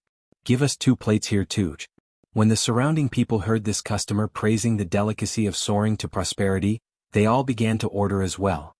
"Yo, soaring to prosperity? That's a good name. Manager Lu, give us 2 plates. While they were talking, Liao Shifan walked in with Zhang Jingyang. Liao Shifan smiled and said, "Don't worry." The 2 of them were old acquaintances of the Drunken Immortal restaurant, so there was no need for formalities. Manager Lu responded and asked the waiter to bring them to their seats. "Brother Liao, now that we're on Lord Ju's boat, we're really soaring to prosperity with a bright future. Your dishes are really good, it suits the occasion." After taking their seats, Zhang Jingyang said with a flushed face. It was obvious that he had been very happy recently. This is just the beginning. I believe that Lord Ju's future achievements will definitely be more than this. The money that we invested will definitely be several times or even tens of times the returns. Liao Shifan said with a smile. At the same time he felt that it was a pity that Feng Jihua, who went out to sea with the imperial court's fleet, hadn't returned yet. Because once the fleet returned he would be able to invest more money and earn more money. Hee. Brother Liao, you have good tastes. Hey little Xin, what are these things that you put in the yard? They look like eggs, but why do you have so many eggs? Saturday, Yanhuang College's day off. In the afternoon, Cheng Chumo went to Li Zishuan's courtyard in Yunshan and saw that the cement ground in the yard was filled with densely packed spherical things. They looked like eggs, but there was a layer of gray substance on top of them which looked a little strange. Cheng Chumo squatted on the ground and touched it, then asked loudly. This guy didn't return to Chang, and during the holidays and just stayed in Yunshan. Although he could buy toilet paper now, Cheng Chumo still wasn't used to living in the old house in Chang'an. Old Cheng's family had a courtyard in Yunshan that was gifted by Li Zishuan. There was nothing in it before, but Cheng Chumo didn't get used to living at home last week. After returning to the academy, he began to order people to move furniture in. Now that it was habitable, this guy became Li Zishuan's neighbor and would visit from time to time. Put it down, don't touch it. This is an egg with lime. I took it out to dry today. Chonyo, don't mess around. Li Zishuan walked over and kicked Cheng Chumo's butt in a bad mood as he said. To make century eggs, the fresh eggs were placed in a pot or basin filled with lime paste. After the eggs were dipped in lime, they were taken out and mixed with chaff or sawdust. Then they were placed in a jar and sealed. Generally speaking, it would take about 7 days in spring and autumn, and 4 days in summer. When the time was up, they should be taken out to dry in the jar. This time, the century eggs that were being dried in the Li family's courtyard were the ones that had been rolled out last week. Wow. It's really an egg. Oh my god. I didn't believe it when I heard that your family was buying eggs a while ago, but I didn't expect it to be true. Xiao Xian, why did you get so many eggs? You even added lime. Are you trying to hatch chicks? Cheng Chumo stood up, looked at Li Zishuan and said stupidly. Li Zishuan's face was full of black lines. Hatch chicks. I'll hatch NMLGB, where have you seen chicks hatched like this? Chapter 780. Hatching your sister's chickens. I say, can't your brain work a little better? What are you thinking about all day long? Li Zishuan slapped Cheng Chumo's head and said angrily. Cheng Chumo screamed in pain, then retreated far away and said, F***ck. A gentleman uses his mouth, not his fists. Xiaoxian, why are you so violent now? Besides, there are so many eggs. If you're not going to use them to hatch chickens, what are you going to use them for? Are you going to eat them? Li Zishuan said lightly, yes, you're right. These eggs are for eating. F***ck, who are you trying to fool? There are so many eggs. They'll spoil after a few days. How can you finish them with so few people in your family? Cheng Chumo said with a face of disbelief. This idiot. Li Zishuan shook his head and said, these eggs are not ordinary eggs. They can be stored for a long time. As he said that, he picked up a century egg covered with lime and sawdust and said, this egg is now 80% cooked. After a few days you can peel the eggshell directly, add some vinegar and garlic and eat it. It's simply a delicacy. Duck eggs were the majority of century eggs made with traditional methods. However, if you used duck eggs to make century eggs because the eggshell of duck eggs was thicker, it generally took 30 to 40 days. The eggshell of duck eggs was thinner and the pores on the surface were thicker. Generally, it would completely turn into century eggs in about 10 days. Of course, if you wanted it to taste good, it would need to be stored for a few more days. Therefore, it wouldn't be long before Li Zishuan's century eggs in the courtyard could be eaten. After listening to Li Zishuan's description, Cheng Chumo couldn't help but lick his lips, but he still didn't believe it. Cook. Did you cook the eggs? Even so, the eggs can't be stored for long. What a country bumpkin, Li Zishuan thought unhappily in his heart. I didn't say that the eggs were cooked. You're the one who misunderstood. Forget it, I'm too lazy to argue with you. You should be able to taste this delicacy next week. Hee, that's great. Next time I'll definitely come on time. Hearing this, Cheng Chumo didn't care about how these eggs were cooked. Obviously, the food was more important. Xiao Xian, the villagers from Plum Village and Han Village have been clamoring to help with the road repairs these few days. We can't even stop them. I don't know what to do either. If we give them a salary, I'm afraid that the other members of the construction team won't agree because these farmers are definitely not as professional as them. If we don't give them a salary, we'll be letting down the villagers' good intentions. When the time comes, people will definitely say that we're stingy. When evening approached, Yan Xiaoning came over. He found Li Zishuan and said with a conflicted expression. Oh, there's such a thing? Li Zishuan raised his eyebrows in surprise. After thinking for a while, he said, shouting, "Your concerns are very reasonable. How about this? The farmer's daily wages will be half of the workers' wages in the construction team. What do you think?" Li Zixuan had just established the Yanhuang Chamber of Commerce and raised more than 300,000 strings of coins. Therefore, logically speaking, Li Zixuan wasn't lacking in money. Since his farmers were so supportive, he couldn't let them work for nothing, right? Yan Xiaoning rolled his eyes and said, "What do I think? What can I think? This money is yours. You can spend it however you want." Suddenly, he seemed to have thought of something. He glanced at Li Zixuan and said in a strange tone, "Oh right, Xiao Xian. I say you're really bad. You actually bought so many locusts from Plum Village and Han Village and made them into meteoric success for the students and the diners in Chang, and to eat. You're too mean." Li Zixuan was stunned and asked curiously, "Xiaoning, how did you know that meteoric success was made from locusts?" Yan Xiaoning curled his lips and said in disdain, "I'm not stupid. Today I saw a lot of children catching locusts in the fields by the roadside. I randomly grabbed one of them and asked. Only then did I know that the locusts they caught were all sent to Yanhuang College's cafeteria. Then I thought about the meteoric success that you introduced before. I roughly guessed that it was locust meat. I really didn't expect that you would do such a wicked thing. Damn it, I was still eating meteoric success a few days ago." At the end of his speech, Yan Xiaoning gnashed his teeth in hatred. If he could beat Li Zixuan, he would probably beat him up right now. After all, no one would be in a good mood if they found out that the delicacy they had been eating was made of locust meat. Li Zixuan touched his nose awkwardly. However, after a moment he realized why he was embarrassed. Wasn't it just locust meat? The living conditions of people in the 21st century were so good. Didn't many people like to eat it? I spent so much effort to promote locusts just so that fewer people would starve to death next year. Hee. Then Xiaoning, tell me honestly, is meteoric success delicious? Will you still eat it in the future? Li Zixuan came back to his senses and looked at Yan Xiaoning with a smirk. Yan Xiaoning heard him and was in a dilemma. He wanted to harden his heart and say that he wouldn't eat it. However, he felt like he was slapping himself in the face if he said that he would eat it. After all, he was just belittling the meteoric success. Ugh. This meteoric success's taste is just SOSO. I definitely won't eat it in the future. I still have things to do, so I'll leave first. After struggling for a long time, Yan Xiaoning still couldn't swallow his pride. He could only say that and run away. Hee. Even Yan Xiaoning is like this. When other people know the truth in the future, they will definitely put on a delicious shows. Li Zixuan looked at Yan Xiaoning's back and thought with some bad intentions. What? This meteoric success is actually made with locust meat? I won't eat it in the future. Yes. Even if I starve to death, I won't eat meteoric success again.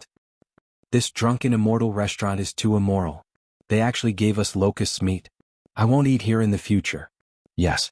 If I eat meteoric success again, I'll be a dog. This conversation should be the first reaction of most people when they found out that meteoric success was made with locust meat. However, it wouldn't be long before they would be like this. Shopkeeper Lu, give me a plate of red braised pork, again, another plate of meteoric success. Hey. Brother Zhang, didn't you say a few days ago that you won't eat meteoric success anymore? Oh, who said that? Did I say that? I definitely didn't say that. You must have heard wrongly. It's delicious. I miss it. The truth was just as Li Zixuan expected. At night, in a corner of the academy's cafeteria, Yan Xiaoning was eating the meteoric success on the table with relish. He sighed softly and said, it's so delicious. Chapter 781. Sure enough, where are you going? The next morning, Lu Yuer saw her son holding a small bamboo basket and was about to go out. She quickly stopped him and asked, Mom, I'm going to catch locusts with Iron Egg and the others.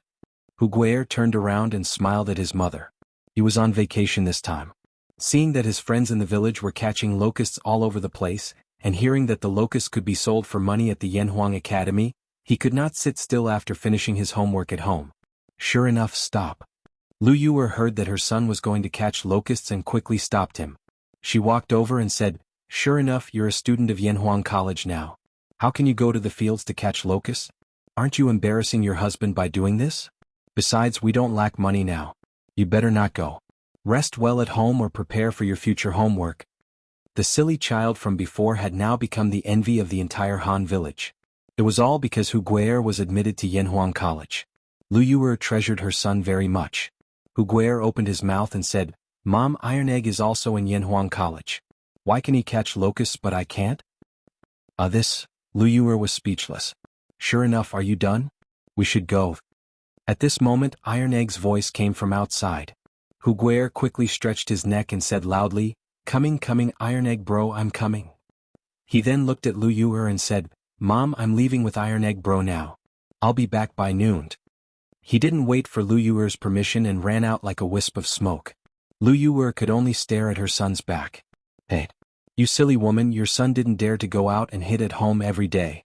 You secretly cried every day. Now that your son is willing to go out and play with others, you don't want to. You're really... Hu Hanyun, who was fetching water from the well in the east corner of the courtyard, said to his wife angrily. Lu Yuer glared and retorted, how can it be the same? Our son is a student of Yanhuang College now, a scholar. How can it be the same as before? He has to maintain the dignity of a scholar. When Hu Hanyun heard this, although he was happy in his heart, his mouth said carelessly, hey, young master didn't say anything but you silly woman. Tai Dan'er is young master's personal disciple. If he can catch locusts, how can our son be more precious than him? Lu Yuel was a little flustered and exasperated. She snorted and said, I don't care. Anyway, my son is definitely the best. I can't be bothered with you, old thing. I'm going to the chicken farm on the mountain to pick up eggs. So, it would be even better if I could pick up money. Hu Hanyun was speechless. A few days ago, in Plum Village, Second Master Lu's chicken farm, 7 chickens had gone missing, but there were 3 strings of money on the ground. Once the news spread, it attracted the envy of many farmers.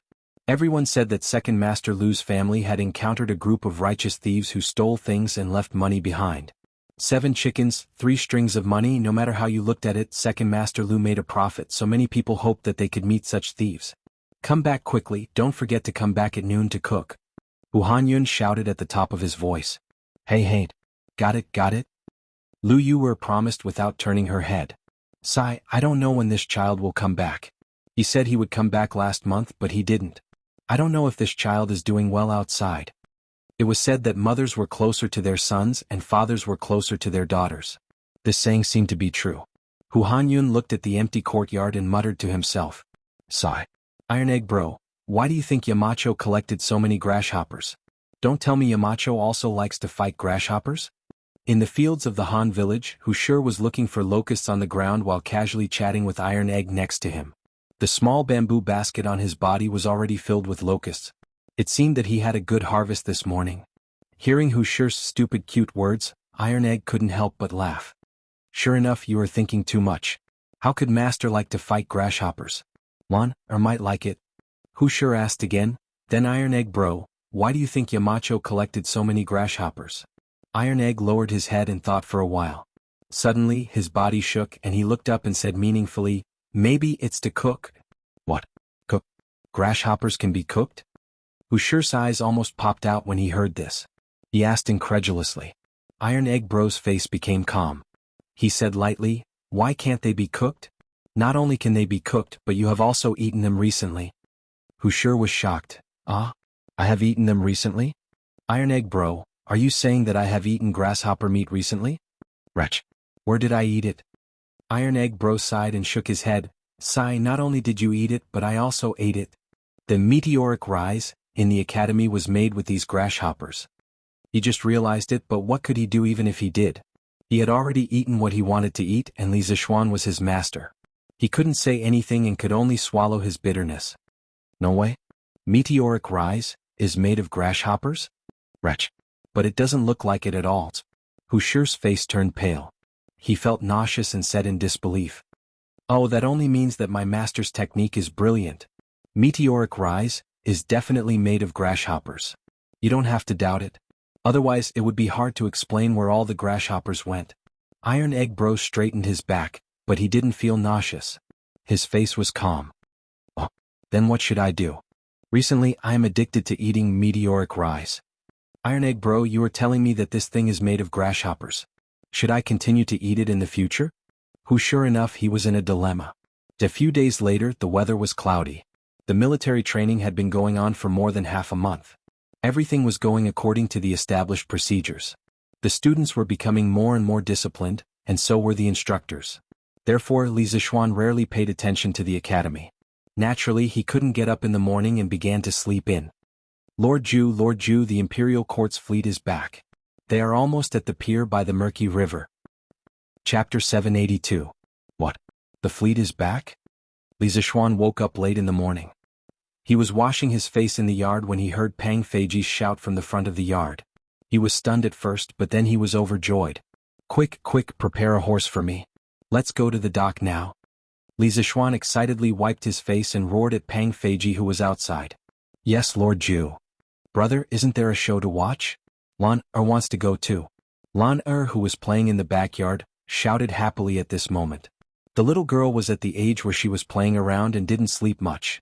She woke up much earlier than Li Zishuan. When she heard that there was a big ship to watch, she immediately became interested. Okay, Lan, since you want to see it, I'll take you to see it. Li Zishuan's laughter came from the backyard. After a while, the two of them rode out of the Yunshan courtyard. Lan naturally rode with Li Zishuan. The little girl giggled along the way. Ever since Yanhuang College started, Li Zishuan, as her brother, hadn't accompanied her to play for a long time. Today was a rare opportunity for them to go out and watch the show together. Ba River was one of the 8 rivers of Chang'an. It originated in Lantian County and was located to the east of Chang'an City. On both sides of the Ba Bridge, 5 miles of embankments were built. Thousands of willows were planted, and tourists walked shoulder to shoulder. It was a spectacular sight in Chang'an.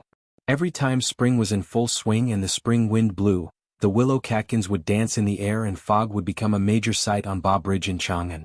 Ba River had a dock and a relay station. It was called Ba Pavilion. Many people would come here to welcome guests and bid them farewell. They would also break off willow branches as gifts. Ba River flowed through Mei Village. There was a relatively large dock in the southeast of Mei Village. Many merchant ships came here to load and unload their goods. The previous expedition ceremony of the Imperial Court fleet was held at this dock. After about half an hour, Li Zishuan and the rest arrived at the Ba River dock. At this time the dock was already crowded. Why are there so many people? Li Zishuan couldn't help but ask when he saw the huge crowd surrounding the pier. Pang Feiji wiped the sweat off his forehead and hesitated for a moment before saying, "This? I don't know who leaked the news, but these commoners most likely have relatives in the fleet. They should be here to welcome their family." Maybe. Li Zishuan shook his head. He didn't want to delve deeper into it. He urged his horse to gallop into the crowd. "Mother, why haven't I seen father yet? Didn't you say that daddy is coming back today?" At the edge of the pier, a little girl raised her head to look at the middle-aged woman who was holding her little hand and asked in a crisp voice. The middle-aged woman gently stroked the little girl's ponytail and said softly, come back soon." Although her voice was calm, her trembling hands showed that her heart was surging with emotions. She was not calm at all. She was just forcefully controlling her emotions to avoid losing her composure in front of her daughter. "Oh, Mother, do you think father has lost weight or gained weight? I haven't seen father for a long time. Yaya misses father so much." That's right, this mother and daughter were Meng Wenhao's biological mother and sister. If not for the military training at Yanhuang College today, Meng Wenhao would definitely have come personally. "Your father should have lost weight, right?" Meng Wenhao's mother said hesitantly. Meng Wenhao had already heard about Meng Youyang's recent situation from Li Zishuan. However, in order to prevent his family from worrying, he didn't tell them the truth. Therefore, Meng Wenhao's mother didn't know anything about her husband's experience at sea. "Yaya, be good. Your father must have missed you a lot too." Hearing the latter half of her daughter's sentence, Meng Wenhao's mother's eyes stung and she almost cried. Everyone in the world liked to be reunited, but the sadness and joy of separation were the helplessness of the poor. If they wanted to survive, their family had to accept separation. If they were unlucky, this separation would become eternal. But what could they do? Yes. Mother, after father comes back this time, let's not let father leave us again, okay? Yaya can also help the family earn money. Recently, Yaya has made a lot of money from catching locusts, so we can buy a lot of buns. However, Yaya was still young and couldn't understand the sadness behind this family. The little girl blinked her clear eyes and innocently begged. Meng Wenhao's mother felt bad when she heard her daughter's naive words. She hugged her daughter's head to her waist and said softly, "Okay, mother promises Yaya. After your father comes back this time, he will never leave us again." In fact, Yaya's wish was also Meng Wenhao's mother's wish. In the past few months when the fleet went out to sea, she didn't have a good night's sleep. She had never believed in gods and Buddhas, But she even went to Chang and city's Daxingshan temple to pray to Bodhisattva several times and donated dozens of copper coins for incense and oil. Dozens of copper coins were nothing to a rich family, but for the current Meng family, dozens of copper coins were not a small amount. They could buy hundreds of pounds of rice. However, in order to pray to the gods and Buddhas to protect her husband's safety, Meng Wenhao's mother felt that it was worth it. How long will it take for the fleet to come back? Li Zishuan held Lan Er's small hand and squeezed forward as he asked. Now that he was a Wu Dao master, he could naturally release his inner strength. Although the dock was crowded with people and it was very crowded, with his strong inner strength, no matter where he went, the people around him would quietly bounce back a little. Therefore, he didn't have to worry about Lan Er being squeezed. Sir, it should be soon. When I reported to you this morning, the fleet was only about 10 miles away. Now, it should be about 6 or 7 miles away. Opening the way in front should have been Pang Feiji's job as a guard. However, Li Zishuan, who spoiled his sister, was afraid that the crowd would squeeze and hurt Lan He, so he personally opened the way. Therefore, Pang Feiji, the guard, actually hid behind Li Zishuan and enjoyed the treatment of a superior. 6 or 7 miles, based on the speed of the ship on the water, would only take about half an hour. Li Zishuan nodded and continued to pull Lan Er to the front of the crowd. The people of Chang and city all knew that the fleet was coming back today. As the emperor, Li Er couldn't not know. However, he certainly couldn't be like the people and wait there for a long time. Halfway through the morning court, a small eunuch quietly walked to Li Er's side and whispered a few words. Then Li Er directly stood up and said to the officials in the court with a smile on his face, "The morning court will end today. Everyone, follow me to Murky Island to welcome the triumphant return of the fleet to the south." Chapter 783. Hey Renbiao, you're here too? With their powerful internal force, Li Zishuan and the other two finally came to the front of the crowd. However, they met an old acquaintance. Who else could it be but Wang Renbiao? Hehe, it's Xiaoxian. I just received the news this morning. Fortunately, I had nothing to do, so I came to take a look. Wang Renbiao chuckled and looked at Li Zishuan. Oh right, Renbiao, I forgot to ask you before. Did the fleet find the rubber I told you about in Nanyang? A few days ago, he asked Wang Renbiao to help him inquire about the news. He only cared about Meng Youyang's situation and forgot about his own business. When Wang Renbiao heard this, he was stunned. He then shook his head and said, I don't know about this yet. I only asked people to help inquire about the fleet. I didn't ask about the harvest of my fleet. Li Zishuan was speechless. He thought to himself, this Wang Renbiao's heart is really big. He doesn't even care about his own family's business. His attitude of treating money like dirt is comparable to mine. Well, then we can only wait for the fleet to come back in a while. Li Zishuan said helplessly. Oh, look, the fleet is here. The fleet is here. At this moment, a mast finally appeared on the surface of the Ba River. Then the figure of a huge turreted ship slowly emerged from the water and was exposed to everyone's vision. It was unknown who discovered this phenomenon, but someone shouted loudly, and the crowd on the pier immediately boiled up. They're finally here. They're finally here. After going out to sea for almost 5 months, the fleet is finally back. God bless, the child's father must be fine. When the people saw more and more ships appear on the Ba River, they began to excitedly talk to each other. Most of them were praying for the safety of their family members. 5 months. This time, some families are happy and some are sad. At this moment, Li Zishuan was holding Lan Er's hand and standing at the front of the crowd. He looked at the densely packed boats on the river and sighed with mixed feelings. Although Wang Renbiao did not mention the details of the ambush on the fleet, Li Zishuan had obtained more detailed information from Li Qingqian. Of course, the source of the information was definitely related to Li Er. Therefore, he was very clear that the fleet's journey south this time was not without casualties. Not to mention the storms and diseases that took away the crew members on the sea route to the Nanyang countries. Just the sneak attack of the pirates that night caused the fleet to lose 28 soldiers and 12 civilians. This meant that a small-scale battle had caused 40 Tang soldiers to be buried in the sea, with no complete corpses left. 40 originally happy and blissful families were torn apart in an instant. At that time, who knew how many tears would be shed? Boo-hoo. As time passed, the 1,500-some merchant ships that had come south to trade 5 months ago appeared before everyone's eyes. The mournful sound of a bugle horn came from the ship in the center of the fleet, and then all the other ships began to drop their anchors, lower their sails and slowly approach the shore. We're home. We're finally home. On a merchant ship, Meng Youyang stood on the deck and leaned against the railing. As he looked at the sea of people on the shore, he couldn't help but sigh. On this voyage he had almost been separated from his family forever. He was far from alone in his thoughts. Whether it was the civilian workers on the merchant ships or the Navy soldiers on the official ships, all of them couldn't suppress the joy in their hearts as they looked at the dock. Homesickness, homesickness, what could be more important than the fact that they would be home soon? Your Highness, we can go ashore. The main ship had already reached the dock, and people had already laid down the planks. Wu Di walked up to Li Xiaogong and clasped his fist. This prince will come right away. A few moments later, Li Xiaogong disembarked from the main ship with his guards. Li Zishuan walked up and cupped his hands in greeting. Congratulations on your Highness's triumphant return. Long time no see. Your Highness, how have you been? Li Xiaogong gave a hearty laugh and patted Li Zishuan on the shoulder. This prince is in good health. Looking at the days, the Imperial College should have started school by now. How come you still have time to come here? Before leaving, he had entrusted his son to Li Zishuan.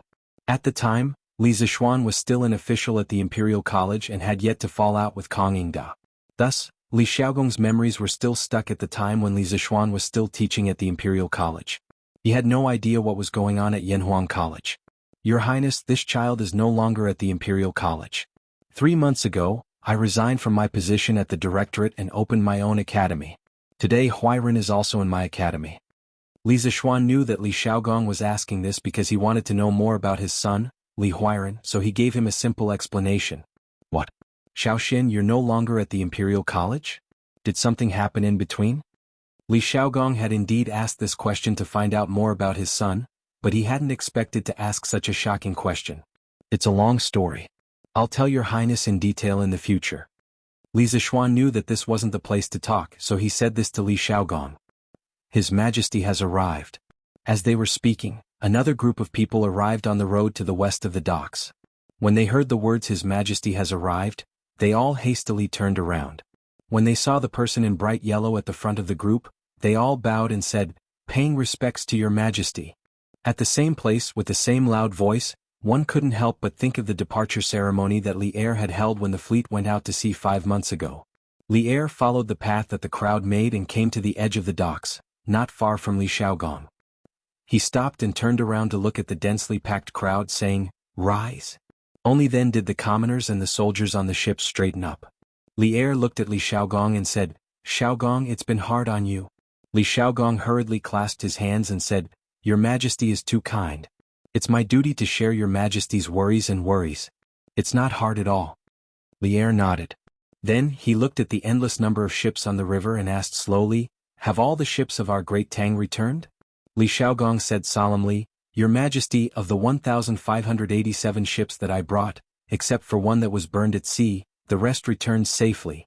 Furthermore, the 32 small countries in Nanyang have all sent a fleet of ambassadors to follow me back to pay respects to the Tang Empire and your Majesty. Chapter 784. The envoy of Jinla greets the Emperor of Tang. The envoy of Funan greets the Emperor of Tang. The envoy of Piao greets the Emperor of Tang. Following Li Xiaogong's words, a group of people with different skin colors and clothes came down from the ship. They greeted Li Er respectfully with all kinds of etiquette.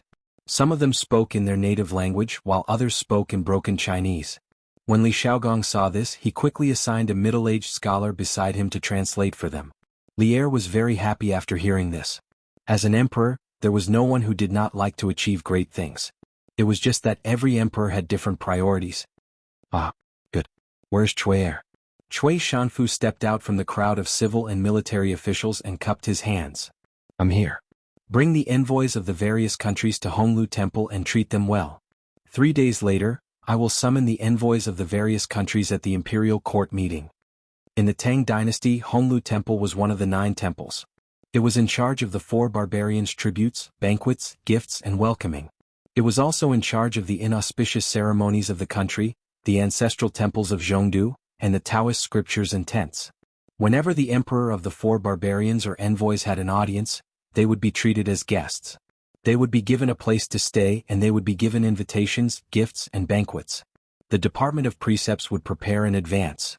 There were 20 translators who specialized in translation, and each of them knew different languages.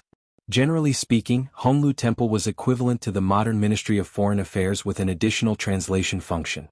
Cui Shanfu was the minister of Honglu Temple at this time.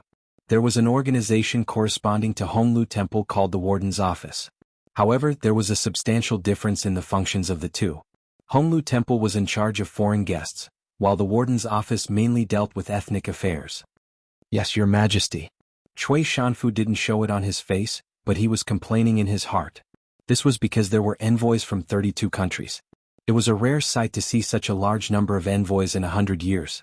Just communicating with so many envoys from different countries was difficult, not to mention other things. The pressure on Cui Shanfu's body was suddenly increased. After the envoys of various countries left the dock with Cui Shanfu and headed for Chang, Li Er looked at the endless boats on the river and turned around to give an order. Beloved official Xiao, beloved official Yen, the two of you will be in charge of the transportation of goods. The grain and goods on the imperial court's ships will be directly transported to Taicang. As for the goods on the civilian merchant ships, you will order people to calculate the income of each family. After they pay the merchant tax, have them start unloading the goods. Be careful to prevent some people from secretly embezzling. When the fleet was heading south, the imperial court had said that all merchant ships heading south with the army had to pay a 5% tax on their trade. This could be understood as a protection fee, but compared to the 20,000 elite navy that the imperial court had mobilized, this protection fee was very cheap. Yes, Your Majesty. When the Minister of Civil Affairs, Xiao Yu, and the Minister of Works, Yen Lide, heard Li Er call out their names, they quickly stepped forward and bowed. Li Er nodded. Seeing that everything was done here, he immediately said to the ministers, "Return to the imperial court." A messenger eunuch spread Li Er's order one by one. The civil and military ministers who came with him all agreed. Li Er was about to return to the imperial court with Li Xiaogong and the officials of the imperial court. Suddenly, he turned his head and looked at Li Zishuan, who was secretly watching from the side. He said, "You also come back to the imperial court with me." Li Zishuan was confused. He didn't know why the goddess of luck suddenly fell on his head and made him unable to resist. Yes, Your Majesty. Since he couldn't resist, he might as well enjoy it. He also wanted to hear about the harvest of the whole country, which had mobilized so many people to go south to trade. Commandery Prince Hajin, can you tell us about the harvest of this trip for our beloved officials? After Li Er led the ministers back to Taiji Palace, he sat up straight and looked at Li Xiaogong with a smile. Yes, Your Majesty. Li Xiaogong was already prepared. He responded, then took out a booklet and began to read slowly. For this voyage, the imperial court has raised a total of 500 official ships. This subject has used more than 3,000 strings of silk and porcelain to exchange for a total of 880,000 dan of grain. There are 170,000 caddies of various spices such as Lycopodium officinalis, Lycopodium officinalis, Lycopodium officinalis, Lycopodium officinalis, Lycopodium officinalis, Lycopodium officinalis, Lycopodium officinalis, Lycopodium officinalis, Lycopodium officinalis, Lycopodium officinalis, Lycopodium officinalis, Lycopodium officinalis, Lycopodium officinalis, and various other spices. In addition, there are also 50,000 caddies of brass and 300,000 taels of silver. Silence. As Li Xiaogong read them out one by one, the court suddenly fell into a strange silence. 880,000 dawn of grain. Although this amount was a bit large and exceeded everyone's expectations, it could be attributed to the fact that Nanyang was rich in grain and had never seen the beautiful silk and porcelain of the Central Plains. But what the hell was 170,000 dawn of spices? Did you think that spices were weeds or radishes? Oh, at this time radishes were still not called radishes. They were called fishes. See the Book of Songs, picking fishes and picking fishes, there is no lower body. Cabbages were also not called cabbages. But spices had always been a precious existence in the Great Tang. Most of them were sold in pairs. Depending on the type of spices, the price could range from a few dozen copper coins to a few strings of one tael. When had anyone ever heard of someone possessing more than 10,000 dawn of spices? The 170,000 dawn of spices that Li Xiaogong mentioned was too frightening. However, Li Xiaogong wasn't lying. Some spices were really rampant in some of the island countries in the South China Sea. They grew everywhere like weeds. The 20,000 Navy soldiers he brought were farmers who cut the weeds many times. As for the 50,000 caddies of brass and 300,000 taels of silver, this was even more frightening. The total amount of silver that had been mined in the Great Tang was probably only around 200,000 to 300,000 taels. But Li Xiaogong actually brought back 300,000 taels of silver. What was even more shocking was that he even brought back 50,000 caddies of brass. Many of the courtiers started to look at Li Xiaogong with a strange expression. They wanted to ask, "Big brother, did you rob an entire country?" Of course, the courtiers were not surprised. The difference between the cost and the reward was too big. According to Li Xiaogong, he only used 3,000 strings of silk and porcelain to trade. But what about the things that he brought back? Just the 880,000 dawn of grain, according to the current grain price, would be worth more than 30,000 strings of coins. Adding in the 170,000 dawn of spices, 300,000 taels of silver, and 50,000 caddies of brass. Oh my God. Many of the courtiers calculated in their hearts, and in the end, they found it difficult to even breathe. Huge profits. This was more than 10 times the profit. It was more than 100 times the profit. What else in the world could be more profitable than this? Chapter 785. Some people might question whether 500 ships could transport 880,000 dan of grain. Of course they could. There was no doubt about it. During the Qin and Han dynasties, the development of our country's shipbuilding industry reached its peak. During the war to unify the southern part of China, Qin Shi Huang organized a fleet that could transport 500,000 dan of grain. With the technology at that time, they could build ships that could transport 50 to 60 tons of grain. One dan was 50 kilograms.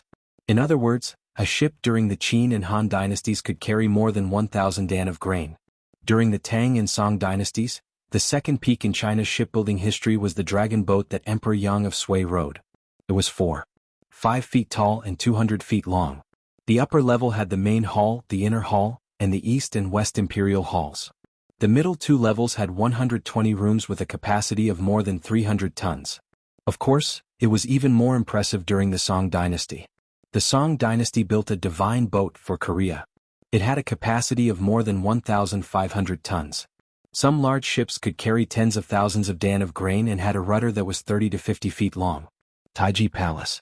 Although Li Er, who was sitting high above, was mentally prepared, he was still shocked by Li Xiaogong's work report. His eyes were as wide as the others. Fortunately, the courtier's attention was not on him. Otherwise, if the remonstrant saw his gaffe, he would definitely be criticized again. Ahem. This trip to the south was really fruitful. Xiaogong and the soldiers have worked tirelessly across thousands of miles and have contributed to the country. They should be rewarded. Li Er recovered from his shock and praised with a face full of emotion. Your Majesty. As soon as Li Er finished speaking, Wei Jing walked in front of him. The old man cupped one hand in the other before his chest and said, "Congratulations to Commander Prince Hejin for leading the fleet to the south. But there is still one thing that I don't understand. Where did you get these 300,000 taels of silver and 50,000 kilograms of brass?" Wei Jing was not targeting anyone. He was just stating the facts. Grain, spices, and ivory were all fine. But the amount of brass and silver was too huge for him to understand. After all, which country would use these things for trade? It didn't make any sense no matter what.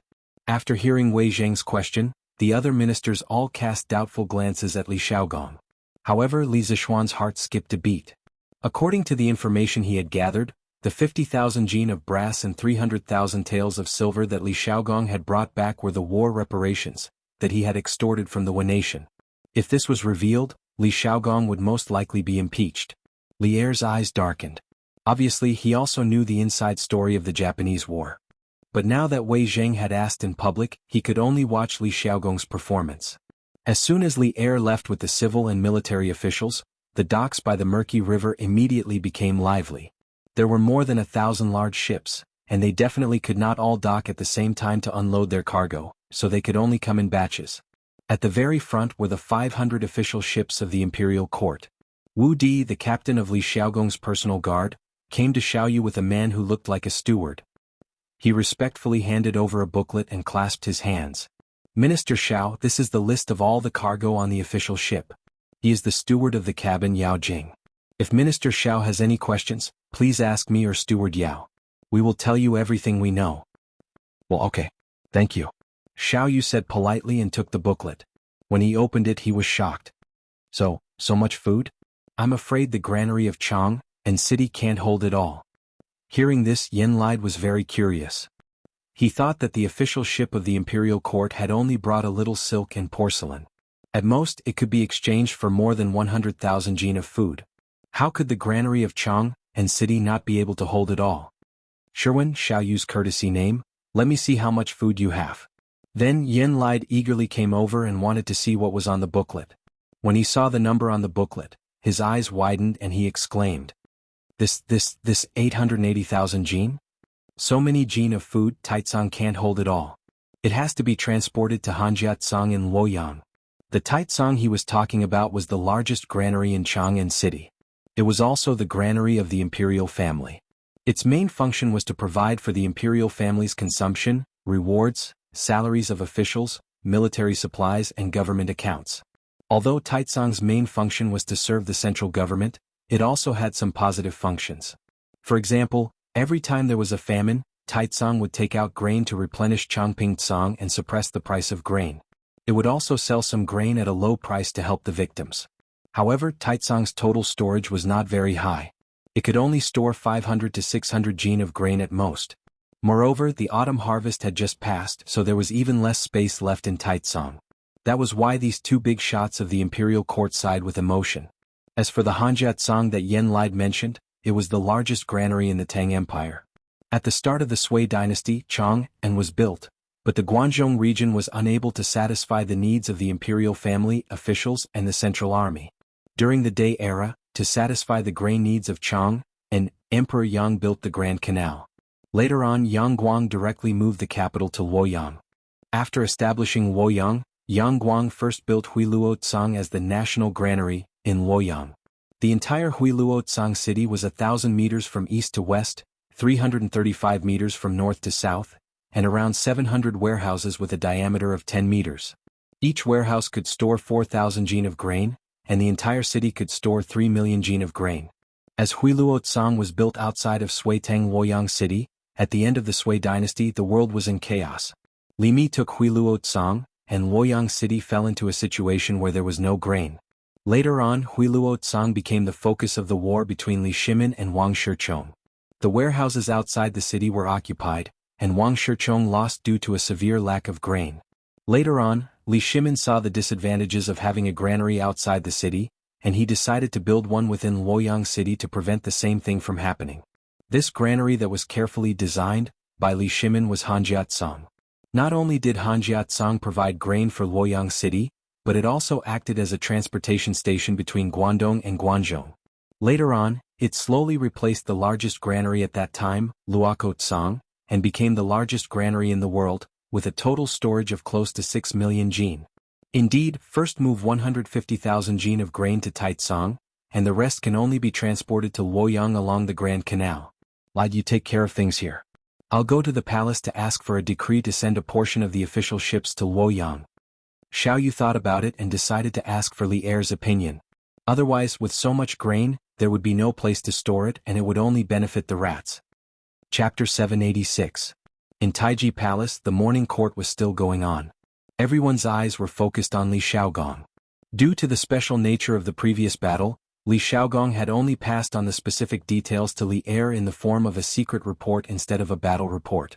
In this way, the ministers in the court naturally had no way of knowing the details. Of course, it couldn't be ruled out that some well-informed people obtained the news through abnormal channels, but even if they knew, they had to pretend that they didn't know at this moment. Otherwise, if they exposed their so-called abnormal channels in front of Li Er, wouldn't that be looking for trouble?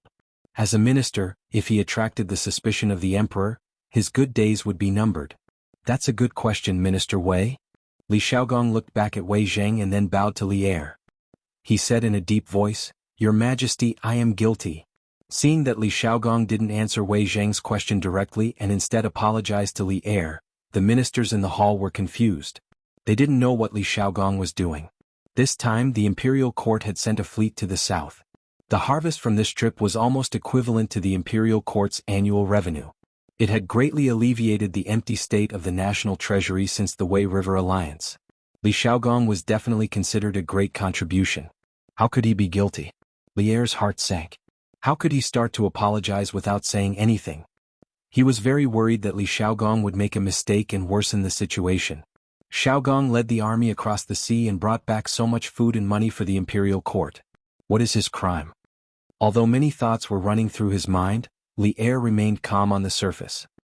He slowly opened his mouth and asked the common question in the hearts of the ministers. Li Xiaogong seemed to have been prepared. He hurriedly cupped his fist and said, I attacked the Wei nation's capital, Fanio City, without your majesty's permission. The 50,000 kilograms of brass and 300,000 taels of silver were given to me by the Wei nation's queen. I am guilty.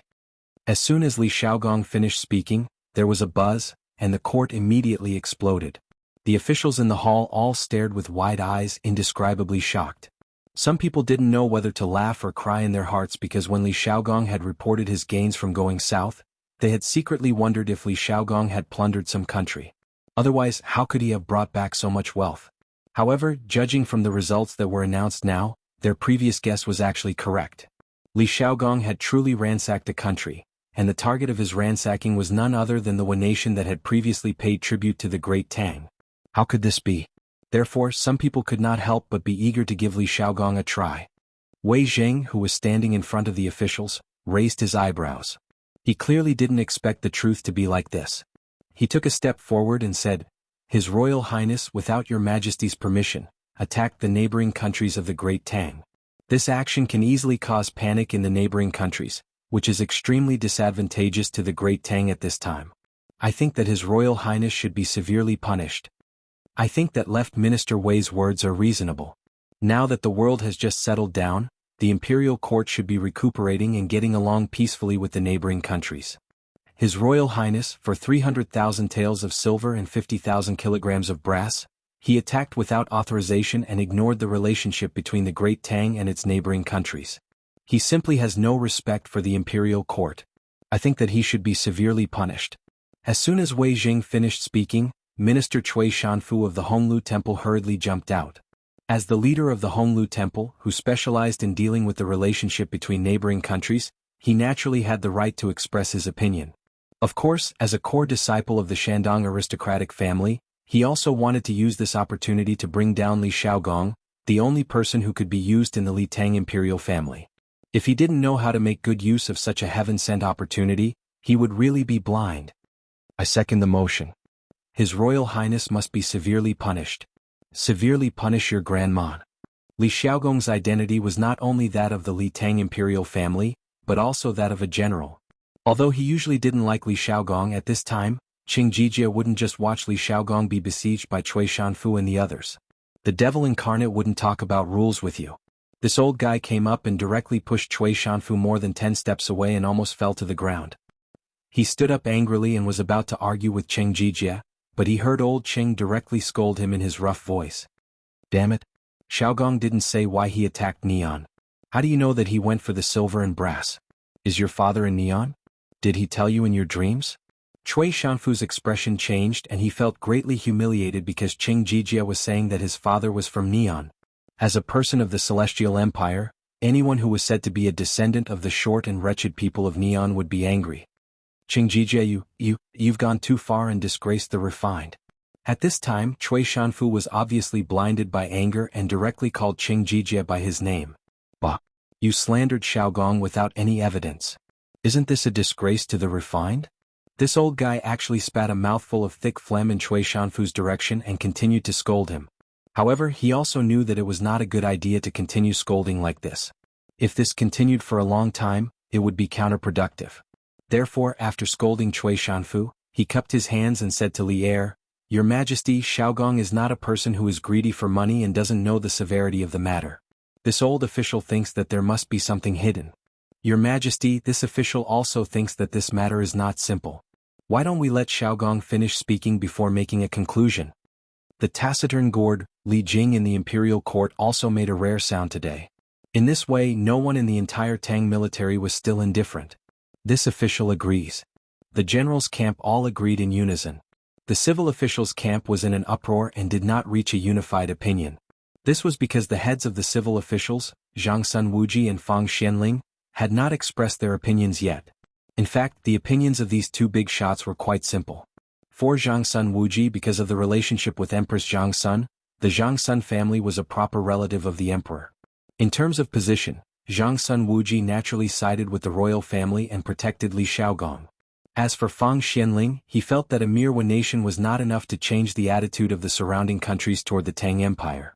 Moreover, the Tang Empire's current number one enemy was the Turks. The other small countries could not make any waves at all. Cui Shanfu's words were a little exaggerated. How could he agree? Silence. Li Er coughed softly and the noisy imperial court immediately quieted down. Then he stared at Li Xiaogong and asked in a deep voice, Xiaogong, why did you lead troops to attack Wen Nation? You better explain the reason to Zhen now. Don't hide anything. Chapter 787. Hearing Li Er's words, Li Xiaogong cupped his fists and said, Yes, your majesty. Half a month ago, I led the fleet back to the southeast coast. One night, I ordered the fleet to dock on a nameless deserted island to replenish fresh water and fruits and vegetables. Who would have thought that we would be ambushed by a group of bandits? There were about 100 of them. They knew that they were no match for the army, so they wanted to steal a few merchant ships and escape while the night was dark and the guards were lax. Unexpectedly, they were discovered by a civilian on the ship. I had reached an agreement with the Queen of Wen Nation. Wen Nation would compensate the Tang army for the losses in the sneak attack. They would pay 10,000 kilograms of brass and 100,000 taels of silver. They would also capture the bandit leader and send him to Chang'an. But that night, when I left the Wen Nation palace, I was attacked by a large number of assassins. If my friend and I hadn't been good at martial arts, I'm afraid we would have been buried in a foreign land. Hearing this, all the officials in the hall changed their expressions. Li Xiaogong was a commandery prince of the Tang Empire. If he died in Wen Nation, the imperial court would lose face. And at that time, the Tang Empire and Wen Nation would definitely have a war to the death. Because Li Xiaogong was not an idle prince, but a commandery prince who had made great contributions to the founding of the Tang Empire. How dare the Wen Nation? How dare they assassinate the commandery prince of the Tang Empire? It's a pity that I wasn't there at that time. Otherwise, I would have caught the queen and thrown her into a brothel. Qing Yaojin was so angry that he was shouting and cursing. The ministers looked askance at him. They wanted to say that he was insulting the refined, but they were afraid that this old man would go crazy and not recognize his relatives. After all, Cui Shanfu next to him was an example. Li Xiaogong almost choked at this moment. He secretly thought that Qing Yaojin had a strong taste. He had seen the Queen of Wen Nation. She was in her 70s or 80s, but Qing Yaojin still wanted to catch her and make her into a brothel girl. It was really, this subject's life and death are insignificant, but behind this subject are 20,000 navy soldiers, tens of thousands of civilians, thousands of ships and millions of dan of grain. Moreover, this subject represents the face of the Great Tang. If this subject were to die in the Wa, the consequences would be unthinkable. Later, after a detailed investigation, I found out that the assassin that night was the Suo family, the #1 family in Japan. The patriarch of this clan intends to seize the fleet of my Great Tang and its countless goods, so he wants to kill this subject. After I found out the whole story, I told the Queen of Wen Nation about the result. However, the Queen of Wen Nation wanted to protect the Suo family, so I led the army into the city and wiped out the Suo family.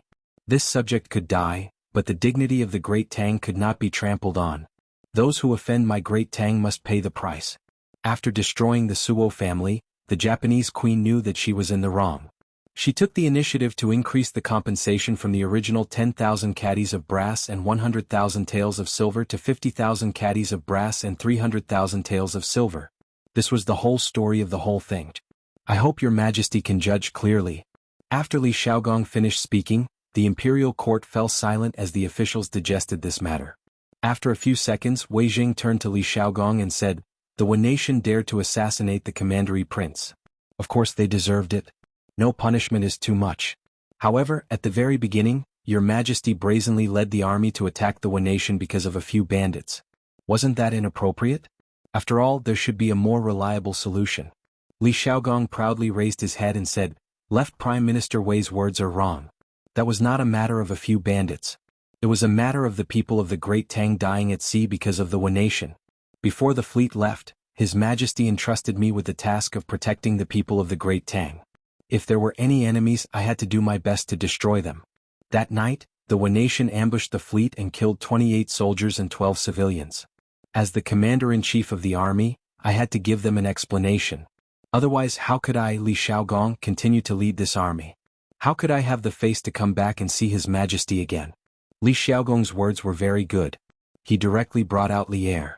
What he meant was that although he was a little impulsive when he attacked our country, everything was still done according to Li Er's instructions before he left. What else do you have to say? The facts proved that if a person wanted to criticize you, he could find a way to criticize you. At this moment, Cui Shanfu seemed to come back to his senses and said, Your Highness has your reasons, but I don't know if your highness has thought about how the other small countries around the Great Tang will view your actions?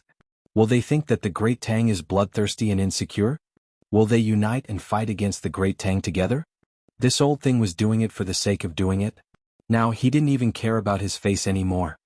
Bah! Alarmist words to scare people. Who do you think you are? Can you represent the small countries around the Great Tang? Qing Yaojin looked at Cui Shanfu with disgust and said, the Wen nation has gone too far.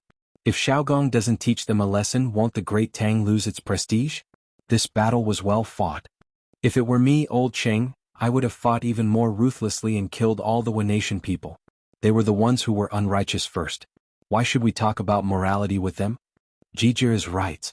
Who do the Wen nation think they are? How dare they ride on the head of the Great Tang? Xiaogong, this battle was well fought. Yuqigong also stood up at this moment and supported him. The two Grand Dukes are wrong. Harmony is the most important thing between countries. How can you use weapons just because of a disagreement? This will only push the Great Tang into a state of militarism. Seeing this, Kong Yingda couldn't help but speak up. As an old Confucian scholar, how could he hope for his country to become a bloodthirsty dynasty that only knew how to kill?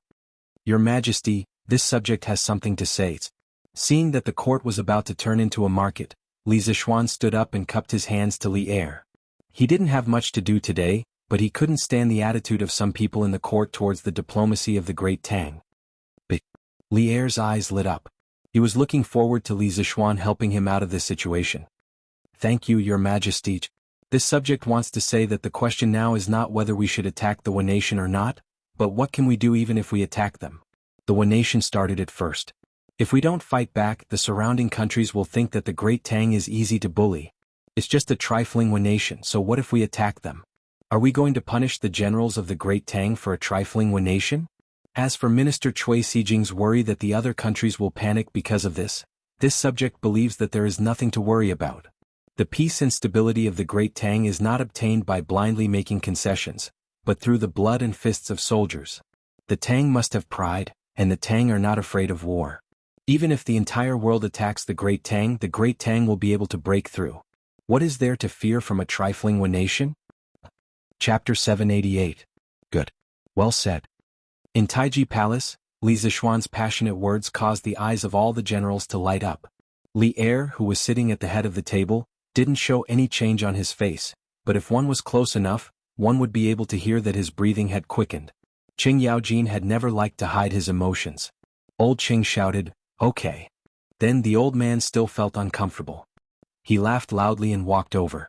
He patted Li Zixuan's shoulder hard and said, "Li Zixuan, I'm not going anywhere. Brat, you've said exactly what we old generals are thinking. The peace of our Great Tang isn't begged for but fought for. If the Japanese aren't convinced, then we'll beat them until they are. If the other small countries aren't convinced, then we'll continue to King beat them. What's there to be afraid of? In the imperial court, your mouth is full of filth. How rude." Many civil officials frowned in the face of old Cheng's foul language, but no one reprimanded him. They all knew what kind of character this devil incarnate had. However, there were also those who weren't afraid of death, and that was Cui Shanfu.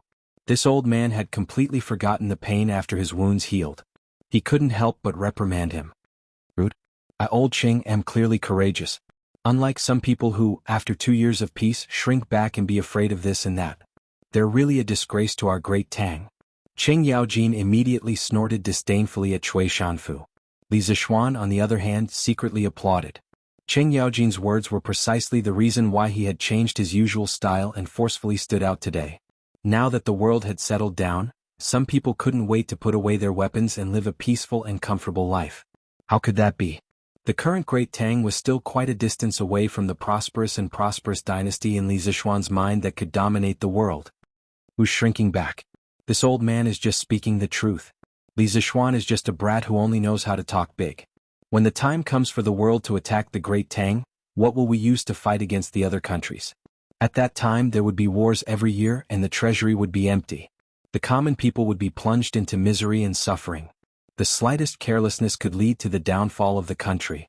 How can such an important matter of the country be decided by a little boy in his teens? When Cui Shanfu saw that Qing Yaojin was just talking and not doing anything, he couldn't help but become bolder. The more he talked, the more excited he became. In the end, he was moved by his feelings for the country and the people. Chief Chui, your words are too much. Before Qing Yaojin could say anything, Li Xiaogong spoke up. To be honest, Qing Yaojin, Yu Qigong, Li Zixuan, and the others stood up for him and supported him, which was within his expectations. However, Li Zixuan also stood up for him, which surprised him a little. This was because in his impression, Li Zixuan had always been unwilling to participate in these court battles. Otherwise, this child would not be a third-rank official now. However, in reality, his daily authority was limited to the Yanhuang College's Yamacho. Regardless of where a hero comes from, Li Zhanshi is full of abilities. So what if he's young? A curved plow, a paper machine, a compass, a celestial lamp, and a glass mirror. These are all things that benefit the country and the people. Even if it was a 30 or 40-year-old scholar, would he be able to do better than Li Zhanshi? This time, if the fleet didn't have the help of Li Zhanshi's compass and sea chart, the casualties of the army and the people going south would definitely be more than 20 to 30%. How can such a young hero not even have the right to speak in the court in your mouth? Even if Li Zixuan didn't come out to help today, Li Xiaogong would still speak up for him. This was because if it wasn't for Li Zixuan's help, this southern trade trip definitely wouldn't have gone so smoothly. Xiaogong, well said. So what if he's young? Cui Shanfu, when you were Xiao Xian's age, who knows what you were doing? You still have the nerve to talk about Xiao Xian's age? Qing Yaojin looked at Cui Shanfu and said with contempt. Yo. Cui Shanfu's face turned red. He pointed at Qing Yaojin and trembled for a long time, but he couldn't say anything. Li Zixuan knew that at this time he also had to go on stage. Otherwise, how could he always let others stand in front of him? Thus, he stepped forward and clasped his hands at Cui Shanfu. Minister Cui just said that this kid was just talking big. When the time comes to attack the Tang Empire, I can't do anything. How ridiculous. This kid here swears to the heavens that when the time comes, this kid is not only willing to use all of his family's wealth as military supplies, but this kid's 7 feet tall body is also willing to jump on the battlefield, lay down his head, and shed his blood. The yellow sand wears golden armor after 100 battles, and Lu Lan won't return until it's broken. This kid dares to say, dares to do, and dares to take responsibility for his actions. As for the empty national treasury and the suffering of the people, it's not like there's no solution. Not to mention that this southern trade trip brought a huge amount of income to the imperial court that was comparable to the annual tax revenue of the national treasury. There's also Yanhuang College. There are hundreds of engineering students there, and what I'm teaching them is all knowledge that can make the country prosperous and the people strong. Once they complete their studies and leave the mountain, there will be hundreds of Li Zixuan, who are good at creating wealth, and the number will only increase in the future. The lives of the people will also get better and better. In comparison, this kid can't stand some people who are afraid before the battle. Things haven't even happened yet, but they're already afraid of this and that, cowering in fear. You must know that nothing in this world is difficult for those who set their mind to it. As long as you set your mind to it, there's nothing in this world that can't be done. The Tang Empire was founded on martial arts. If there's a day when all the important officials in the court are afraid to fight, then the country won't be far from being destroyed. If you want to be everlasting, then you must always maintain the will to forge ahead and do things that ordinary people think are impossible. You shouldn't be afraid of everything like you are now, until you achieve nothing in the end. Li Zixuan's words could be said to be frequent golden sentences, such as gold wears golden armor in 100 battles, and Lulan will not be returned until it is broken. From Wang Changling's 7 military lessons. 4th, nothing in this world is difficult for those who set their mind to it. Song Qin Yuanjing's Lin Guangji, Volume 9. These sentences had never appeared before, and every one of them sounded so classic. Perhaps Li Zixuan himself didn't pay attention to this, and he just said it casually. However, Zhang Sun Wuji, Fang Xianling, and the other civil officials couldn't help but look at Li Zixuan in a new light. They secretly thought that this kid had never shown his talent in writing before, but today he suddenly said so many good sentences. Could it be that he improvised? However, there was a problem. For someone like Li Zixuan who kept saying words like, destroy the country, he couldn't be said to be a coward. If it was a narrow-minded emperor, he might have been killed because of this. Good. It's rare for Li Zhanshi to have such insight at such a young age. Although this old man doesn't dare to agree with all of your previous views, this old man definitely agrees with the latter part of your words. To everyone's surprise, the old troll actually supported Li Zixuan. Chapter 789. Yellow sand wears golden armor after 100 battles, Lu Lan won't return until it is broken. Wei Jing suddenly spoke up for Li Zixuan in the imperial court, which was indeed unexpected. However, Li Er, who was sitting at the head of the table, did not pay attention to this. He muttered Li Zishuan's poem twice, and if one looked closely, they would find that his eyes were actually shining. After a while, just as the officials in the imperial court were still discussing and whispering to each other, Li Er finally spoke. There is no need to discuss this matter anymore. The Battle of Fanio capital was started by the Wu nation. First, they attacked the Tang Empire's merchant ships, then they assassinated the Tang Emperor. They should be punished. Xiao Gong's actions were all for the sake of the Tang Empire's people. Even if he had overstepped the bounds, a general is outside and does not obey military orders. We cannot punish a meritorious official because of this. The journey to the south was full of dangers. Xiao Gong alone shouldered the heavy responsibility and brought back a large amount of food, spices, and money for the imperial court at a very low cost. He really deserves great credit for his hard work.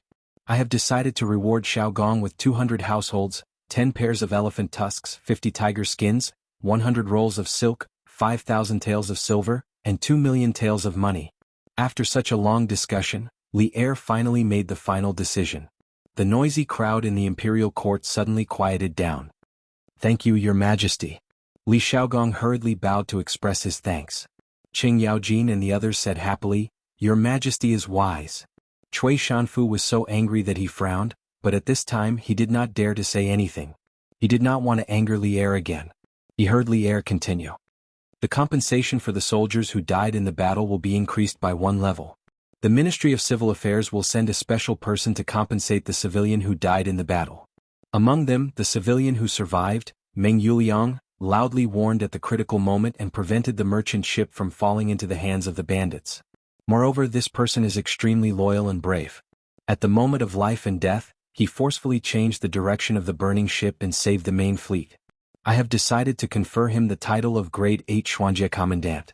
He will be rewarded 100,000 taels of silver and 100 rolls of silk. Feng Jihua, a merchant on the same ship, is a man who values friendship and righteousness. In the face of danger he is not flustered. The title of righteous merchant shall be bestowed upon him. When Li Zishuan heard this, he was secretly happy for Meng Wenhao's father. This man who was like a pillar of the family had finally used his own life to support his family. It was really not easy. Although the rank of an 8th grade official was small, it was still an official position. In the future their family would not be easily bullied by others. This was just a reward for 2 nameless soldiers, and the rewards were insignificant. Naturally, the ministers in the court would not object. Some of them even felt that Li Er should not have brought this kind of small matter to the court. It seemed like he was making a mountain out of a molehill. Lantian County's Li Zishuan, who created the compass, presented the sea map, and helped the fleet return safely. Although he didn't personally participate in the voyage, his contributions in the rear cannot be erased. Moreover, it was you who suggested that the fleet go south to trade. Now that the fleet has brought back such a large amount of goods and money for my Great Tang, your contributions cannot go unnoticed. In addition, you invented the paper machine, leveled the price of paper, presided over the compilation of the Great Tang Dictionary, and enlightened tens of thousands of people. Your contributions to the present generation will benefit the future generations. We have decided to reward you with these contributions. You will be conferred the title of Marquis of Yong-en, with a fief of Lantian and 600 households. Regarding Li Zishuan's official position, Li Er had been deliberately suppressing it. Previously, Li Zishuan had made many contributions, but Li Er did not reward Li Zishuan.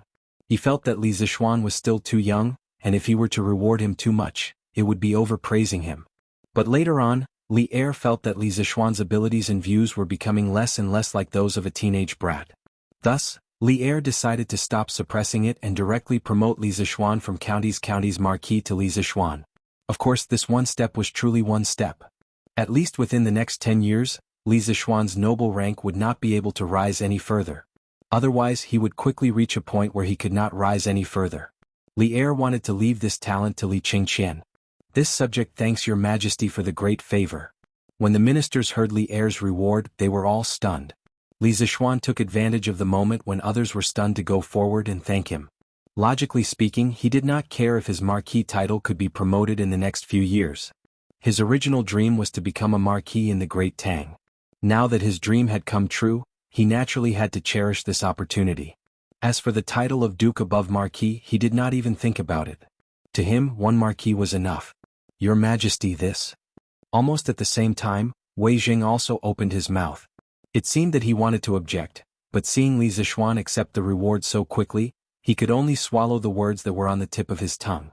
His expression was very ugly. Li Er indifferently glanced at Wei Jing but did not ask for details. He waved his hand and said, "The matter of the reward ends here. Officials, if there is anything, please submit a memorial. If there is nothing, the court is dismissed." The officials looked at each other. After the establishment of the Great Tang, marquis titles were extremely rare. But now, Li Er had so casually rewarded a founding marquis. No matter how they looked at it, this was very imprudent. But once the domineering Li Er made up his mind, there was no room for discussion. They could only secretly glare at each other. Zhang Sun Wuji pursed his lips, seemingly itching to make a move. But after thinking for a long time, he did not say anything. On the other hand, Qing Yaojin was beaming with joy, as if he was the one being rewarded by Li Er. After waiting for a while, seeing that no one objected, Li Er was just about to announce that the court was dismissed when he saw a person walk in. Who else could it be but Xiao Yu? "Beloved official Xiao, why have you returned? Could it be that the matter at the docks was resolved so quickly?" Li Er asked curiously when he saw Xiao Yu hurrying over. How could 880,000 dan of grain be transported in such a short time? Xiao Yu bitterly smiled and cupped his hands. "Your Majesty, now that the autumn harvest has just passed, Chang'an's granary can only hold a few 100,000 dan of grain at most.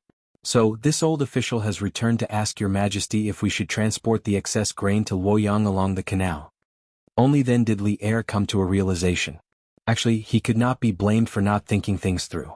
He did not expect Li Xiaogong to bring back so much grain. Otherwise, he would not have asked Xiao Yu to make an extra trip. "Let's do as beloved official Xiao says. Use the fleet to transport the excess grain to Luoyang's Hanjia granary. If there was a locust plague next year, he could transfer grain from Chang and in Luoyang at the same time." That was what Li Er thought. "This official obeys Your Majesty." Xiao Yu replied and cupped his hands before leaving. Li Er looked at the officials in the hall and said loudly, "Since there is nothing else, the court is dismissed." Just like that, the morning court finally came to an end after many twists and turns. Li Zishuan returned with a full load.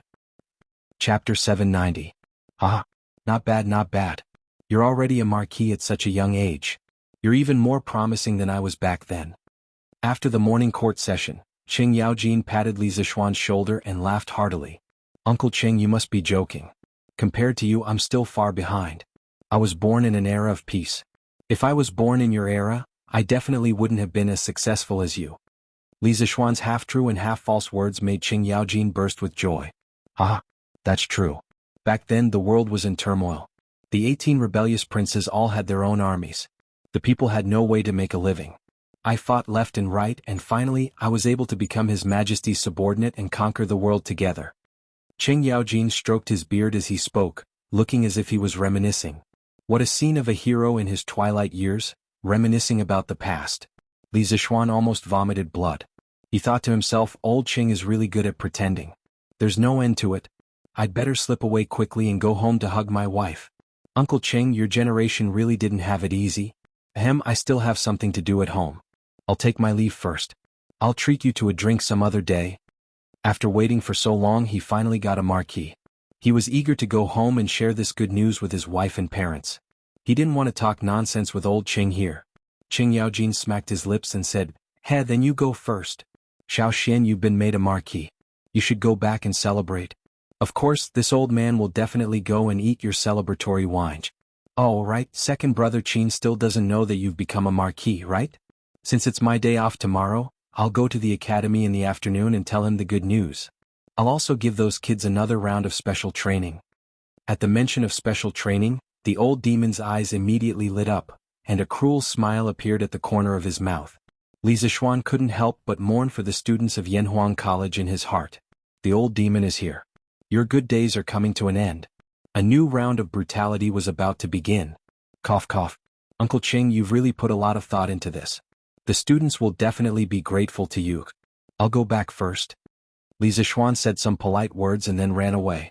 As for whether the students would be grateful to old Qing, even if he used his butt to think, he knew that they definitely wouldn't. Old master, old madam, young madam, this is great news. Young master has been conferred the title of marquis. At the first courtyard of Cloud Mountain, Li Zixuan still hadn't returned home, but San Bao had already rushed into the courtyard while shouting loudly. If it were any other day he would definitely be reprimanded for being so rash and noisy. But today there was too much information in his words. Li Jingma and Mrs. Li, who had heard the news, couldn't help but be stunned. What? San Bao, you said that Xin'er has been conferred the title of Marquis? Li Jingma's old face was flushed red with excitement. He looked at San Bao and asked with a trembling voice. Of course he hoped that San Bao was telling the truth, but he was afraid that he had misheard and rejoiced for nothing. Madame Li and Han Yushi also looked at San Bao with hopeful expressions. Yes, it's true. Old master. Young master has really been conferred the title of Marquis Yong, and, personally conferred by His Majesty, with 600 households. It's all over Chang'an now. Everyone is saying that young master is the youngest marquis since the establishment of the Tang Empire. San Bao wasn't nervous at all as this was the first time he had become the center of attention. Or perhaps his excitement had diluted the nervousness in his heart, and he spoke loudly with excitement. It's true, it's actually true. Madame Xin'er has become a marquis. Xin'er is promising. Li Jingma was stunned for a long time before he finally reacted. He held his wife's hands and said excitedly. He used to be a businessman. Although he didn't lack in food and drink, the status of businessmen was low since ancient times. Even his descendants couldn't enter the imperial court as officials. He had only hoped that his son would be able to live a safe and healthy life. He had never thought that his son would one day become an official. However, ever since Li Zixuan returned from Longhu Mountain, he had given him too many surprises. First, he was conferred the title of Marquis, then he was promoted to third-grade Crown Prince Zhan Shi, and now he had become a Marquis. All of this sounded like a dream, but reality told him that it was all real. How could Li Jingma not be excited? That's great, my Xin'er is promising, he has become a Marquis. The excitement in Madame Li's heart was no less than Li Jingma's. She was old and a little sentimental. At this moment, tears welled up in her eyes. Han Yushi stood at the side and looked at her parents-in-law silently. Her eyes were filled with joy. She was happy for her husband and for the whole family. Sister Yushi, what is a marquis? Is it delicious? Why are father and mother so happy? Lan, the little cutie came out of nowhere. She tugged at Han Yushi's sleeve, looked up, and blinked her bright eyes as she asked. Although Han Yushi had been married to Li Zixuan for a long time, Lan, still called Han Yushi Sister Yushi and not sister-in-law. It wasn't that no one corrected her, but the little girl didn't listen to them. Lan, don't talk nonsense. A marquis isn't for eating, it's a very, very big official. In the future, Lan, you will be the marquis' younger sister. No one will dare to bully you. Hearing this little cutie's innocent words, Han Yushi didn't know whether to laugh or cry. She saw Li Jingma glaring at her as if he wanted to scold her. She quickly squatted down, stroked Lan'er's little head, and explained gently. Oh, so it's brother who got promoted. When brother comes back, I'll ask him for the wedding money. Lan, suddenly understood. She shook her little head and said excitedly. Oh, why is it so lively today? Father, mother, wife, why are all of you here? And little sister, who are you looking for to ask for the wedding money? At this moment, Li Zixuan had already stepped through the door. When he saw the whole family in the backyard, he said with a smile. Of course it's for you, brother. When Lan'er saw that Li Zixuan had returned, she quickly ran to his side and shook his arm. She said with a smile, Brother, you've been promoted. Hurry up and give me the wedding money. Li Zixuan lowered his head and looked at his little sister's bright smiling face. He couldn't help but feel a little absent-minded. Why was this the same as the children in the modern world who shouted, Congratulations, get rich, give me the red packet? He didn't know where the little girl learned this from. Chapter 791. The whole family had a happy and harmonious lunch. Li Zixuan's laziness relapsed and he didn't even want to go to the academy. He just lay down at home and waited for the imperial edict to officially confer him the title of Marquis from the palace. Around 1 in the afternoon, Li Zixuan did not receive an imperial edict from the imperial palace, but a person did. Oh, Your Highness, you're here.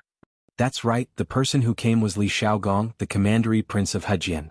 When Li Zixuan received the servant's report and went downstairs to the living room, Li Shaogong was already sitting on the tiger skin sofa and looking at the furnishings in the room curiously. Little Xian, this courtyard of yours is rather interesting. Seeing Li Zixuan come, Li Shaogong nodded and said with a smile.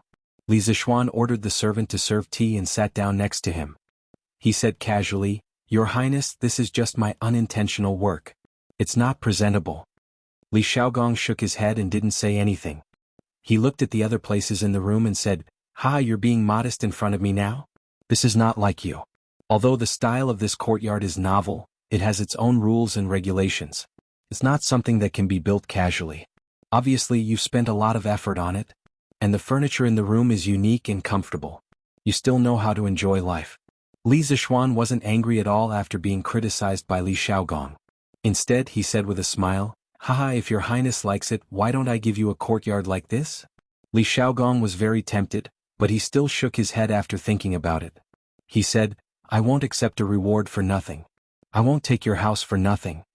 Speaking of this, he picked up the teacup brought by the servant girl and took 2 sips of tea. He continued, "When I just came here, I passed by Yanhuang College and saw the buildings in the distance. The style is quite similar to your courtyard." This queen entered the academy and saw that the students were all wearing the same clothes and were training. Although he couldn't tell what these training items were, this group of weak scholars was actually able to do such neat movements. It was really beyond this king's expectations. Handing Huairen to you before I set out to sea was the right choice, Li Zishuan thought to himself. Although Li Xiaogong usually yelled at Li Huairen, his concern for his son was not vague at all. He had just returned from the sea and couldn't wait to come to Yanhuang College to see Li Huairen's situation. Perhaps this was deep fatherly love. "Your Highness is too kind," Li Zishuan said politely. Li Xiaogong waved his hand and said, "There's no need to say any more. This prince should indeed thank you for this matter. Compared to before, Huairen is much more sensible. In the future he will continue to stay at Yanhuang College." Li Zishuan naturally had no reason to refuse. The two chatted for a while and the topic turned to the sneak attack at sea. "Speaking of that sea battle, this prince is somewhat sorry. You entrusted Meng Yuliang to this prince, but who would have thought that he would almost die at sea that night? This prince was thoughtless." Li Xiaogong said apologetically. "Your Highness, what are you saying? The weather is unpredictable and people are uncertain. Some things, no matter how prepared you are, will always be unexpected. Fortunately, Meng Yuliang is fine. This is the best outcome. Otherwise, I really wouldn't know how to face that child Meng Wenhao." Li Zishuan couldn't help but sigh. "All right. Dare I ask your Highness, just what was the identity of the mysterious expert who saved Meng Yuliang that night?" According to previous intelligence, Li Zishuan only knew that Meng Yuliang had been saved by a mysterious expert at the critical moment, but he had no idea who that expert was, which was why he asked this question. Li Xiaogong suddenly fell silent. After a long silence he said, "This prince cannot reveal that person's identity. If fate wills it, you should be able to meet him in a few days. What this prince can tell you is that this person is extremely skilled in martial arts and is one of the top experts in the world. When this prince entered Fanio capital alone, he was by my side." The identity of the dragon-bearded guest was hard to say. After all, he was the man who had fought for the world with Lier. Although he had taken the initiative to withdraw in the end, he had still violated some taboos, which was why Li Xiaogong was being so vague. Hearing him say this, Li Zishuan became even more curious. At the same time, he pondered in his heart. In the world today, how many people could be called top experts? After thinking for a long time, he still couldn't think of a reason, so he simply stopped thinking about it. "Since your Highness does not wish to reveal it, this child will quietly wait at home for that person to come as a guest." Li Xiaogong chuckled. After chatting a little longer with Li Zishuan, he got up and bid farewell. But not long after he left, the villa welcomed another guest. It was Wang Renbiao. "Hey, today's guests really come in waves," Li Zishuan quietly said to himself. "Little Xian, congratulations. Congratulations on being made a marquis." The moment Wang Renbiao entered the room, he cupped his hands in congratulations. To tell the truth, Li Zishuan's meteoric rise had surprised both him and his father. Half a year ago, this young man had just returned to Chang'an from the mountains, but half a year later, he had become the Marquis of the Great Tang. The fickleness of the world truly made one sigh with emotion. "Ah, thank you very much. Renbiao, come in and have a seat." Seeing Wang Renbiao, Li Zishuan suddenly remembered that he was looking for him for something. It was about rubber, so he hurriedly went forward to greet him. "Little Xian, I came to find you because you asked me to send someone to help you find rubber." Sure enough, Wang Renbiao sat down and went straight to the point. Li Zishuan hurriedly got up and asked excitedly, "How is it? Did you find it?" Wang Renbiao smiled and said, "This thing is really difficult to find. The steward of the Wang family's fleet led people to search for at least a dozen island countries. Finally, on a long island in the South China Sea, They found a forest with tree trunks that could flow white sap. But the trees there were much thicker than what you described before. Basically, one person couldn't hold it. Later, the steward of the Wang family's fleet released all the sap from the trees in the forest and transported it back to the ship. Now it's all at the dock. Li Zixuan was overjoyed. He realized that today was really his lucky day. Good things were happening one after another. That's great, that's great. I didn't expect you to really find rubber. Renbiao, you've helped me a lot this time. Let's go and have a look now. Li Zixuan stood up and said eagerly. Chapter 792. According to modern historians, rubber was originally produced in the Brazilian Amazon rainforest. Later, when Columbus returned from America, he brought rubber back to Europe. Later, with the beginning of the British colonial era, they introduced rubber trees to Southeast Asia and opened plantations there to produce rubber. Therefore, according to modern history books, it was impossible for rubber trees to appear in Southeast Asia during the Tang dynasty. However, the reason why Li Zixuan asked the Wang family's fleet to help him find rubber trees was because he was betting. He was betting that there were wild rubber trees in Southeast Asia a long time ago. Southeast Asia's unique climate conditions were too suitable for rubber trees to grow. This could be seen from a set of data. Although rubber trees originated from Brazil, in modern times, Southeast Asia accounted for more than 90% of the world's natural rubber production, while Brazil accounted for less than 1%. The reason for this pattern, in addition to specific historical conditions, was also inseparable from Southeast Asia's unique climate conditions. Therefore, Li Zixuan guessed that there were wild rubber trees in Southeast Asia before the Tang dynasty or even longer. Later they went extinct for some reason. When the British colonists introduced rubber from Brazil to Southeast Asia, the world thought that rubber originated from Brazil. He had to admit that the reason why he had this kind of wishful thinking was because he was desperate. After all, the Tang dynasty did not have a fleet that could cross the Pacific Ocean and reach America. But fortunately, his wishful thinking turned out to be true. The Wang family's fleet really found wild rubber in Southeast Asia. How could this not make him ecstatic? At this time, he did not care about waiting at home for the imperial edict.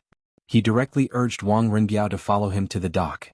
Therefore, the tragic Wang Renbiao, who had just entered the house, did not even warm up on the stool. No, he did not even warm up on the sofa before he was called out again. Here, the rubber is still in the wooden bucket. It's still on the ship. Xiaoxian, wait a moment. I'll get someone to find a small boat and bring you to the big ship to take a look. When they arrived at the dock, Wang Renbiao pointed to a few large ships on the river with the Wang family's flag and said, Thank you for your trouble. Li Zixuan clasped his hands and thanked him. Wang Renbiao smiled and turned to leave. Li Zixuan observed the scene at the docks. Compared to the morning, there were a lot fewer people and ships. The 500 search ships of the imperial court were all gone. It seemed like Xiao Yu and Yen Lide had already made arrangements. Most of the official ships were probably already on their way to Luoyang. Although the official ships had been arranged, the task of the two big shots of the imperial court was not over yet. They still needed to arrange for officials on the spot to levy taxes on the merchant ships that had participated in the southern sea trade. This job was not easy. The two old fellows were setting up tables on the pier to serve as a temporary office. There wasn't even a canopy above their heads. Compared to some people in the future, these two old fellows' outfits were really shabby. However, they were the real public servants of the people and deserved everyone's respect. Uncle Yen, Elder Xiao. The two of you are still busy. Li Zixuan walked over and greeted the two out of respect for the revolutionaries of the older generation who were really doing practical things. Yo, little Xian, you're here? I heard that you were conferred the title of Marquis by His Majesty in the morning court. Congratulations. Hearing this, Yen Lide raised his head and said with a smile. He knew that his son Yen Xiaoning seemed to have a girlfriend in the academy. Although the other party wasn't a daughter of a prestigious family, she was the daughter of the current generation's Mo family. This identity was nothing to other families, but to the Yen family, which was a family of engineers, it was a big deal. In general, Yen Lide approved of this marriage. He knew that his son was obsessed with construction machinery all day long and was like a blockhead. He didn't expect that his son would actually find a partner now. This made Yen Lide happy and grateful to Li Zixuan. Xiao Yu nodded and smiled at Li Zixuan as a greeting. Thank you, Uncle Yen. The title of Marquis is just His Majesty's favor. Li Zixuan replied with a smile. Then he used his hand to fan his face and said to Yen Lide and Xiao Yu, It's such a hot day. Why don't the two of you get someone to set up a shed? If something bad happens to the sun, it will be a great loss to the Tang Empire. Sigh, we don't have the time. Yen Lide sighed. He pointed to the endless boats on the river and said, "That's not the case. The official boats of the imperial court are fine. Most of them have turned around and headed to Luoyang. However, there are more than 1,000 civilian boats. It's very troublesome to calculate the value of the goods on their boats. Almost all the officials of the Ministry of Civil Affairs are here today. Even so, it's unlikely that all the boats will be able to unload before dark." When Li Zixuan heard this, he also felt that the amount of work Yan Lide and Xiao Yu were facing was too large. The old officials of the Ministry of Civil Affairs were using more traditional calculation methods, and the speed of their calculations was simply too slow. Although Li Er had issued a decree a few months ago to promote the new type of mathematics throughout the country, in the face of a new knowledge, it would always take some time to accept and digest it. Some people were older, and their ability to accept new knowledge was worse, so the speed at which they absorbed it was slower. "We can't go on like this. Uncle Yin, Elder Xiao, I'll get someone to set up a few sheds for you. I'll also send some ice and cold water over.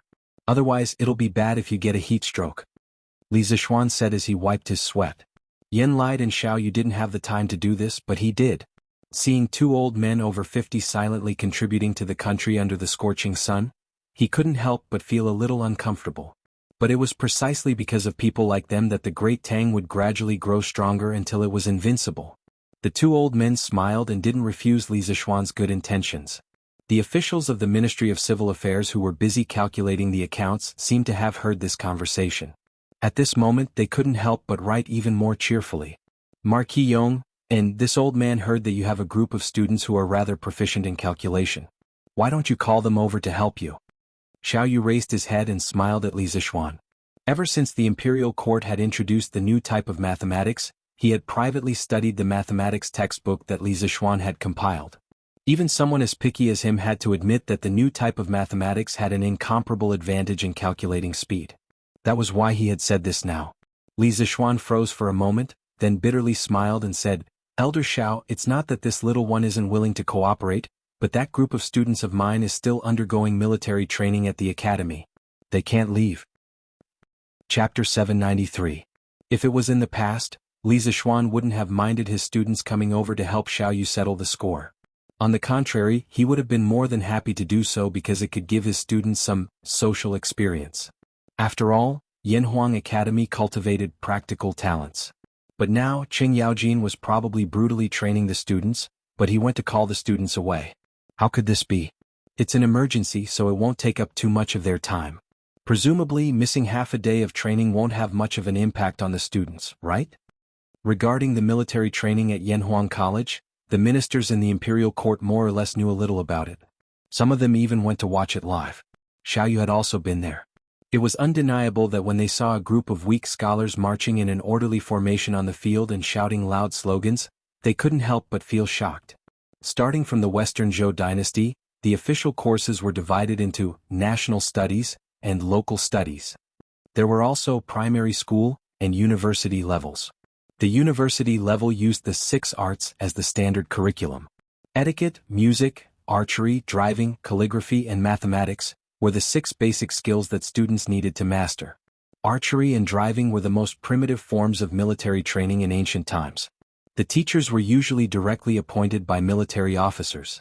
During the Qin and Han dynasties, the importance of military training for students gradually decreased, and the military training in schools began to decline. As Confucianism was regarded as orthodox, the 6 arts became the 6 classics of Confucianism.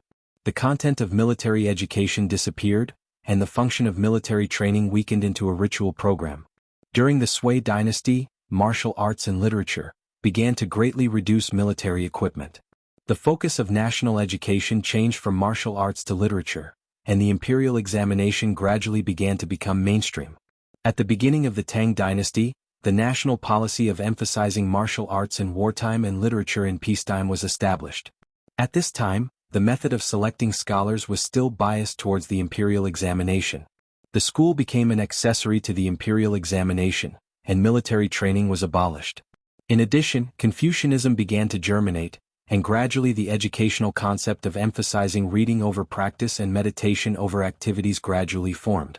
During the Empress Wu Zetian, the civil and military examinations were separated. The civil and military examinations were not tested on martial arts. In order to obtain fame, The students had no time to study military courses, and military training was gradually abandoned. Therefore, even though he was shocked, Xiao Yu still disapproved of Yanhuang College's military training. However, the college was run by Li Zixuan. As an outsider, he couldn't do anything about it. Therefore, he didn't raise any objections from beginning to end. Li Zixuan pursed his lips and didn't say anything. Of course, missing half a day of military training wouldn't affect the students much. However, today's timing was a little special. Old Cheng had just gone to the academy in the afternoon. He could imagine that the group of brats in Class 1 of the academy were probably in so much pain under Old Cheng's evil claws that they wished they were dead. If he went to pull the students over, Old Cheng would definitely go crazy. Elder Xiao missing half a day of military training is of course not a big deal. However, today is a little special. Lu Guogong is conducting special training for the students. If I were to disturb them at this time, I'm afraid it would be very inconvenient. When Xiao Yu heard this, he immediately blew his beard and glared. Outrageous. Is Cheng Jijia's special training more important than collecting business taxes for the imperial court? Go and get the students to come over. If Cheng Jijia isn't convinced, he can come and reason with me. Li Zixuan suddenly felt helpless. Since he had already said this, he had to be a living bodhisattva today and rescue the students who were in deep trouble. Ahem, Elder Xiao, please wait a moment. I'll send someone to the courtyard to inform the students to come over. Yanhuang College. As Li Zixuan expected, ever since Qing Yaojin, the big devil, came to the academy in the afternoon, the students' training suddenly increased by more than 50%. Today's weather was so hot, but the students of each class could still be seen running tirelessly on the field. Large beads of sweat rolled down their foreheads. The camouflage uniforms on their bodies looked as if they had just been fished out of the water. A gentle twist could probably wring out water. Qing Yaojin held a bamboo stick and followed behind the students of Class 1 as if he was herding sheep. Huff huff. I'm so tired. You say, hi Duke Lu, don't you know how to rest at home if you have nothing better to do? Why did you come to the academy to join in the fun? Sigh, if only father could cancel the rest period. Yes, just temporarily. Let us endure this period of military training first. The little fatty was sweating profusely on the field. As he ran, the fat on his body jiggled. Therefore, according to the theory of physics, if he ran the same distance he would need to do more work and consume more energy. In addition, his foundation was weak to begin with. Naturally, he would be more tired than others. At this time, Li Tai wiped the sweat on his forehead and muttered in his heart. It couldn't be helped. Old Devil Cheng was really too abnormal. When he came in the afternoon, he made them run as if their lives depended on it. Those who couldn't run were directly thrown into the small dark room to fend for themselves. He was simply too cruel. General Cheng, General Cheng. At this time there was a shout from the back of the team. Turn right. Enter the field. Qing Yaojin looked back and saw Mo Zhong running in his direction. He led the students from the track into the field and then shouted again, stop. The students of Class 1 immediately stopped in their tracks. What's the matter? Can't you see that I'm in the middle of military training? Qing Yaojin turned around and glanced at Mo Zhong as he said with some dissatisfaction. General Cheng Yamacho asked someone to send a message. He wants a class of students who are proficient in arithmetic to temporarily stop their military training and go to the pier outside Plum Village to wait for orders. Mo Zhong felt a little guilty when old Devil Cheng looked at him like this. However, he still relayed Li Zixuan's order.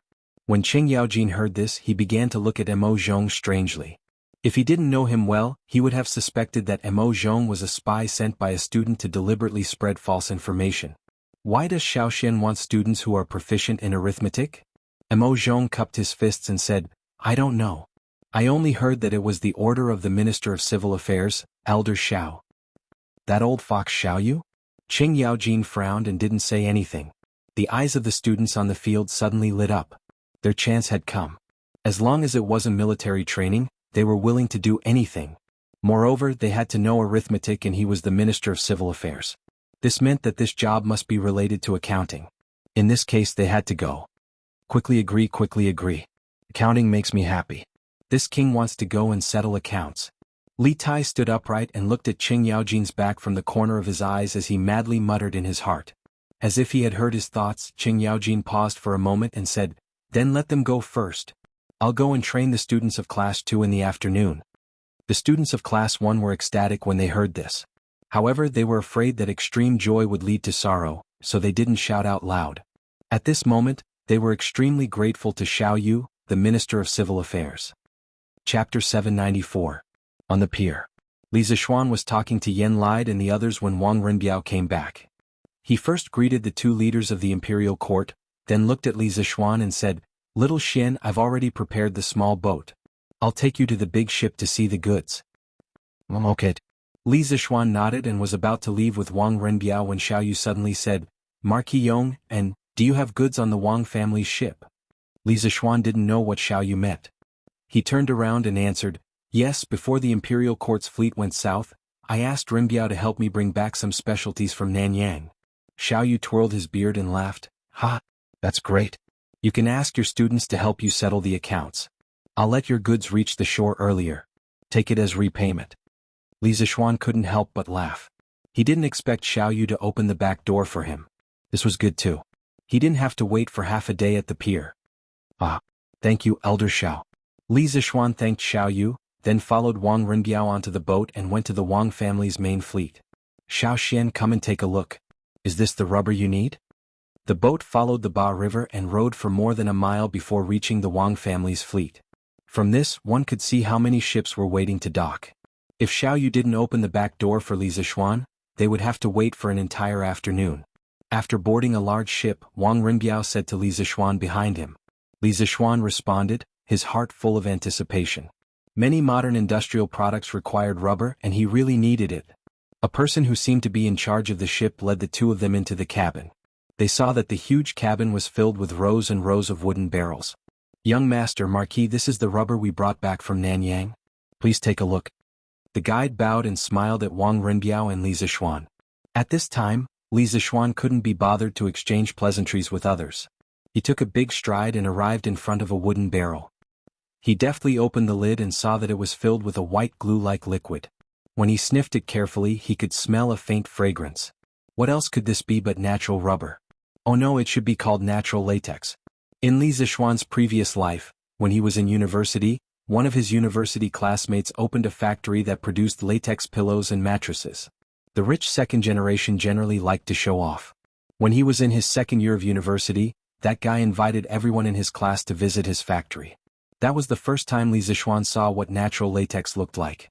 It was also from that visit that Li Zixuan learned that natural latex didn't have a pungent smell. Instead, it had a faint fragrance. Some people bought natural latex pillows from the internet, but when they bought them they would come back with a pungent smell. This meant that you bought a fake product. It was synthetic rubber, not natural.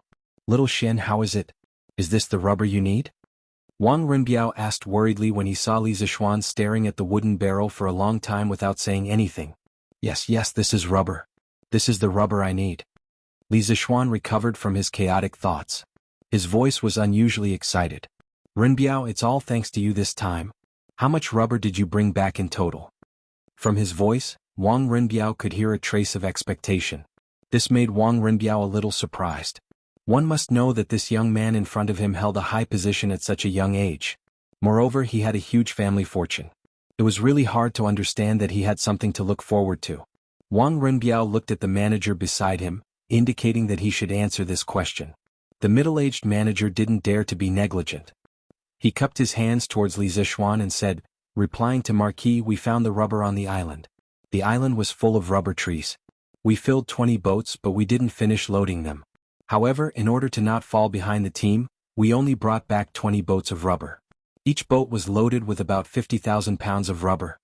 If each boat was 50,000 pounds, 20 boats would be 1 million pounds. Li Zixuan's breathing suddenly became hurried. 1 million pounds, that was more than 500 tons. I'm rich. I'm rich.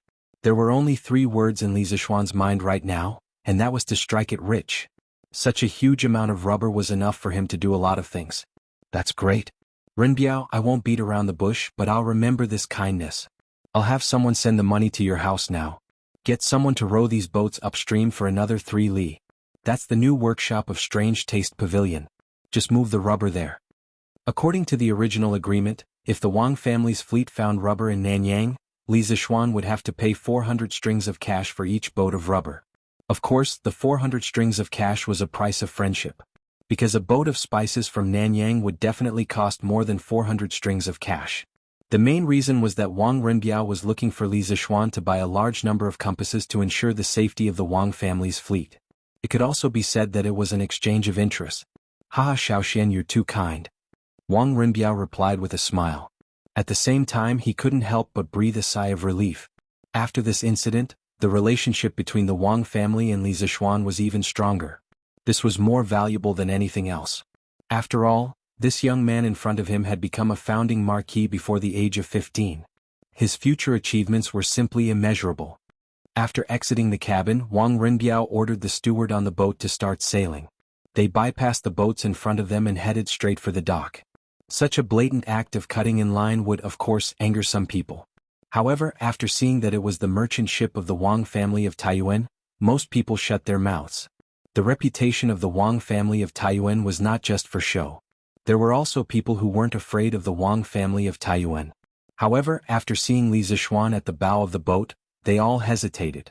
After a while, 20 fleets full of rubber arrived at the front and began to dock. Xiaoyu was a man of his word. He had already sent officials from the Ministry of Civil Affairs to wait at the dock to calculate the total value of the goods on board. Perhaps it was because Li Zixuan had now been promoted to a marquis, or perhaps it was because Li Zixuan had sent people to set up sheds for the officials of the Ministry of Civil Affairs at the dock and even sent ice cubes and iced water. The officials of the Ministry of Civil Affairs who came to receive the goods were so enthusiastic that Li Zixuan was a little uncomfortable. However, facing the buckets of white gelatinous liquid on board, the officials of the Ministry of Civil Affairs who came to receive the goods couldn't help but feel troubled. How should they value this stuff? How much should they charge? Chapter 795. Marquis, what is this thing? How much should we tax it according to the market price? The middle-aged official from the Ministry of Civil Affairs looked at the white latex in the wooden bucket in the cabin. He reached in and touched it, then put his hand next to his nose and sniffed it. In the end, he still couldn't recognize what it was, so he walked behind Li Zixuan and asked with an awkward expression. Oh, I call this thing rubber. As for the market price, I really don't know. After all, this thing has never appeared in Chang'an City.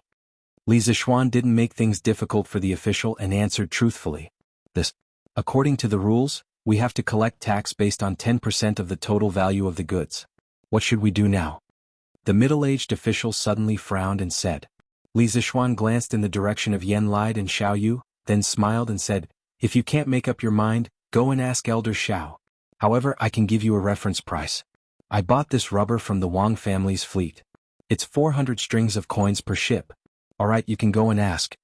He didn't mind paying more or less tax, but it was obvious that he was following the rules. If he paid more or less, what would the people behind him do? Yes, this official understands.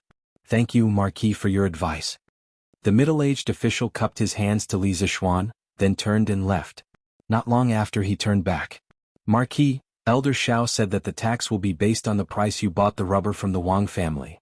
In fact, Xiaoyu knew very well that since Li Zixuan valued rubber so much, it meant that its value was definitely extraordinary. At least, it was definitely worth more than 400 strings of coins per ship. But so what if he understood? Only Li Zixuan could make use of this thing's value.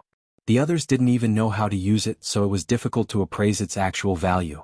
It was better to be straightforward and do Li Zixuan a favor at the same time. Alright, send someone up to take a look. There are a total of 20 ships worth 8,000 strings of coins, which is the tax of 800 strings of coins. If there's no problem, I'll write you a note later. You can take this note directly to Yunshan to get the money. Li Zixuan smiled without batting an eyelid, then said to the middle-aged official. In his heart, he was thinking that Elder Xiao was quite considerate. At least he didn't help just now. Yes, Marquis. Please wait here for a moment. This official sent someone to check the ships. The middle-aged official responded and went to arrange it. It didn't take long for the inspection to be completed. Li Zixuan wrote him a note for 800 strings of coins and asked him to go to Yunshan Villa to get the money. He wouldn't carry so much money with him. He wasn't crazy. The fleet full of rubber left the dock and sailed upstream along the Ba River. As soon as Li Zixuan got off the ship, he saw a group of students in camouflage uniforms coming from the north. Who else could it be other than Li Tai and Cheng Chumo? Yamacho. Yamacho. What orders do you have for us to come here? The group of students also saw Li Zixuan. They immediately rushed over and asked. Li Tai didn't say anything. The little fatty was so hot that he was panting. Besides, he also knew why Li Zixuan called them over.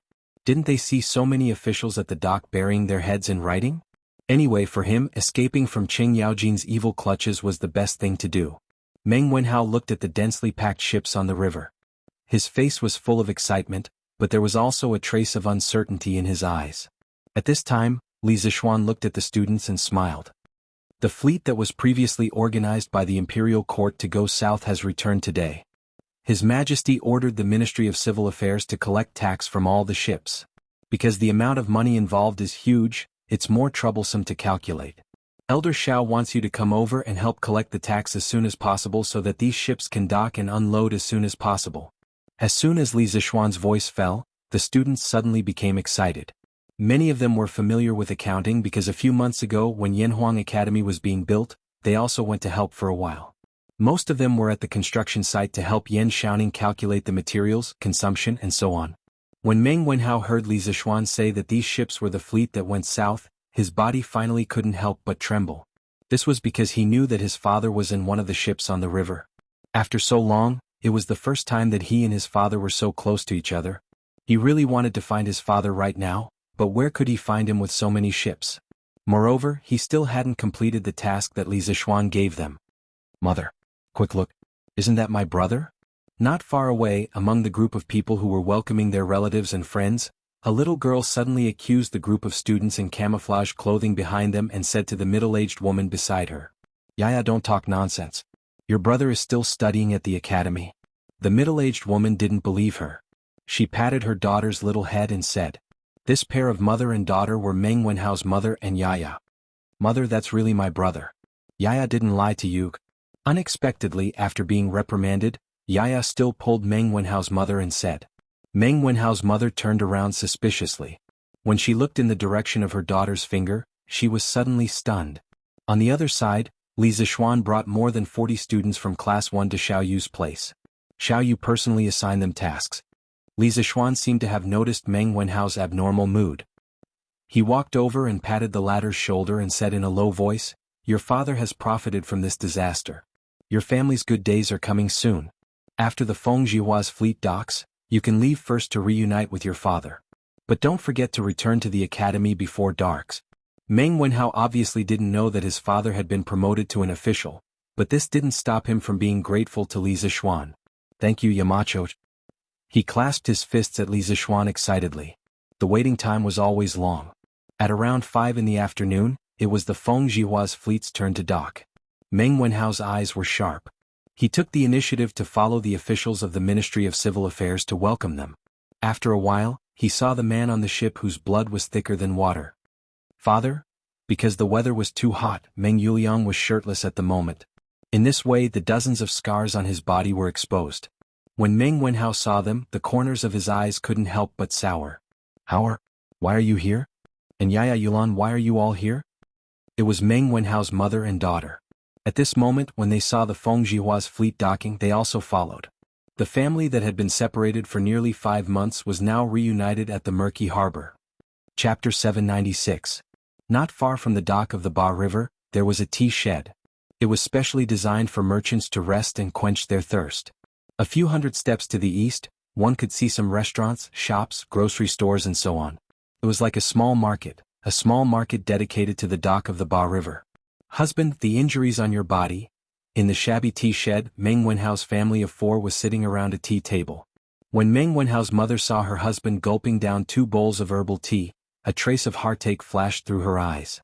She paused for a moment before asking. In fact, according to Feng Jihua's original intention, Meng Yuliang could take his wife and children directly home for a reunion, but Meng Yuliang refused because the goods on Feng Jihua's ship had not been unloaded. He felt that he could not leave yet. However, he did not want his family to suffer with him, so he led his wife and children to the tea shed next to him to rest for a while. After that, he planned to go back alone and continue to work. At this time, hearing his wife's words of deep concern, Meng Yuliang hurriedly interrupted, "Those are just some minor injuries. It doesn't get in the way. When going out, how could there not be any bumps and bruises? Don't make a fuss and scare the children." He did not intend to tell his family about the encounter with the pirates at sea. Even if it was dangerous at the time, now that he had returned safely, what was the point of mentioning it? Mentioning it would only make his family worry. There was no benefit at all. But he did not know that Meng Wenhao, who was sitting quietly on the side, already knew the complete story. "Father, after you come back this time, don't go out to sea again, okay? The sea is stormy and there are many bad people. It is easy to encounter danger. Although it is said that wealth comes from danger, your son can now support himself and the family. Don't take the risk of going out to sea again, okay? When Meng Wenhao saw that his father was deliberately covering up the scars on his body, he instantly understood what his father was planning. Considering his mother and sister's tolerance, he didn't expose his father's lie on the spot. However, what he said hinted at something. Meng Yuliang heard this and looked at his son with some uncertainty. What did he mean by, "The sea is stormy and there are many bad people"? Did his son know about the pirate attack that night? That was impossible. Logically speaking, his son was just a commoner. How could he receive news from the sea? "Alright, I promise you." Looking deeply at Meng Wenhao, Meng Yuliang replied with a firm expression. He had just escaped death not long ago, so he knew better than anyone else the dangers of the sea. To be honest, after experiencing this life and death crisis, he didn't want to go out to sea again. It wasn't that he was afraid of death, but he was afraid that no one would take care of his wife and children after he died. Oh, great. That's great. Daddy finally doesn't have to be away from home for so long in the future. Otherwise, Yaya will think badly of you. Of course, Yaya couldn't understand the code between her brother and her father, but she could understand that her father would never go out to sea again. Just this point alone was enough to make the little girl happy for a long time. Ah, is that so? Yaya misses Daddy that much? Hearing his daughter's innocent words, Meng Yuliang laughed in a carefree mood. Yes. Yaya missed Daddy a lot when Daddy wasn't around. Yaya nodded and said crisply. Ah, Daddy also misses Yaya. Yaya, wait for me. Daddy will bring you delicious food this time. I'll give it to you when we get home tonight. It was said that a daughter was her father's lover in his previous life. This point was really not wrong. Meng Yuliang wanted his son to succeed, but he doted on his daughter endlessly. He stroked Yaya's little head and laughed heartily. After all, the little girl was still young. Hearing that her father brought her delicious food, her two little eyes suddenly curved into a small crescent moon. She sweetly said, "Thank you, Daddy." Meng Yuliang smiled, then stood up and prepared to go back to the dock to work. At this moment there was a sudden commotion from the docks. The few of them followed the sound and saw 4 people dressed in green round-necked, narrow-sleeved robes. They seemed to be the eunuchs of the palace. "Where is Meng Yuliang? Where is Meng Yuliang? Come quickly to receive the decree." Faintly, Meng Yuliang seemed to hear the leader of the eunuchs calling out his name. He wondered if he had misheard, or if there just happened to be someone with the same name and surname as him on the docks. Otherwise, how could a nobody like him enter the eyes of the nobles in the palace? "Father, they seem to be calling you." Obviously, Meng Wenhao also noticed the situation there. He pulled Meng Yuliang's sleeve and said. At this moment, the words that Li Zixuan had said to him half an hour ago suddenly echoed in his mind. "Your father has profited from a disaster this time. Your family's good days are about to come. After a while, when Feng Jihua's fleet docks, you can leave first to reunite with your father. But don't forget to return to the academy before dark." Profited from this disaster? Good days? Eunuchs in the palace? Connecting all the signs together, Meng Wenhao's heart suddenly had a bold idea. Oh no, it should be a bold guess. How is this possible? I guess they are not calling me father. Meng Yuliang heard his son say so. He was shocked and doubtful and stuttered. "Father, it's you. Look, that's the Yamacho's people coming here. I think they are calling you over." Meng Wenhao's eyes were sharp and saw Mo Zhong rushing over. He could not help but confirm the guess in his heart. "Master Meng, the angels are coming. Quickly go and receive the edict." Just as they were talking, Mo Zhong had already run over and said in a hurried tone. Meng Yuliang trembled and quickly waved his hand. I am not a master. You can just call me Yuliang." But when he heard the second half of Mo Zhong's sentence, he could not help but be stunned. Those eunuchs were really here to find him? And they were going to give him an imperial edict? A peasant like him was going to receive an imperial edict one day? Why did it feel like a dream? "Father, don't worry, it must be a good thing. Go quickly. Don't be late and let the angels wait impatiently." Meng Wenhao saw his father in a daze and quickly went forward to push him and urged him. "Oh, good. Father will go right away." Meng Yuliang returned to his senses and hurriedly followed Mo Zhong towards the docks to receive the imperial edict that had descended from the heavens. Chapter 797. "Oh Marquis, why are you still here?" Meng Yuliang and Meng Wenhao had just walked to the dock when they heard the eunuch shouting at Li Zixuan. "Marquis?" When Meng Yuliang and Meng Wenhao heard how the eunuch addressed Li Zixuan, they couldn't help but be surprised. They secretly wondered when Li Zixuan became Marquis. One of them had just returned after drifting on the sea for several months, while the other had received closed military training in the academy. They had no way to know about the news from the outside world, so they didn't know that Li Zixuan had been conferred the title of Marquis today. His Majesty conferred Yamacho the title of Marquis of Yong, and in the morning court. This news had already spread by noon. Although the father and son of the Meng family spoke softly, Mo Zhong was a martial arts expert in the Qi transformation realm, so he naturally heard it clearly. Therefore he explained to the two in a low voice. Yamacho has been conferred the title of Marquis? That's really great. Meng Wenhao was sincerely happy. Although Li Zixuan was strict with his students, he was always full of kindness behind his sternness. The other students of Yanhuang College might not know this, but the group of students who used to study in the mathematics school all wanted Li Zixuan to be well. At this time Li Zixuan asked, "What does this little eunuch mean? If I'm not here, where should I go?" The little eunuch hurriedly trotted to Li Zixuan's side with a flattering face and said, "Marquis, Steward Zhao left the palace with us to deliver the decree.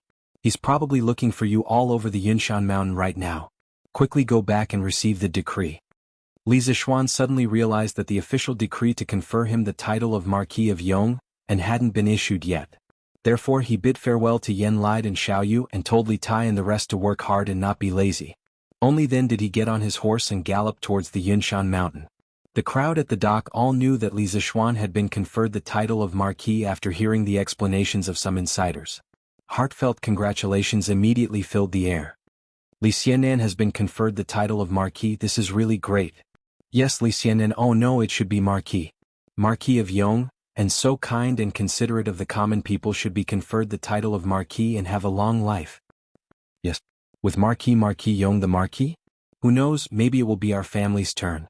Look, compared to our villages Marquis are, as compared to heaven and earth." "Yes. It's just that I don't know how big Marquis Yong An's fief is. It would be great if my family could become one of his farmers." What this person said was exactly what the others were hoping for.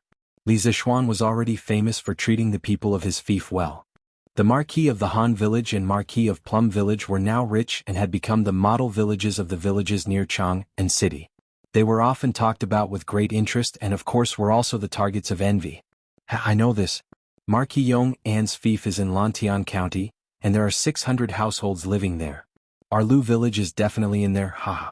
In the future, the farmers of the Lu village will also be able to live good lives." 600 households? His Majesty is truly generous to Marquis Yong An. One must know that Duke of Lu Qing Yaojin only had 700 households living in his fief. Duke of Yiqin Xiong also had 700 households living in his fief. Duke of Wei Li Jing only had 400 households living in his fief. And Li Zixuan, as a marquis, actually had 600 households living in his fief. Among the marquises of the Great Tang Empire, Li Zixuan's fief was definitely at the forefront. One must know that it was 600 households living there. What did 600 households mean? It meant that in the future, Li Zixuan would truly be sitting on thousands of acres of fertile land and become a super landlord. In the future, even if he didn't do anything, he would still be able to live a life of extravagance. Oh, why is it in Lantian County and not in Xinfeng County? There is no hope for our stone village now. Instantly, there were sounds of regret from the surroundings. Meng Yuliang listened to the imperial edict. After seeing Li Zixuan leave, the little eunuch looked at the father and son of the Meng family standing at the side and then shouted with a sharp voice. Meng Yuliang's father was so excited that he almost knelt down. Fortunately, Meng Wenhao knew the rules and knew that he didn't need to kneel down to receive the imperial edict. He quickly pulled his father and the two of them faced the direction of the imperial palace and bowed. Meng Yuliang said in a trembling voice, "Meng Yuliang respectfully listens to the imperial edict." The surrounding people turned their attention back to the two of them. They looked at Meng Yuliang and his father with a trace of doubt in their eyes. Obviously, they didn't understand why Li Heir would give an imperial edict to a commoner. The Emperor of the Great Tang Empire decrees. Meng Yuliang, the crew member of the southbound fleet, loudly warned at the critical moment when the fleet was attacked and prevented the merchant ship from falling into the hands of the bandits. Moreover, your loyalty and bravery are unparalleled. At the moment of life and death, you forcefully changed the direction of the burning ship and saved the main fleet. I have decided to confer you the title of Xuanje Commandant of the 8th rank and reward you with 100,000 yuan and 100 bolts of silk and satin. Imperial edict. As the little eunuch's voice fell, the crowd was in an uproar. The man in front of them, who looked incomparably humble, was actually conferred the title of Xuanje Commandant of the 8th rank by the emperor. This made countless people envious and jealous. The person involved, Meng Yuliang, was a little dumbfounded. He didn't expect that he would be conferred the title of an official. Official, for the previous Meng Yuliang, was so far away. He only hoped that his son would study hard and in the future, he would be able to enter the imperial court as an official. He never thought that he would be one step ahead of his son to become an official. How is this possible? He is just a peasant who doesn't know how to read and write. Meng Yuliang's mother, who was worried about her husband, came to observe. At this moment, after hearing the imperial edict, on one hand, she was shocked that her husband was conferred the title of an official. On the other hand, she was frightened and sad because the imperial edict mentioned the bandits and the words of life and death. Meng Yuliang's mother instantly understood how those scars on Meng Yuliang's body came about. Almost subconsciously, the image of a fierce battle in the sea appeared in her mind. Her husband was seriously injured and on the verge of death. The tears in her eyes suddenly burst out. "Mother, why are you crying?" Yaya felt a chill on her arm. She raised her head and saw that her mother was actually crying silently. The little girl immediately felt grief from the bottom of her heart and asked in a hoarse voice, "Mother is fine, mother is fine." On the other side, Meng Wenhao saw his father in a daze and quickly shouted, "Father, father, quickly go and receive the imperial edict." Oh! Meng Yuliang suddenly came back to his senses. He put his hand on his body and rubbed it hard as if he wanted to shed a layer of skin. Then he went to the side of the little eunuch and respectfully clasped his fist and said, "Meng Yuliang receives the imperial edict, thank you." The little eunuch squinted his eyes and handed the imperial edict to Meng Yuliang. According to reason at this time, he should offer the wedding money, but Meng Yuliang's mind was full of confusion at this moment. How could he think of this? Fortunately, Feng Zhihua heard the news and rushed over. "Happy event, very happy event. This little eunuch has worked hard all the way. Just take it as the tea money. I hope little eunuch will accept it." Chapter 798.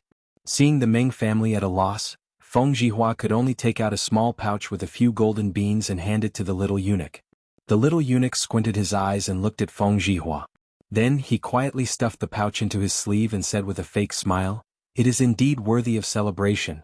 Lieutenant Meng, don't forget to report to the Ministry of Personnel later." Only then did Meng Yuliang come back to his senses. He wanted to personally present the wedding money, but this time he only brought a total of 12 copper coins. Moreover, the little eunuch had already received the wedding money from Feng Zhihua. If he were to present the wedding money again, it would be very inappropriate. Therefore he put on a smiling face and stepped forward. "Thank you for your reminder. I will go to the Ministry of Personnel tomorrow to report." The little eunuch faintly said, "An."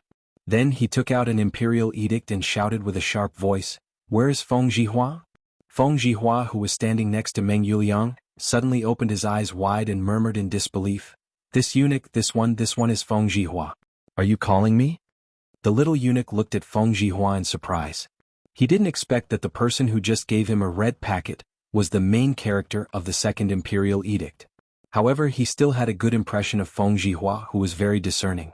"And that's right. Come forward and listen to the edict," the little eunuch said in a feminine voice. Listen to the edict? Listen to the edict? Okay. Feng Zhihua listened to the imperial edict. Some people can maintain a very clear mind when they are bystanders. However, once something happens to them, their mind will immediately become chaotic. Feng Zhihua belongs to this kind of people. Now his heart is still in a mess. He even stuttered when he spoke. The Tang Emperor decrees, southbound merchant Feng Zhihua, who values friendship and righteousness, when the pirates attacked the fleet, he didn't panic in the face of danger. He joined hands with the crew to turn the tide and prevent the main fleet from suffering a huge loss. He is awarded the title of Righteous Merchant. He will live with the country for generations to show his appreciation. Wow! As soon as the little eunuch's voice fell, the surrounding people suddenly exclaimed in surprise.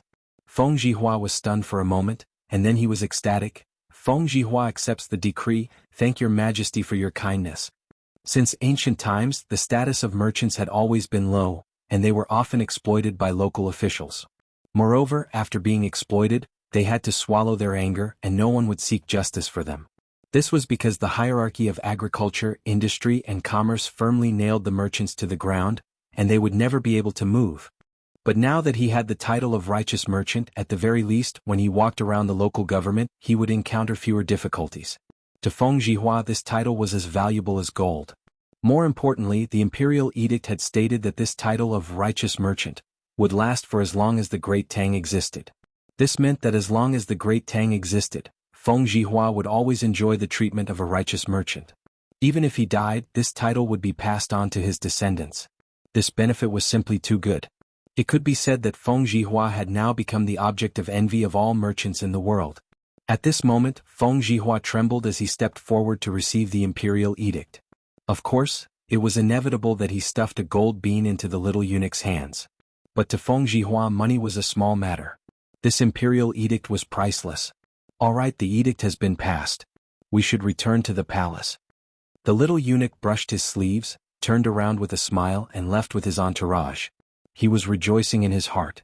Fortunately, he was not going to pass on the imperial edict to Li Zishuan. Otherwise, how could he get so much money? It was not that Li Zishuan was stingy, but he did not dare to accept the money given by Li Zishuan. Take care, eunuch. Meng Yuliang and the others hurriedly bowed to the back of the little eunuch. After the little eunuch left, this place suddenly became a sea of joy. Boss Feng, thank you for just now. I will return the money to you later. Meng Yuliang said. Feng Zhihua was obviously very happy. His old face was smiling like a chrysanthemum. He waved his hands and said, "Ha! You don't need to return it? How much money can it be? It's not a problem. Yuliang, now that you have an official position, this is the most joyous thing. I didn't expect that you would be an official one step ahead of your family's Wenhao. This is really beyond my expectations." In the end, without waiting for Meng Yuliang to object, he continued with a smile and said, "Oh, let's quickly finish unloading the goods. After unloading, this old man will treat all of you to wine to celebrate for you, Yuliang, and of course for me. How can this be? How can I let Boss Feng spend money?" Feng Zhihua pretended to be angry and said, "Hey, why can't this be? Yuliang, now that you have an official position, you don't want to have any dealings with this old man?" Meng Yuliang hurriedly shook his head and said, No, Boss Feng, what are you talking about? How can I, Meng Yuliang, be a villain who only cares about profits and forgets righteousness? I definitely don't mean that. You misunderstood." Feng Zhihua laughed and said, "Since you don't mean that, then you, sister-in-law, your son, and your daughter can go together later. You are not allowed to refuse." "Butler Zhao, how have you been recently? The previous incident was my fault. Otherwise, you wouldn't have gone berserk during cultivation and caused your realm to drop." At the Yunshan residence, Li Zishuan had already received the imperial edict and was chatting with Zhao Song, whom he hadn't seen for a few months. "Sai Marquillon, and please don't say that. The matter of compressing my chi for cultivation was purely voluntary. You have already explained the risks involved. If something happened in the end, it can't be blamed on you. A while ago, I heard that His Majesty blamed you because of this. I felt very apologetic in my heart and have been wanting to visit you to apologize. As for the drop in realm, so be it. We can just cultivate again." Zhao Song was drinking tea. When he heard Li Zishuan say this, he hurriedly put down his teacup and said. Li Zishuan smiled knowingly. He thought to himself that Zhao Song was an open-minded and straightforward person. One had to know that the realm of martial arts was the lifeblood of many martial artists. A drop in realm was equivalent to taking away one's life. If this happened to others, it was hard to guarantee that they wouldn't resent it. With Butler Zhao's state of mind, it's only a matter of time before you break through to the great Grandmaster realm. Let's not blame this and that. If Butler Zhao is free in the future, I will treat you to wine. More haste, less speed. In order to break through to the great Grandmaster realm, not only did one need to make a breakthrough in strength, one also needed to make a breakthrough in one's state of mind. Li Zishuan felt that the current Zhao Song looked more mature and reserved than before. In such a state, the chances of him breaking through to the great Grandmaster realm were undoubtedly higher. "Thank you for your auspicious words." Zhao Song pursed his lips and smiled faintly.